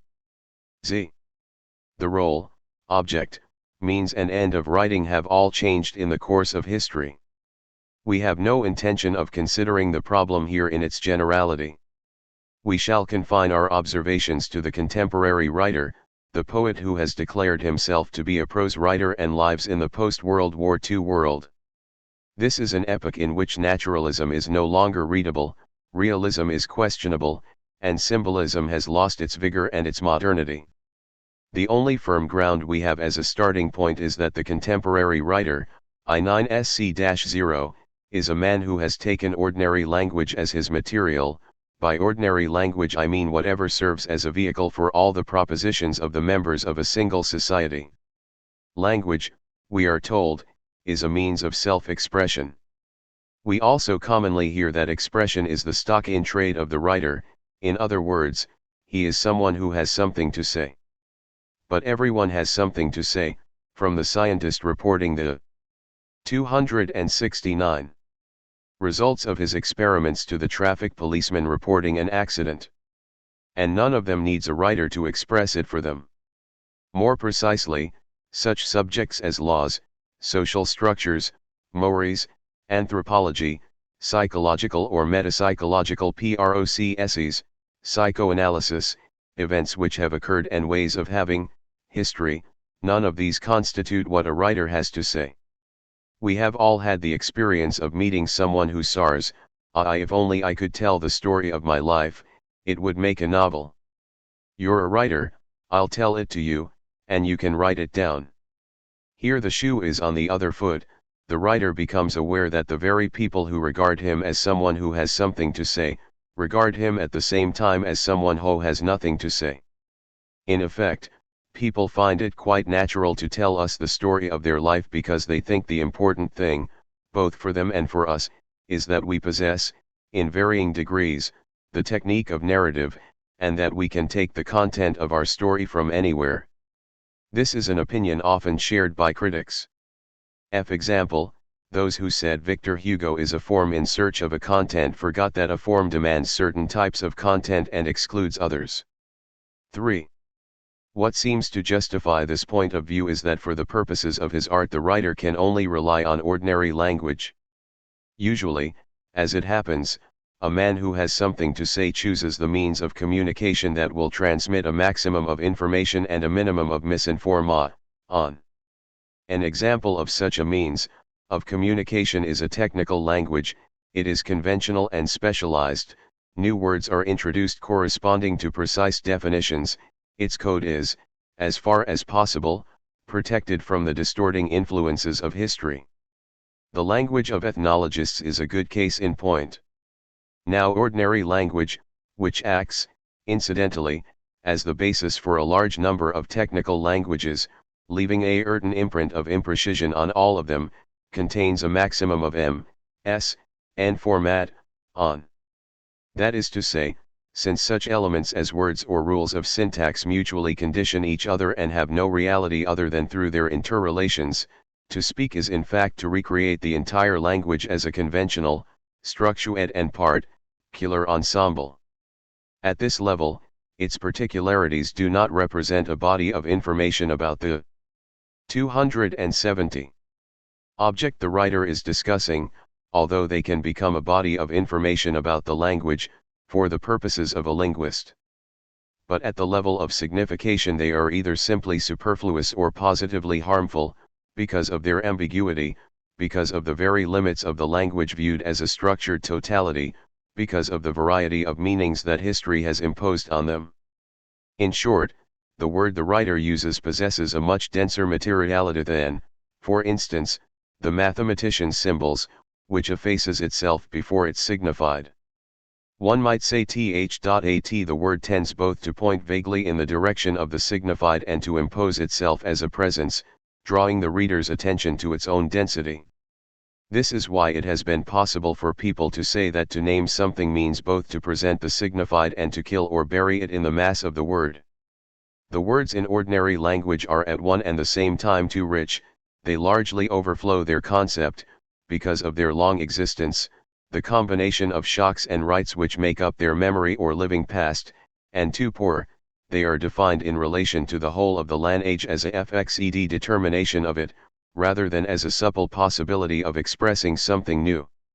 In the exact sciences, when a new phenomenon is discovered, a word to name it is simultaneously invented by a few and rapidly adopted by all in the scientific community: entropy, complex numbers, transphy, tensors, cybernetics, or operational calculus. But even though it sometimes happens that a writer feels called upon to invent a word, in general he rarely makes use of this procedure in order to transmit a knowledge or register an emotion. He prefers to utilize a current word and charge it with a new meaning that becomes superad to its old ones. One might say that he has vowed to utilize the whole of ordinary language and nothing but ordinary language, with all the misinformative features that hamper it. If then the writer adopts ordinary language, he does so not simply as a means for transmitting knowledge, but also as a means for not transmitting it. Writing means both possessing language. The Japanese naturalists, a critic said, conquered prose from poetry, and not possessing it, in so far as language is something other than the writer and other than men. A specialist language is the conscious creation of the specialists who use it. Its conventional character is the outcome of synchronic and diachronic agreements estab. 27 lished between themselves. For example, a phenomenon is often named, at the beginning, by two or more words, but with the passing of time, one of them becomes dominant and the others drop away. In this sense, the young student of the discipline in question is led tacitly to accede to these agreements as well. He simultaneously learns the thing, and the word that designates it, and he thereby becomes, as a collective subject, master of his technical language. The writer, on the contrary, knows ordinary language is developed by men who speak one without agreement with each other. Conventions are established through the activities of these men, but in so far as the groups they constitute are other for each other and Thursday other than them lves, and in so far as the whole of language develops in an apparently autonomous fashion as a materiality which mediate between men to the extent that men are mediate 9rs between its different aspects, a materiality I have elsewhere called practico-inert. Now the writer is interested in this materiality in so far as it seems to possess a life of its own and eludes him, in common with all the other speakers of the language. In French there are two genders, masculine and féminin, which can orally be understood in terms of each other. Now as it happens, these two genders designate not only men and women, but in addition, in each case, via a long history, objects which in themselves are neither masculine nor feminine but neuter. In these cases a sexual dichotomy is devoid of conceptual significance. It becomes positively mis-normative when it goes so far as to reverse genders, so that a feminine gender applies to men and a masculine gender to women. One of the greatest of modem writers, Jean Genet, delighted in such phrases as this: les brûlantes amours de la sentinelle et du mannequin. The word amour is masculine in the singular and feminine in the plural, la sentinelle is a man, and le mannequin is a woman. Of course this sentence transmits an item of information: a certain soldier and a woman from the world of fashion parades love each other passionately. But it transmits this information in such a bizarre way that it can be said to be deformed as the man is feminized and the woman masculinized. Let us say. Translator's note: literally, the ardent passion the sentry and model feel for each other. The point of the sentence is that the word sentinel, a masculine concept, is grammatically feminine, arid the word mannequin, a feminine concept, is grammatically masculine. 272. That the sentence is eroded by a falsely informative materiality.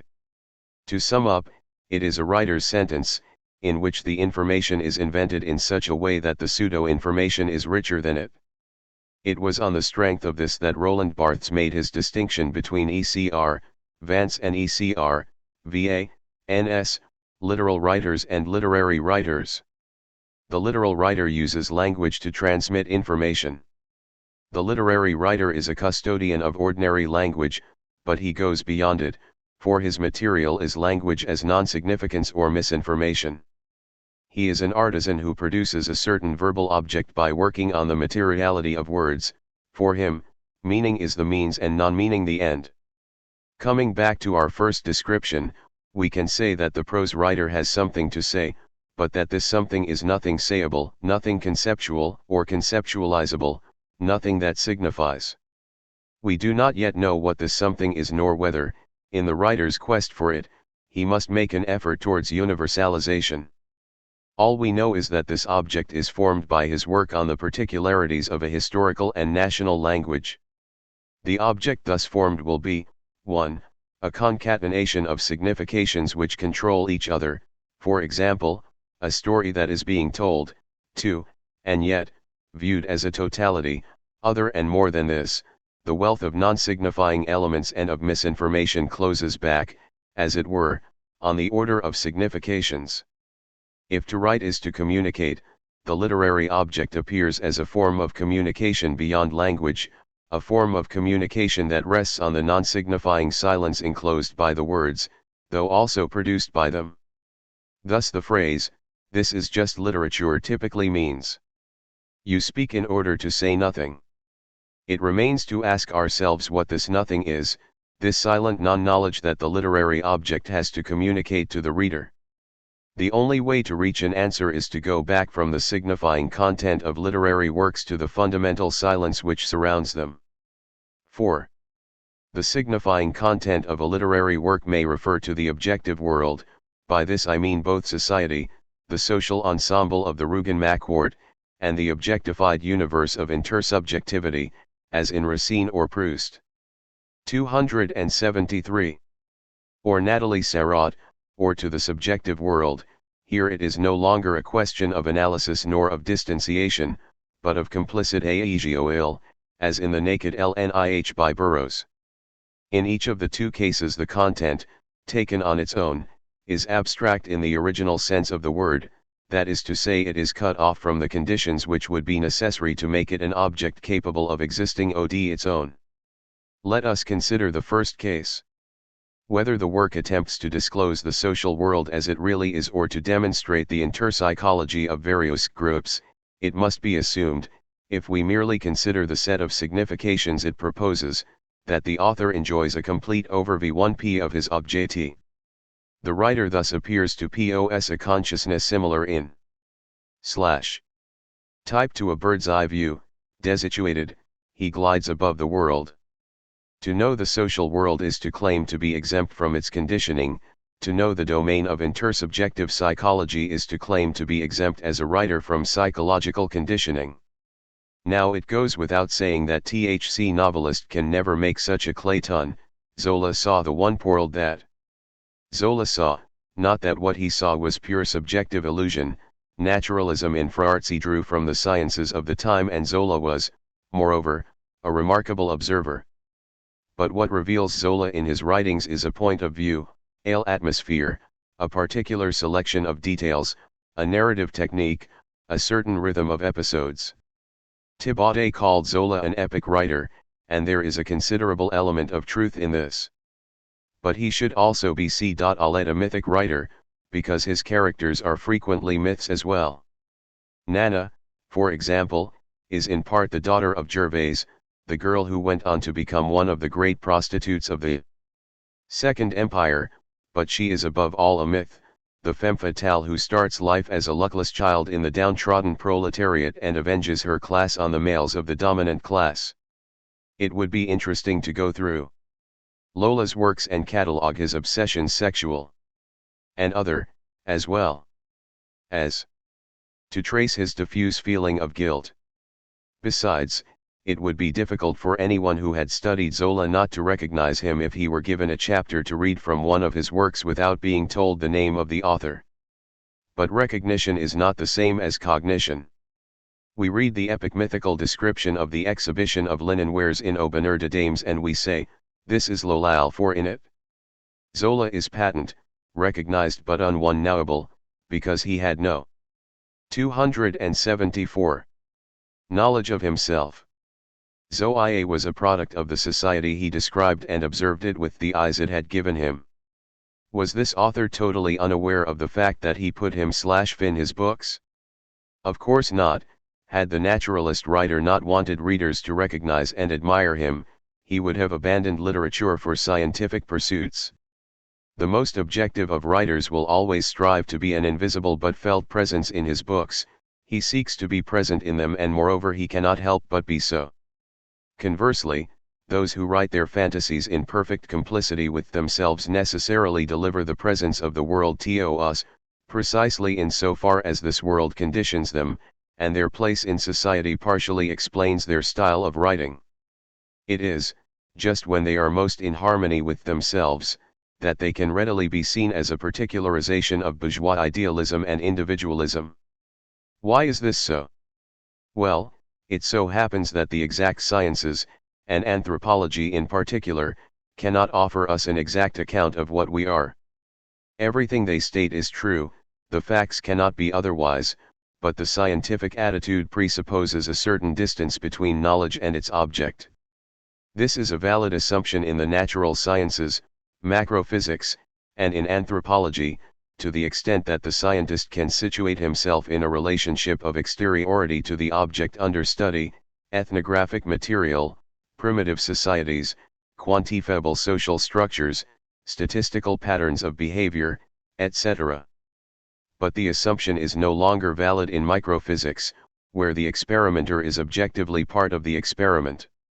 And this particular condition refers us back to a capital feature of human existence, which Merleau-Ponty termed our insertion in the world and I have called our particularity.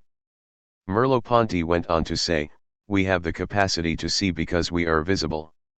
What this comes down to is the proposition that we can only see the world in front of us because it has constituted us from behind as visual beings, who are therefore necessarily also visible beings. In fact, there is a fundamental link between our own being, the multiple determinations that we have to exist, and the being in front of us, that is there to be seen. The apparition that is constituted in a world that produces me by assigning me through the banal singularity of my birth to a unique adventure, while at the same time conferring on me by my situation, the son of a man, of a petty bourgeois intellectual, of such and such a family, a 275. General destiny, a class destiny, a family destiny, an historical destiny, is none other than what I Call being in THC world or the singular remember. Tal. This apparition is fated to expire in a universe which I interiorize by naivety project to wrest myself free of it, an interiorization of the exterior accomplished by the very moment in which I exteriorize my interiority. This can be put in yet another way: I, as a part of an ongoing totalization, am the product of this totalization and thereby express it entirely. But I can only express it by turning myself into a totalizer, that is to say by grasping JB world in front of me in a practical disclosure. This is the explanation for the fact that Racine reproduces his society, his epoch, its institutions, his family, his class, etc., by disclosing and producing intersubjectivity in his works, and for the fact that Gide reveals the world that both produces and conditions him in his advice to Nathaniel, or in the most intimate pages of his journal. The writer is not a special case, he too can't escape his insertion in the world, and his writings are the very type of a singular universal. Whatever their category, literary works always have two complementary facets: the historical singularity of their being, and the universality of their aims, or vice versa, the universality of their being and the singularity of their aims. A book is necessarily a part of the world, through which the totality of the world is made manifest, although without ever being fully disclosed. This perpetually dual character of a literary work is what constitutes its richness, its ambiguity, and its limitations. This duality was not explicitly apparent to classical or naturalist writers, although they were not entirely unaware of it. Today it is seen that it is not simply a passive determination of the literary work, for the latter can have no other end than to exist on both planes at once, because its very structure as a singular universal prevents any possibility of positing a unilateral end. The writer utilizes language in order to produce a twofold object which testifies, in its being and in its end, both to its singular universality and to its universalizing singularity. However, we must be quite clear here. I know or can find out that I am determined universally, I know or can find out that I am part of an ongoing totalization that is totalized, and that my slightest gesture will retotalize it. Certain human sciences, Marxism, sociology, psychoanalysis, provide me with the tools I need in order to know my PLA.CE and the general lines of my development. These are the facts in my own case.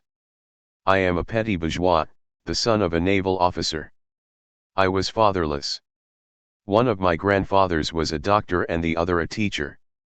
I was fed bourgeois culture such as it was spooned out between the years 1915 and 1929, when my studies officially came to a close. These facts, linked to certain objective data of my childhood, endowed me with a predisposition towards a certain neurotic reaction. If I examine this ensemble in the light of anthropology, I shall acquire a certain type of knowledge about myself which, far from being useless to the writer, is indispensable today to deepen and develop literature. But it is indispensable in order to illuminate the literary option proper, to situate it externally, and to clarify the writer's relationship with the world in front of him. But no matter how precious it may be, knowledge of myself and of others in our pure objectivity does not constitute the fundamental object of literature, since such knowledge represents universality without the singular. Nor, conversely, is the literary object created by a total complicity with fantasies. What constitutes the object of literature is being in the world. Not in so far as it is treated externally, but in so far as it is lived by the writer. For this reason literature, though it must today rest more and more on universal scientific knowledge, is not concerned with transmitting items of information from any given sector of that knowledge. Its subject is the unity of the world, a unity that is zealously called into question by the twofold movement of interiorization and exteriorization, or, if you like, by the impossibility of the part being anything other than determined by the whole, or of merging with the whole that it negates by the very determination, omnis determinatio est negatio, that is conferred on it by the whole. The distinction we make between the world in front and the world behind should not blind us to the fact that the two are continuous, they make but one. Flaubert's hatred of the bourgeoisie was his way of exteriorizing the interiorization of his bourgeois being. The fold in the world of which Merleau-Ponty used to speak is today the only possible object for literature. The writer will restore, for example, a landscape, a street scene, an event. 1. Insofar as these singularities are embodiments of the whole, which is the world. 2. Simultaneous while insofar as the way in which he expresses them. 277. Testifies to the fact that he is himself a separate embodiment, f. the same whole, the world interiorized. 3. Insofar as this insurmountable duality reveals a rigorous unity that haunts the object produced without ever being visible in it. In effect, the individual was originally this unity, but his existence destroys it as a unity to the very extent that it manifests it. Since even the destruction of this existence would not restore it, the writer is better advised to try to make it felt in the ambiguity of his work, as the impossible unity of a suggested duality. If such is in fact the aim of the modern writer, whether or not he is conscious of it, then a number of consequences for his works will follow. 1. First of all, it is true that fundamentally the writer has nothing to say. We should understand by this that his basic aim is not to communicate no, E4GE. 2. But he communicates, all the same. For he presents the human condition in the form of an object, the work, such that it can be grasped in its most radical depth, being in the world. 6. But this being in the world is not presented in the same way as I am referring to it here, by verbal approximations that still strive towards universality, for I describe it in so far as it is the mode of being of all men, which could be expressed by saying, man is the son of man. The writer can testify only to his own being in the world, by producing an ambiguous object which suggests it elusively. Thus the real relationship between reader and writer remains non-knowledge, when reading a writer's work. The reader is referred back indirectly to his own reality as a singular universal. He realizes himself, both because he enters into the book and does not completely enter into it, as another part of the same whole, as another viewpoint of the world on itself. 4. If the writer has nothing to say, it is because he must present everything, in other words, the singular and practical relationship of the part to the whole which is being in the world. The literary object must testify to the paradox of man in the world, not by providing information about men in general, which would make the author no more than an amateur psychologist or sociologist, but by simultaneously objectifying and subjectifying being in the world, being in this world, as a constitutive and unsayable relationship between everyone and everything, and between each man and all others. 5. If the work of art has all the characteristics of a singular universal, everything happens as if the author had taken the paradox of his human condition as a means, and the objectification of this condition in the midst of the world as an end. Thus beauty today is nothing other than the human condition presented not as facticity but as the product of a creative freedom, that of the author. And, to the extent that this creative freedom aims at communication, it addresses itself to the creative freedom of the reader and solicits him to recompose the work by reading it, for reading, too, is creation. In other words, it invites him freely to grasp his own being in the world as if it were the product of his freedom, as if he were the responsible author of his being in the world even while suffering it, or if you like, as if he was the world incarnated in liberty. Thus the literary work of art cannot be life addressing itself directly to life and seeking to realize, by emotion, sexual desire, and so on, a symbiosis between writer and reader. On the contrary, by addressing itself to freedom, it invites the reader to assume responsibility for his own life, but not for the circumstances which modify it and can make it intolerable. It does so not by edifying but, on the contrary, by demanding an aesthetic effort to recompose it as the paradoxical unity of singularity and universality. 6. We can now understand that the total unity of the recomposed work of art is silence, that is to say, the free incarnation, through words and beyond word, of being in the world as non-knowledge folding back over a partial but universalizing knowledge. It remains to ask ourselves how the author can engender an underlying non-knowledge. The object of his book, by means of significations, in other words, how he can fashion silence with words. It is here that we can see why the writer is a specialist in ordinary language, that is to say the language that contains the greatest quantity of misinformation. In the first place, words have two aspects as being in the world. On the one hand they are objects that have been sacrificed, for they are always surpassed towards their significations, which, once understood, become in their turn polyvalent verbal schemas which can be expressed in 100 different ways, hence with other words. On the other hand, they are material realities. In this sense they possess an objective structure which imposes itself and can always affirm itself at the expense of meaning. The words frog and ox have sonorous and visual values, they are presences.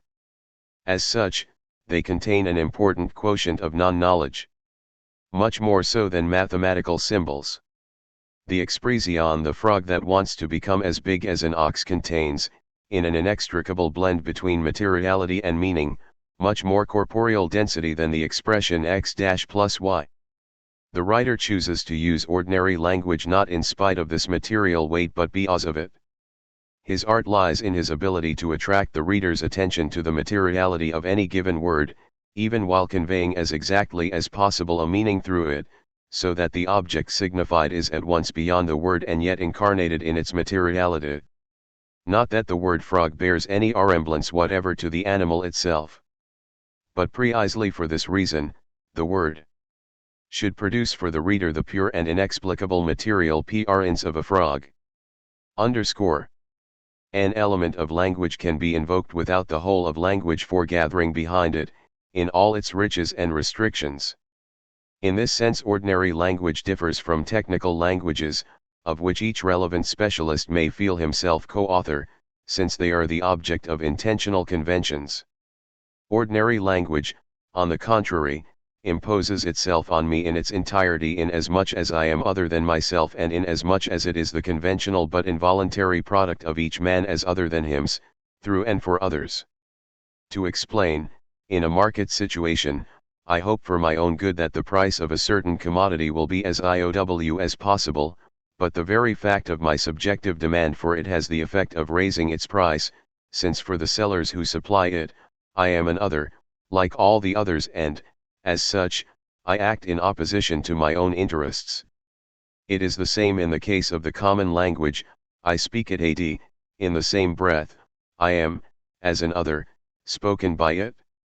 Needless to say, these two facts are simultaneous and dialectically linked. No sooner have I said, "Good morning, how are you?" than already I no longer know whether I am making use of language or whether language is making use of me. I use it, entered to greet a particular man that I am pleased to see again, it uses me, all I have done is reactualize, with a particular intonation, it is. Translator's note, a phrase taken from one of La Fontaine's fables. True, a commonplace of discourse that is affirmed through me. From this moment, the whole of the language comes into play. In the conversation that follows, I will see my intentions deflected, limited, betrayed and enriched by an articulated ensemble of morphemes. In this way language, a strange bonding device, unites me as other to an other in huaptu, is. An other to the very extent that it unites the two of us in so far as we are the same, that is to say, subjects communicating interchannally with each other. Far from attempting to suppress this paradoxical situation, the writer seeks to exploit it to the maximum and to make his being in language the expression of his being in the 7 jor ij.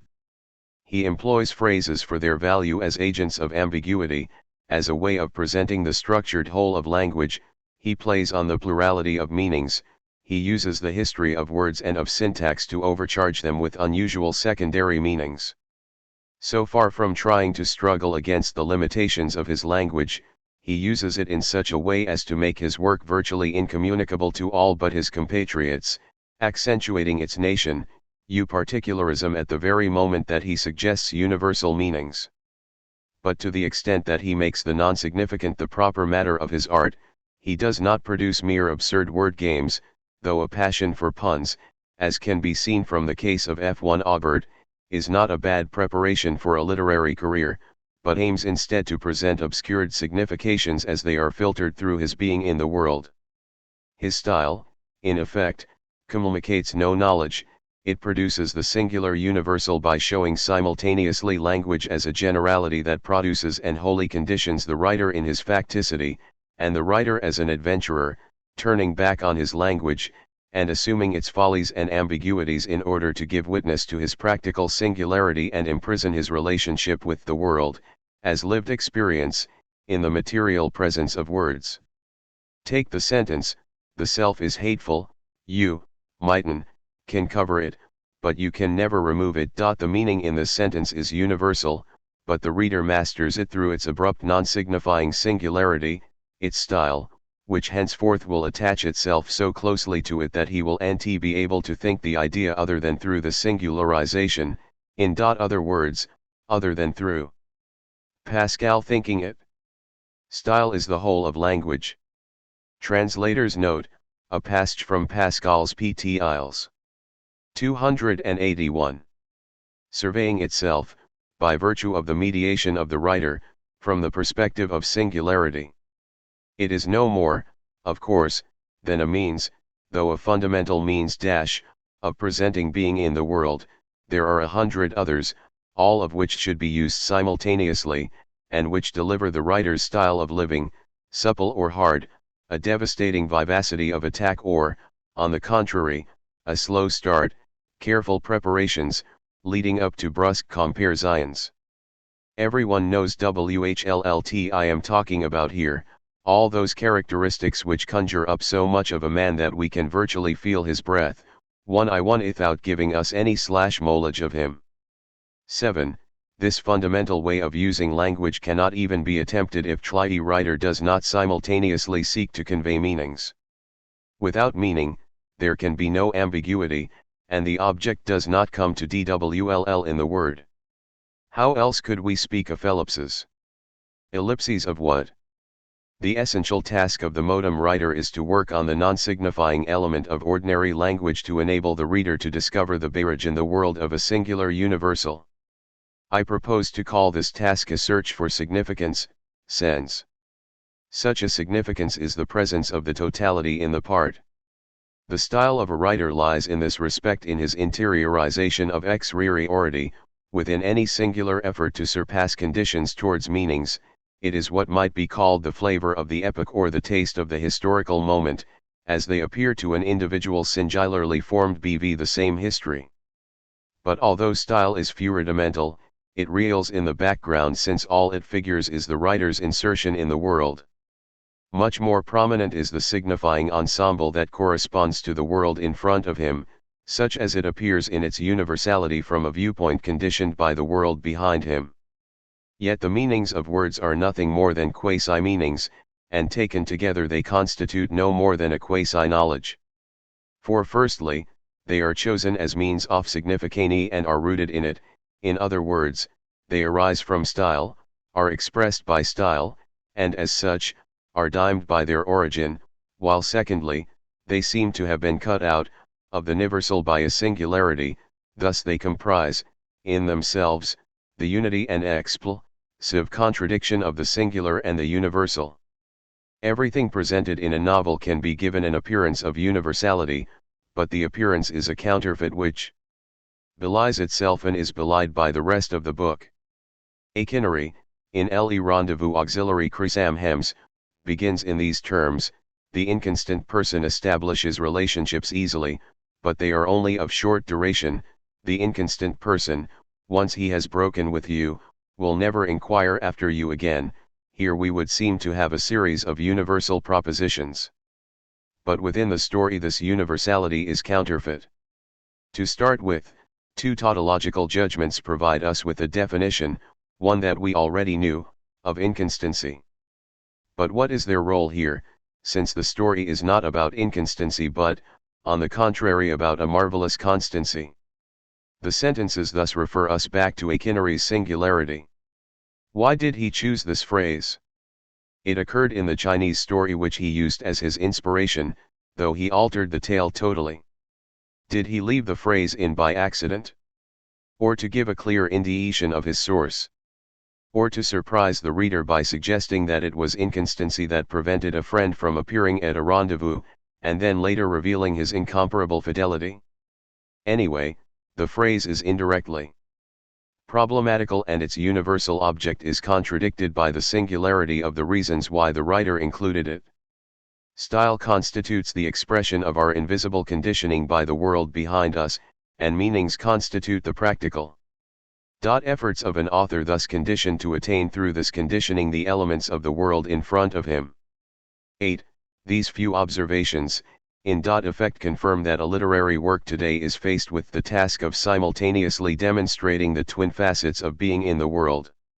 It must constitute itself a self-disclosure of the world through the mediation of a singular part produced by it, such that the universal is everywhere presented as the generator of singularity, and singularity as the enveloping curve and invisible limit of universality. In a literary work, objectivity should be discerned on every page as the fundamental structure of the subjective, and, conversely, subjectivity should everywhere be visible as the impenetrability of the objective. If the work has this dual intention, it matters little what formal structure it assumes. It may, as in the case of Kafka, appear as an objective and amilitarious narrative, a sort of symbolism without symbols and or anything precisely being symbolized, in which metaphors never indirectly convey information, but the writing constantly indicates those modes of being in the world that are lived as indecipherable. It may, as in Aragon's 283 later novels, take shape as a work in which the author openly intervenes in his narrative in order to limit its universality at the very moment when he appears to want to extend it.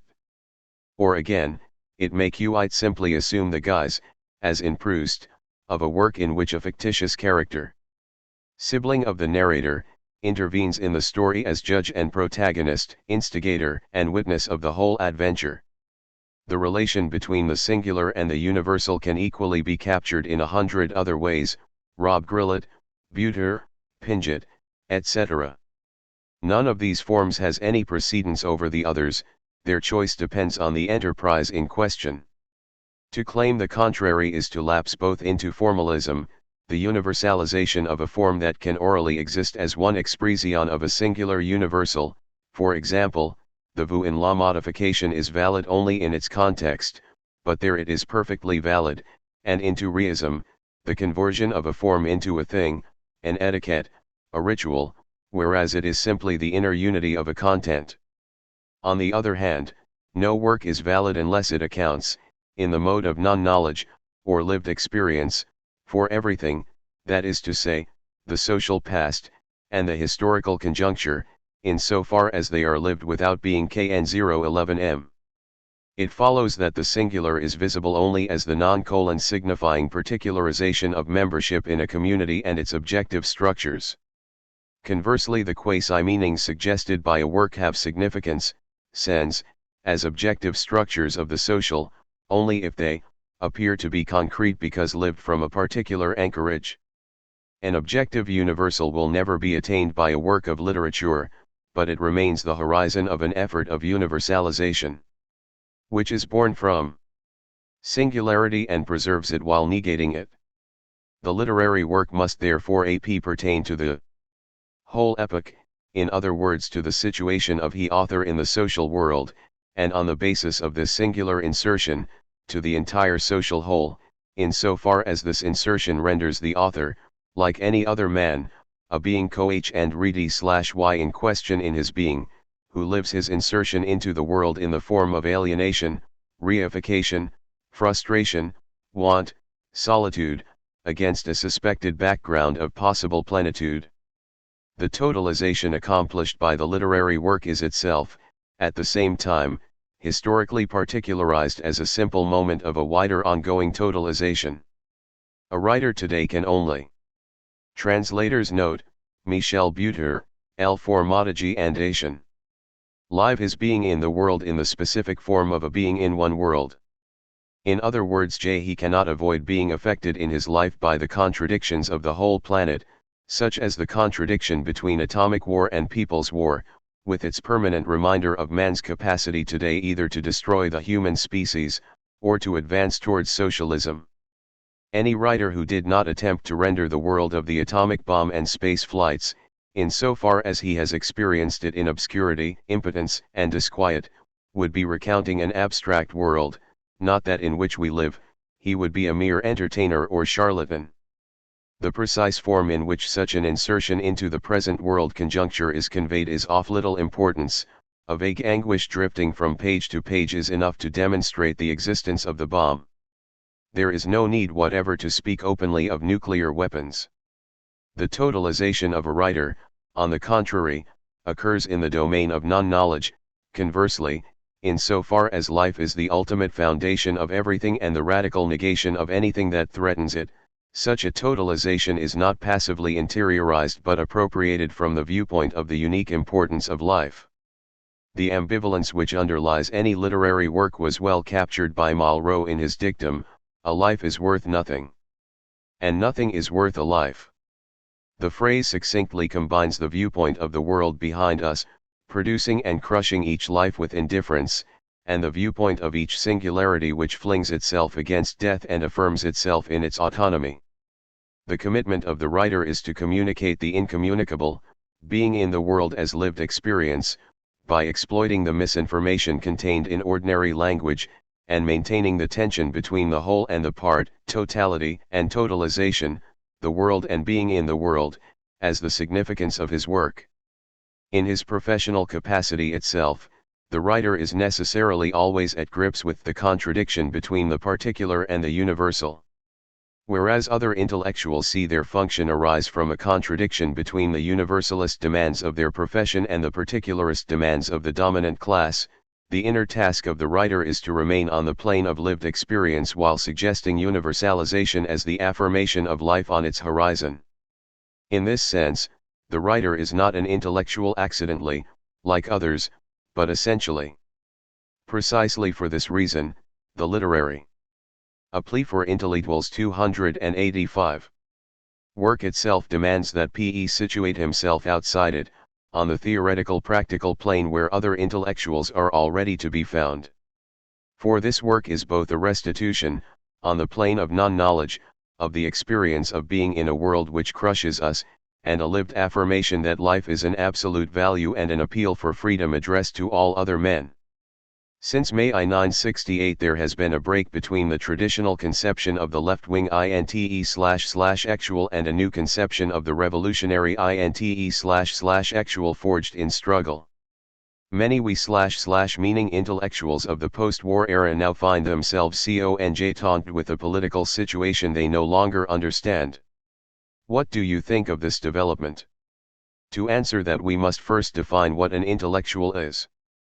Some people think of him as a person who works exclusively with his intelligence, but this is a poor definition. No type of work is a pure exercise of the intelligence, for that matter no type of work can dispense with intelligence either. A surgeon, for example, can be an intellectual and yet his work is manual. I do not think intellectuals can be defined exclusively in terms of their profession, but all the same, we need to know in which professions we are likely to find them. I should say they can be found in the occupations which I would call the techniques of practical knowledge. In fact, all knowledge is practical, but this has been realized only recently. This is why I use the two words together. The technicians of practical knowledge develop or utilize by means of exact disciplines a body of knowledge whose end is, in principle, the good of all. This knowledge aims, of course, at universality. A doctor studies the human body in general in order to cure, in any particular person, a disease whose symptoms he discovers and against which he develops a remedy. But the technician of practical knowledge can just as well be an engineer, a scientist, a writer, or a teacher. In each case, the same contradiction is to be found.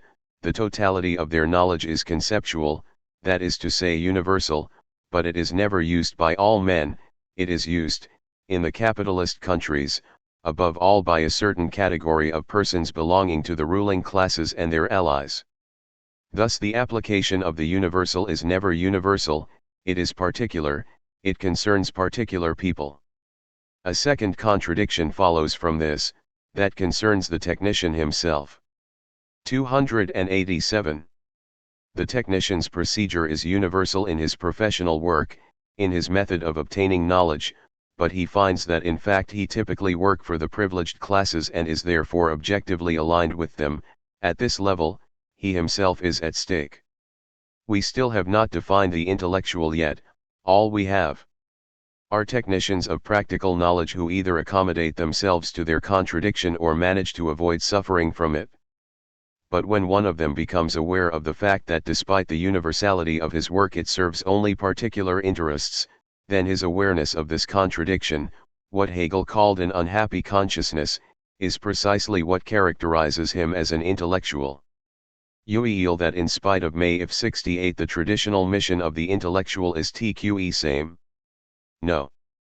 But first we must know what this mission was, and who gave it to him. In fact, because he was both universal and particular, the intellectual denounced each particularized use of the universal, and in each specific case he tried to indicate principles of a universal policy, designed to achieve the good of the greatest number. Thus the classical intellectual was the type who would say, "Watch out, they are holding this up to you today as the application of a universal. For example, a law that is supposed to be applied universally, under which people are arrested impartially. Now this is not true," says the intellectual. Laws are not universal, for such and such a reason, and on the other side, there is such and such a particular interest that is served by these laws, there is a particular class and a particular policy that led to such and such an individual being arrested or such and such a war being continued. The classic example of an intellectual's activity can be seen in the opposition to the Vietnam War. A certain number of intellectuals joined parties or organizations denouncing the war in Vietnam, and they made use of their specialized knowledge to show, let us say, that a particular type of defoliant had been sprayed over the fields of Vietnam.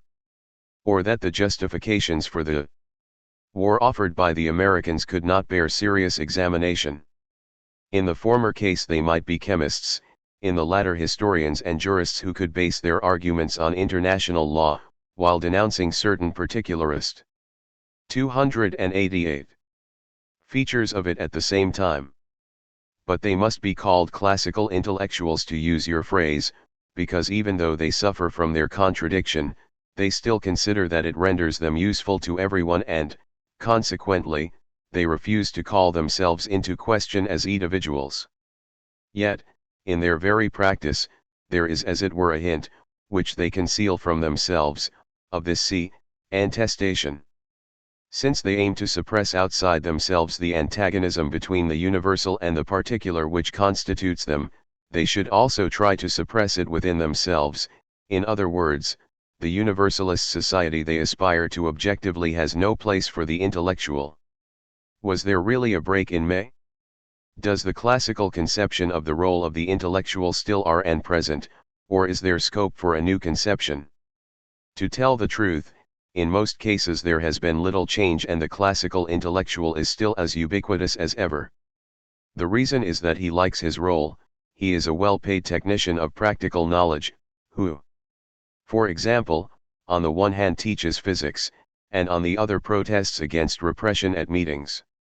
He is ill at ease in principle, and thinks that by virtue of this feeling, which represents an awareness of his contradiction, he can be useful, since his contradiction is the contradiction of the whole society. One might say that you acted as guide for a whole generation of French intellectuals, and yet you were one of the first suddenly to become aware of the failure of a large part of this generation and the need today for a new political outlook on the part of intellectuals. I certainly would not say I was one of the first. The correct analysis was largely the work of students. The students who had become technicians of practical knowledge, even in their first year at university, immediately felt the real problem: whatever happened, they were going to be turned into wage workers for capital or minions of its repression. Those who saw this said to themselves, "We don't want this. Or more precisely they said, we no longer want to be intellectuals, we want the knowledge that we acquire, the acquisition is the first problem, subsequently there is the problem of knowledge itself, which is a universalist knowledge, to be used for the benefit of everyone. When the rank and FLE committees against the WHA, in Vietnam started to appear, for example, the students 289 came to realize that their apprenticeship under bourgeois orders was in no way cancelled merely by their belonging to a committee against the war in Vietnam. Organization of demonstrations by committees cannot in itself alter the very kernel of the nature of the intellectual in our society, as someone who is condemned to be in perpetual contradiction, in so far as he does the opposite of what he wants to do and helps to oppress the people he should want to liberate. I see for example teachers I knew, who go on behaving today like classical intellectuals. Some of them did very courageous things during the Algerian War, saw their apartments bombed, etc. Yet these same people, as teachers, remained occasionally elitist. In the educational system they never moved from the plane of the particular, while elsewhere they were in complete support of the FLN, and thus in support of the total liberation of Algeria, placing the universal onto it. They made use of their knowledge and their mode of reasoning, formed by their studies and their practical experience, to serve ideas which were genuinely universal, for example, the right of a people to determine its own future, yet at the same time they remained selectionists as teachers and taught their courses according to the plans laid down by the university. Such people never dreamt of contesting themselves as intellectuals. They found a good conscience in their bad conscience, because of what they were doing, or thought they were doing, for Algeria or Vietnam. The classical intellectual is the sort of person who retrieves a good conscience from his guilty conscience by actions, in general, the writing of articles, pamphlets, etc., that his conscience impels him to do in other fields. In May 68 these people did not go the same way as the others at all. Doubtless they supported the students and strikers, but they failed at the outset to understand that this was a movement contesting themselves. Some of them were visibly confounded, and cherished a nagging hostility to the events of May and suddenly they felt the movement was contesting them in their capacity as intellectuals, whereas until then the intellectual had always been there to help others, to be available, the natural person to provide the theories, the ideas. But these intellectuals were attacked for the very form of their knowledge, which Odell described a moment ago as universal, and which the Chinese with justice say may be universal, but remains nonetheless bourgeois, since in its very form it is already particularized. Agreed, but this was only discovered later. What I mean is the classical intellectual of the 1950s was the sort who thought that mathematics represented a totally universal body of knowledge. He did not distinguish between a way of learning and applying mathematics which would itself be universal, and a particularist way of learning it. To sum up, the real break occurred in May, when the intellectuals came to understand that it was they themselves and the very form of their knowledge that were being called into question. The form of their knowledge, and the nature of their real existence. One should not say that the classical intellectual was simply the victim of a contradiction, full stop. Such intellectuals have got to feel that this contradiction needs to be suppressed within themselves. Basically it is quite true that their contradiction is the same as that of the society as a whole, and it is certain that an intellectual is a wage earner, and that his real problems are the problems of wage earners in general. He has a knowledge and a power that are at the disposal of a certain kind of society. Yet these fine people who on the one hand supported the Algerian FLN, the Vietnamese NLF, and adopted vanguard positions in all fields, on the other hand remained in spirit wholly in the service of a situation that made them actually harmful. They were not simply unfortunate people who had their contradictions like anyone else, but were harmful precisely in the sense that they were immediately recuperable. But in May it was not the established intellectuals, who had passed their exams and were handling real money, but the apprentice intellectuals, who understood the situation and said to themselves, one thing we do not want is to be like that. By the end of May, science students were leftist politically. but there was absolutely no political analysis / their own scientific knowledge. True, I noticed it at meetings. There was a mixture of paternalism, insofar as people assumed that knowledge was after all an essential element in political power, and of voyeurism, that is say a complete abandonment of culture. The real problem was seldom brought out. 291. So from May onwards it was the apprentice intellectuals, young people, who refused to become personages of the traditional type defined by a function and a salary, for after all this is what defines a man, what he earns and what he does. You remarked that it is not strictly universal knowledge that is taught in our educational system, but bourgeois knowledge universalized, and I would agree. But if the intellectuals had thought this in 1968, they would never have gone ahead with the May Revolt. Because at a given moment they had to have the idea of a universal in order to understand that this universal presupposes a university or else society. The matchilg of society to knowledge. Exactly. But had THEY realized something more difficult, namely that what he possessed was not universal knowledge but only a particularized culture, the shock would have been less violent. Whereas they thought, we have or can have a universal knowledge, but what can we do with it in this society? We came out into the streets as a remit of the first line of analysis, and came to the second. Only later, I agree. But the two have also been necessarily linked and discovered together, above all in Saran fields, for example psychiatry, 1 am thinking of Gorizia. In your opinion, what stage has been reached in the process of re-education of the intellectuals, to use a Chinese expression? In other words, to what extent has the barrier between culture and politics been broken? D01LJ1L. How far has the process of re-education gone? It has only just begun. Had the movement and the violent contestation of May 68 continued, had there not been the betrayal and the relative defeat of June 1, think that many people would have adopted much more radical positions than they have now. Because a lot of them were already shifting rapidly. So on the jail, TLT, IOU have the classical intellectuals and on the other, AMRIMGs the students, PE, W/WHDVE completely broken with the traditional. Translator's note, an Italian counter-psychiatric community. Identity of the intellectual, who have gone off to work in factories, and after TTLJ or 3 years no longer speak the same language at all. Their language has become simplified, their relationship with the proletariat has become real. They have become new men.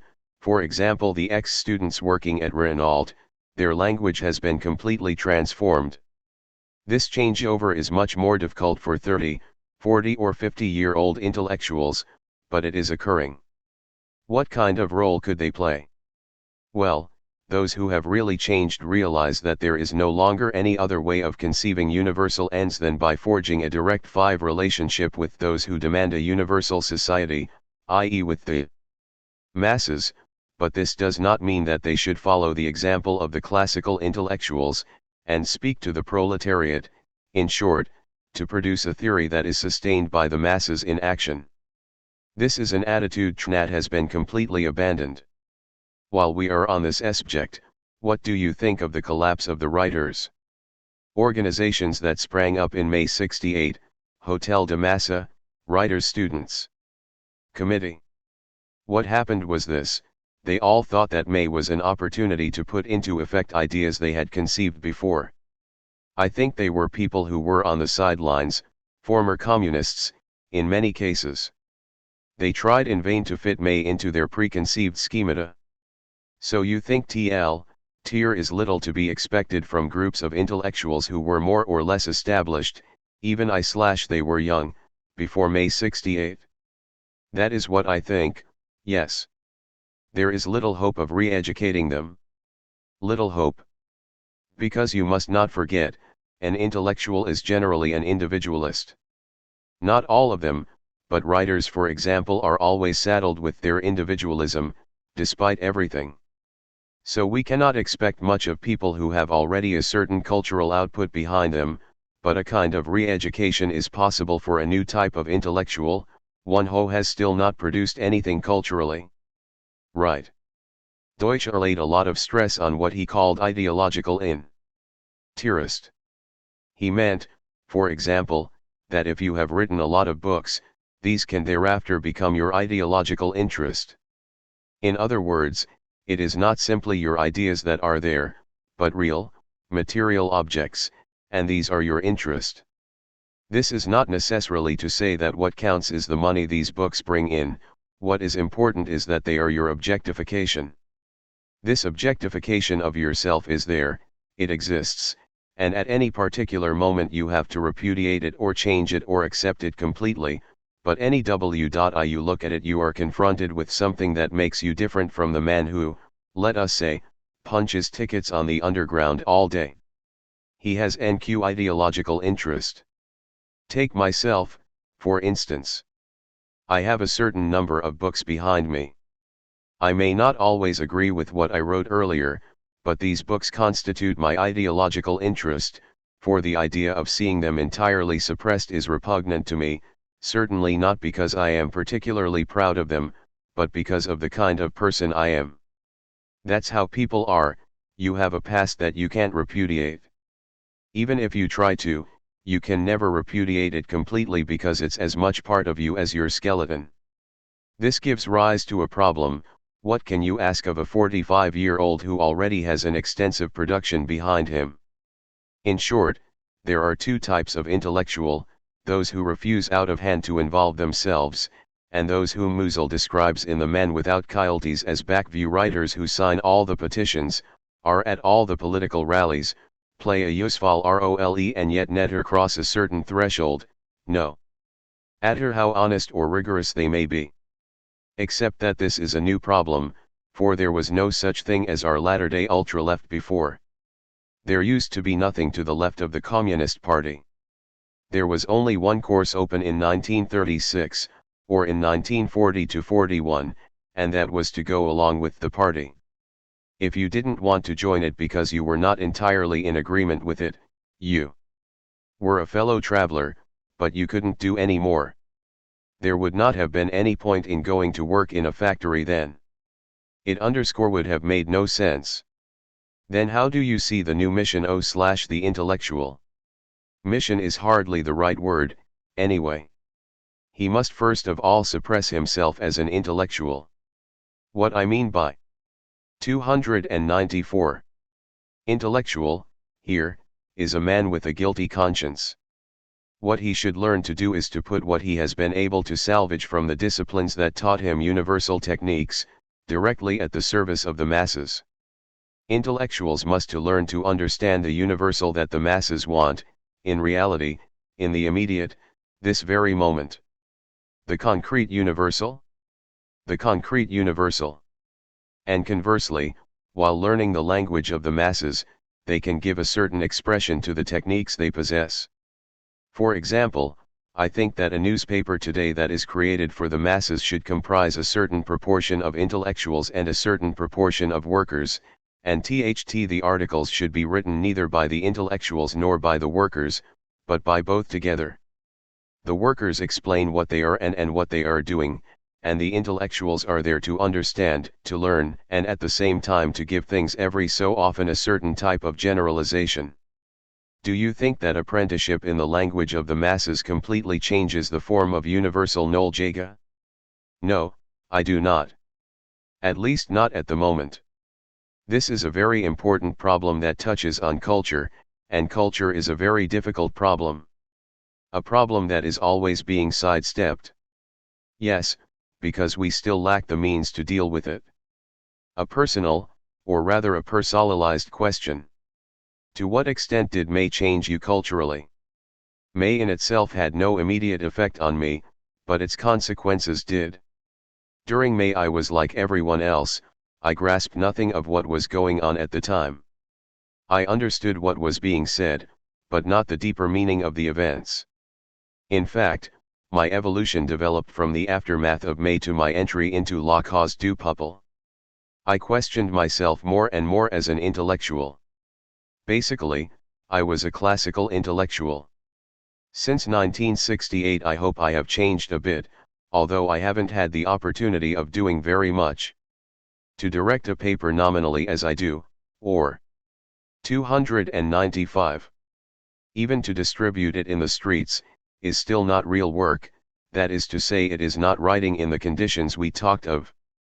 The problem I face in my own case is that of an intellectual 65 years old, who for the last 25 to 27 years has wanted to write a F/Obert, using well-known methods, scientific methods if you like, or at any rate analytical methods, to study a man. Then May 68 happens. I have been deep in this project for 15 years. What do I do? Abandon it? That wouldn't make sense, and yet, as someone has rightly remarked, the 40 volumes of Lenin constitute an oppression for the masses. It is a fact that the masses have neither the time nor the means at the present moment to tackle this type of knowledge, which is an intellectual's knowledge. So what should I do? This is a precise and practical problem. What should you do when you been working on a book for 15 years, when in the long run you have not changed much, since you can never discard the Hawaii of your childhood? What should you do? I decided to finish the book, but as long as I go on working on it, I remain at the level of the traditional intellectual. Will Wyatl finish it in the way you originally envisaged? Of course. It wouldn't make sense otherwise. But you see, this case is a good example of a contradiction. You go as far as possible in one direction, but in another you finish what you have to do. I could only abandon this work with difficulty, for after all it would mean renouncing the work of many years. But you have abandoned things in the past, for example the Roads to Freedom and other works you had begun? Yes, but that was because of internal difficulties. Yet the Roads to Freedom could speak directly to the masses. It's a far more popular literary work than your Flaubert will ever be? Very true. But this is a problem I cannot resolve. Should there not be a type of research and culture that is not directly accessible to the masses and which nevertheless is mediated to them by one means or another? Isn't specialization still insurmountable in our day? Or, even more problematically, does writing this F/Obert make any sense at all? I'm not talking about its merits. Is it a work which necessarily will be buried, or on the contrary is it a work which may in the long run prove to be of some use? You can't tell. For example, I don't like what so-and-so writes, but I can't say whether his or someone else's work might not be useful to the masses one day, for reasons that are obscure to us now. I can't tell, how could I? Indeed. Mal/Arm himself, in El Humanite Dimanche, has become Comrade Mallarmé. So, between May 68 and the time WHNU took, the direction OJ la cause du peuple, something happened which whammed enough to stop you writing your Flaubert but which radicalized me in another direction. Now I consider myself available for any correct political tasks requested of me. It wasn't as a liberal defending the freedom of the press that I took over the direction of La Cause du Peuple. I didn't do it for any reason like that. I did it as an act which committed me to the side of people with whom I got on well, but whose ideas I certainly don't entirely share. Yet it's not a purely formal commitment. We should also like you to say something to us about the strengths and weaknesses of the revolutionary press. Firstly, no paper has found the correct tone, not even La Cause du Peuple. It has a certain tone, but there is no link between theory and practice. It's also a problem to know what sort of information to give. Systematic exaggeration of minor rents is often of dubious help. Obviously it's undesirable. Moreover, as I see it, the revolutionary press should give a true account not only of successful actions, but of unsuccessful ones too. As long as you keep up a triumphalist tone, you stay on the same terrain as El Humanidal. This is something to be avoided. There are certain well-tried techniques of lying that I do not like. What needs to be said, on the contrary, is the truth, which means saying such and such was a failure, and this is why, or again, Such and such was successful, and this is why. It's always more valuable to report the truth is revolutionary and the masses have a right to it. This is what a Friedeld of the People 297 has never been done. Just imagine what it must have been like for a worker of my age who had been a Stalinist and then, one fine day, was told brutally and without any explanation that Stalin was nothing. Such workers were left high and dry with no further word of explanation. What kind of behavior is that? Is that the way to treat a man? This was a terrible experience. It threw people into a kind of despair. What is even more serious is the fact that the bourgeois press tells more of the truth than the revolutionary press, even when it is lying. The bourgeois papers lie. They lie more skillfully. They manage to discredit, but they stick to the facts. It's terrible to think that the revolutionary papers, far from being more truthful than bourgeois papers, are less so. But what is also necessary is that we, who are also the masses, learn to live with the truth. Revolutionaries don't want to know the truth, they have been brainwashed. They live in a sort of dream world. We have to create a desire for the truth, in ourselves and in others. A desire that may didn't generate, perhaps, true, may didn't generate this desire. Partly because of a lyrical quality that we shouldn't reject. The problem now is to try to define a new role for intellectuals. Because in fact, since May, they have continued to play no other role than that of support, or surety for a mass movement, of students or workers, that was already there, for example, in the CNPP* occupation. I'll limit myself to a single observation: you still see them as intellectuals. I don't approve of that. You're right, it's a mistake on our part. Yes, it's a mistake.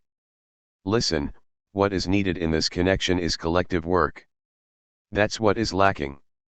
If you want to recapture that organic union that existed in the 19th century, an organic union of workers or intellectuals, you have to work in mixed cells. Let's have done with these separate cells cut off from each other. This is the only way you'll ever change intellectuals. And, on the other hand, this gives. Trans-1-8ers note, CNPF is the Confédération Nationale du Patronat Fran, the French Employers' Federation. Them the opportunity within the group to test their opinions from time to time against their own practice. I think that's the way in which they should work. Do you think the intellectuals 11 who occupied the NPF could find a different type of intervention in mass movements? Point 2. That seems highly unlikely to me. You know how difficult it is with intellectuals. I have much more hopes of the young. When I talk of organizations bringing workers and intellectuals together, I'm thinking of 20 to 30-year-olds, the young people thrown up by May.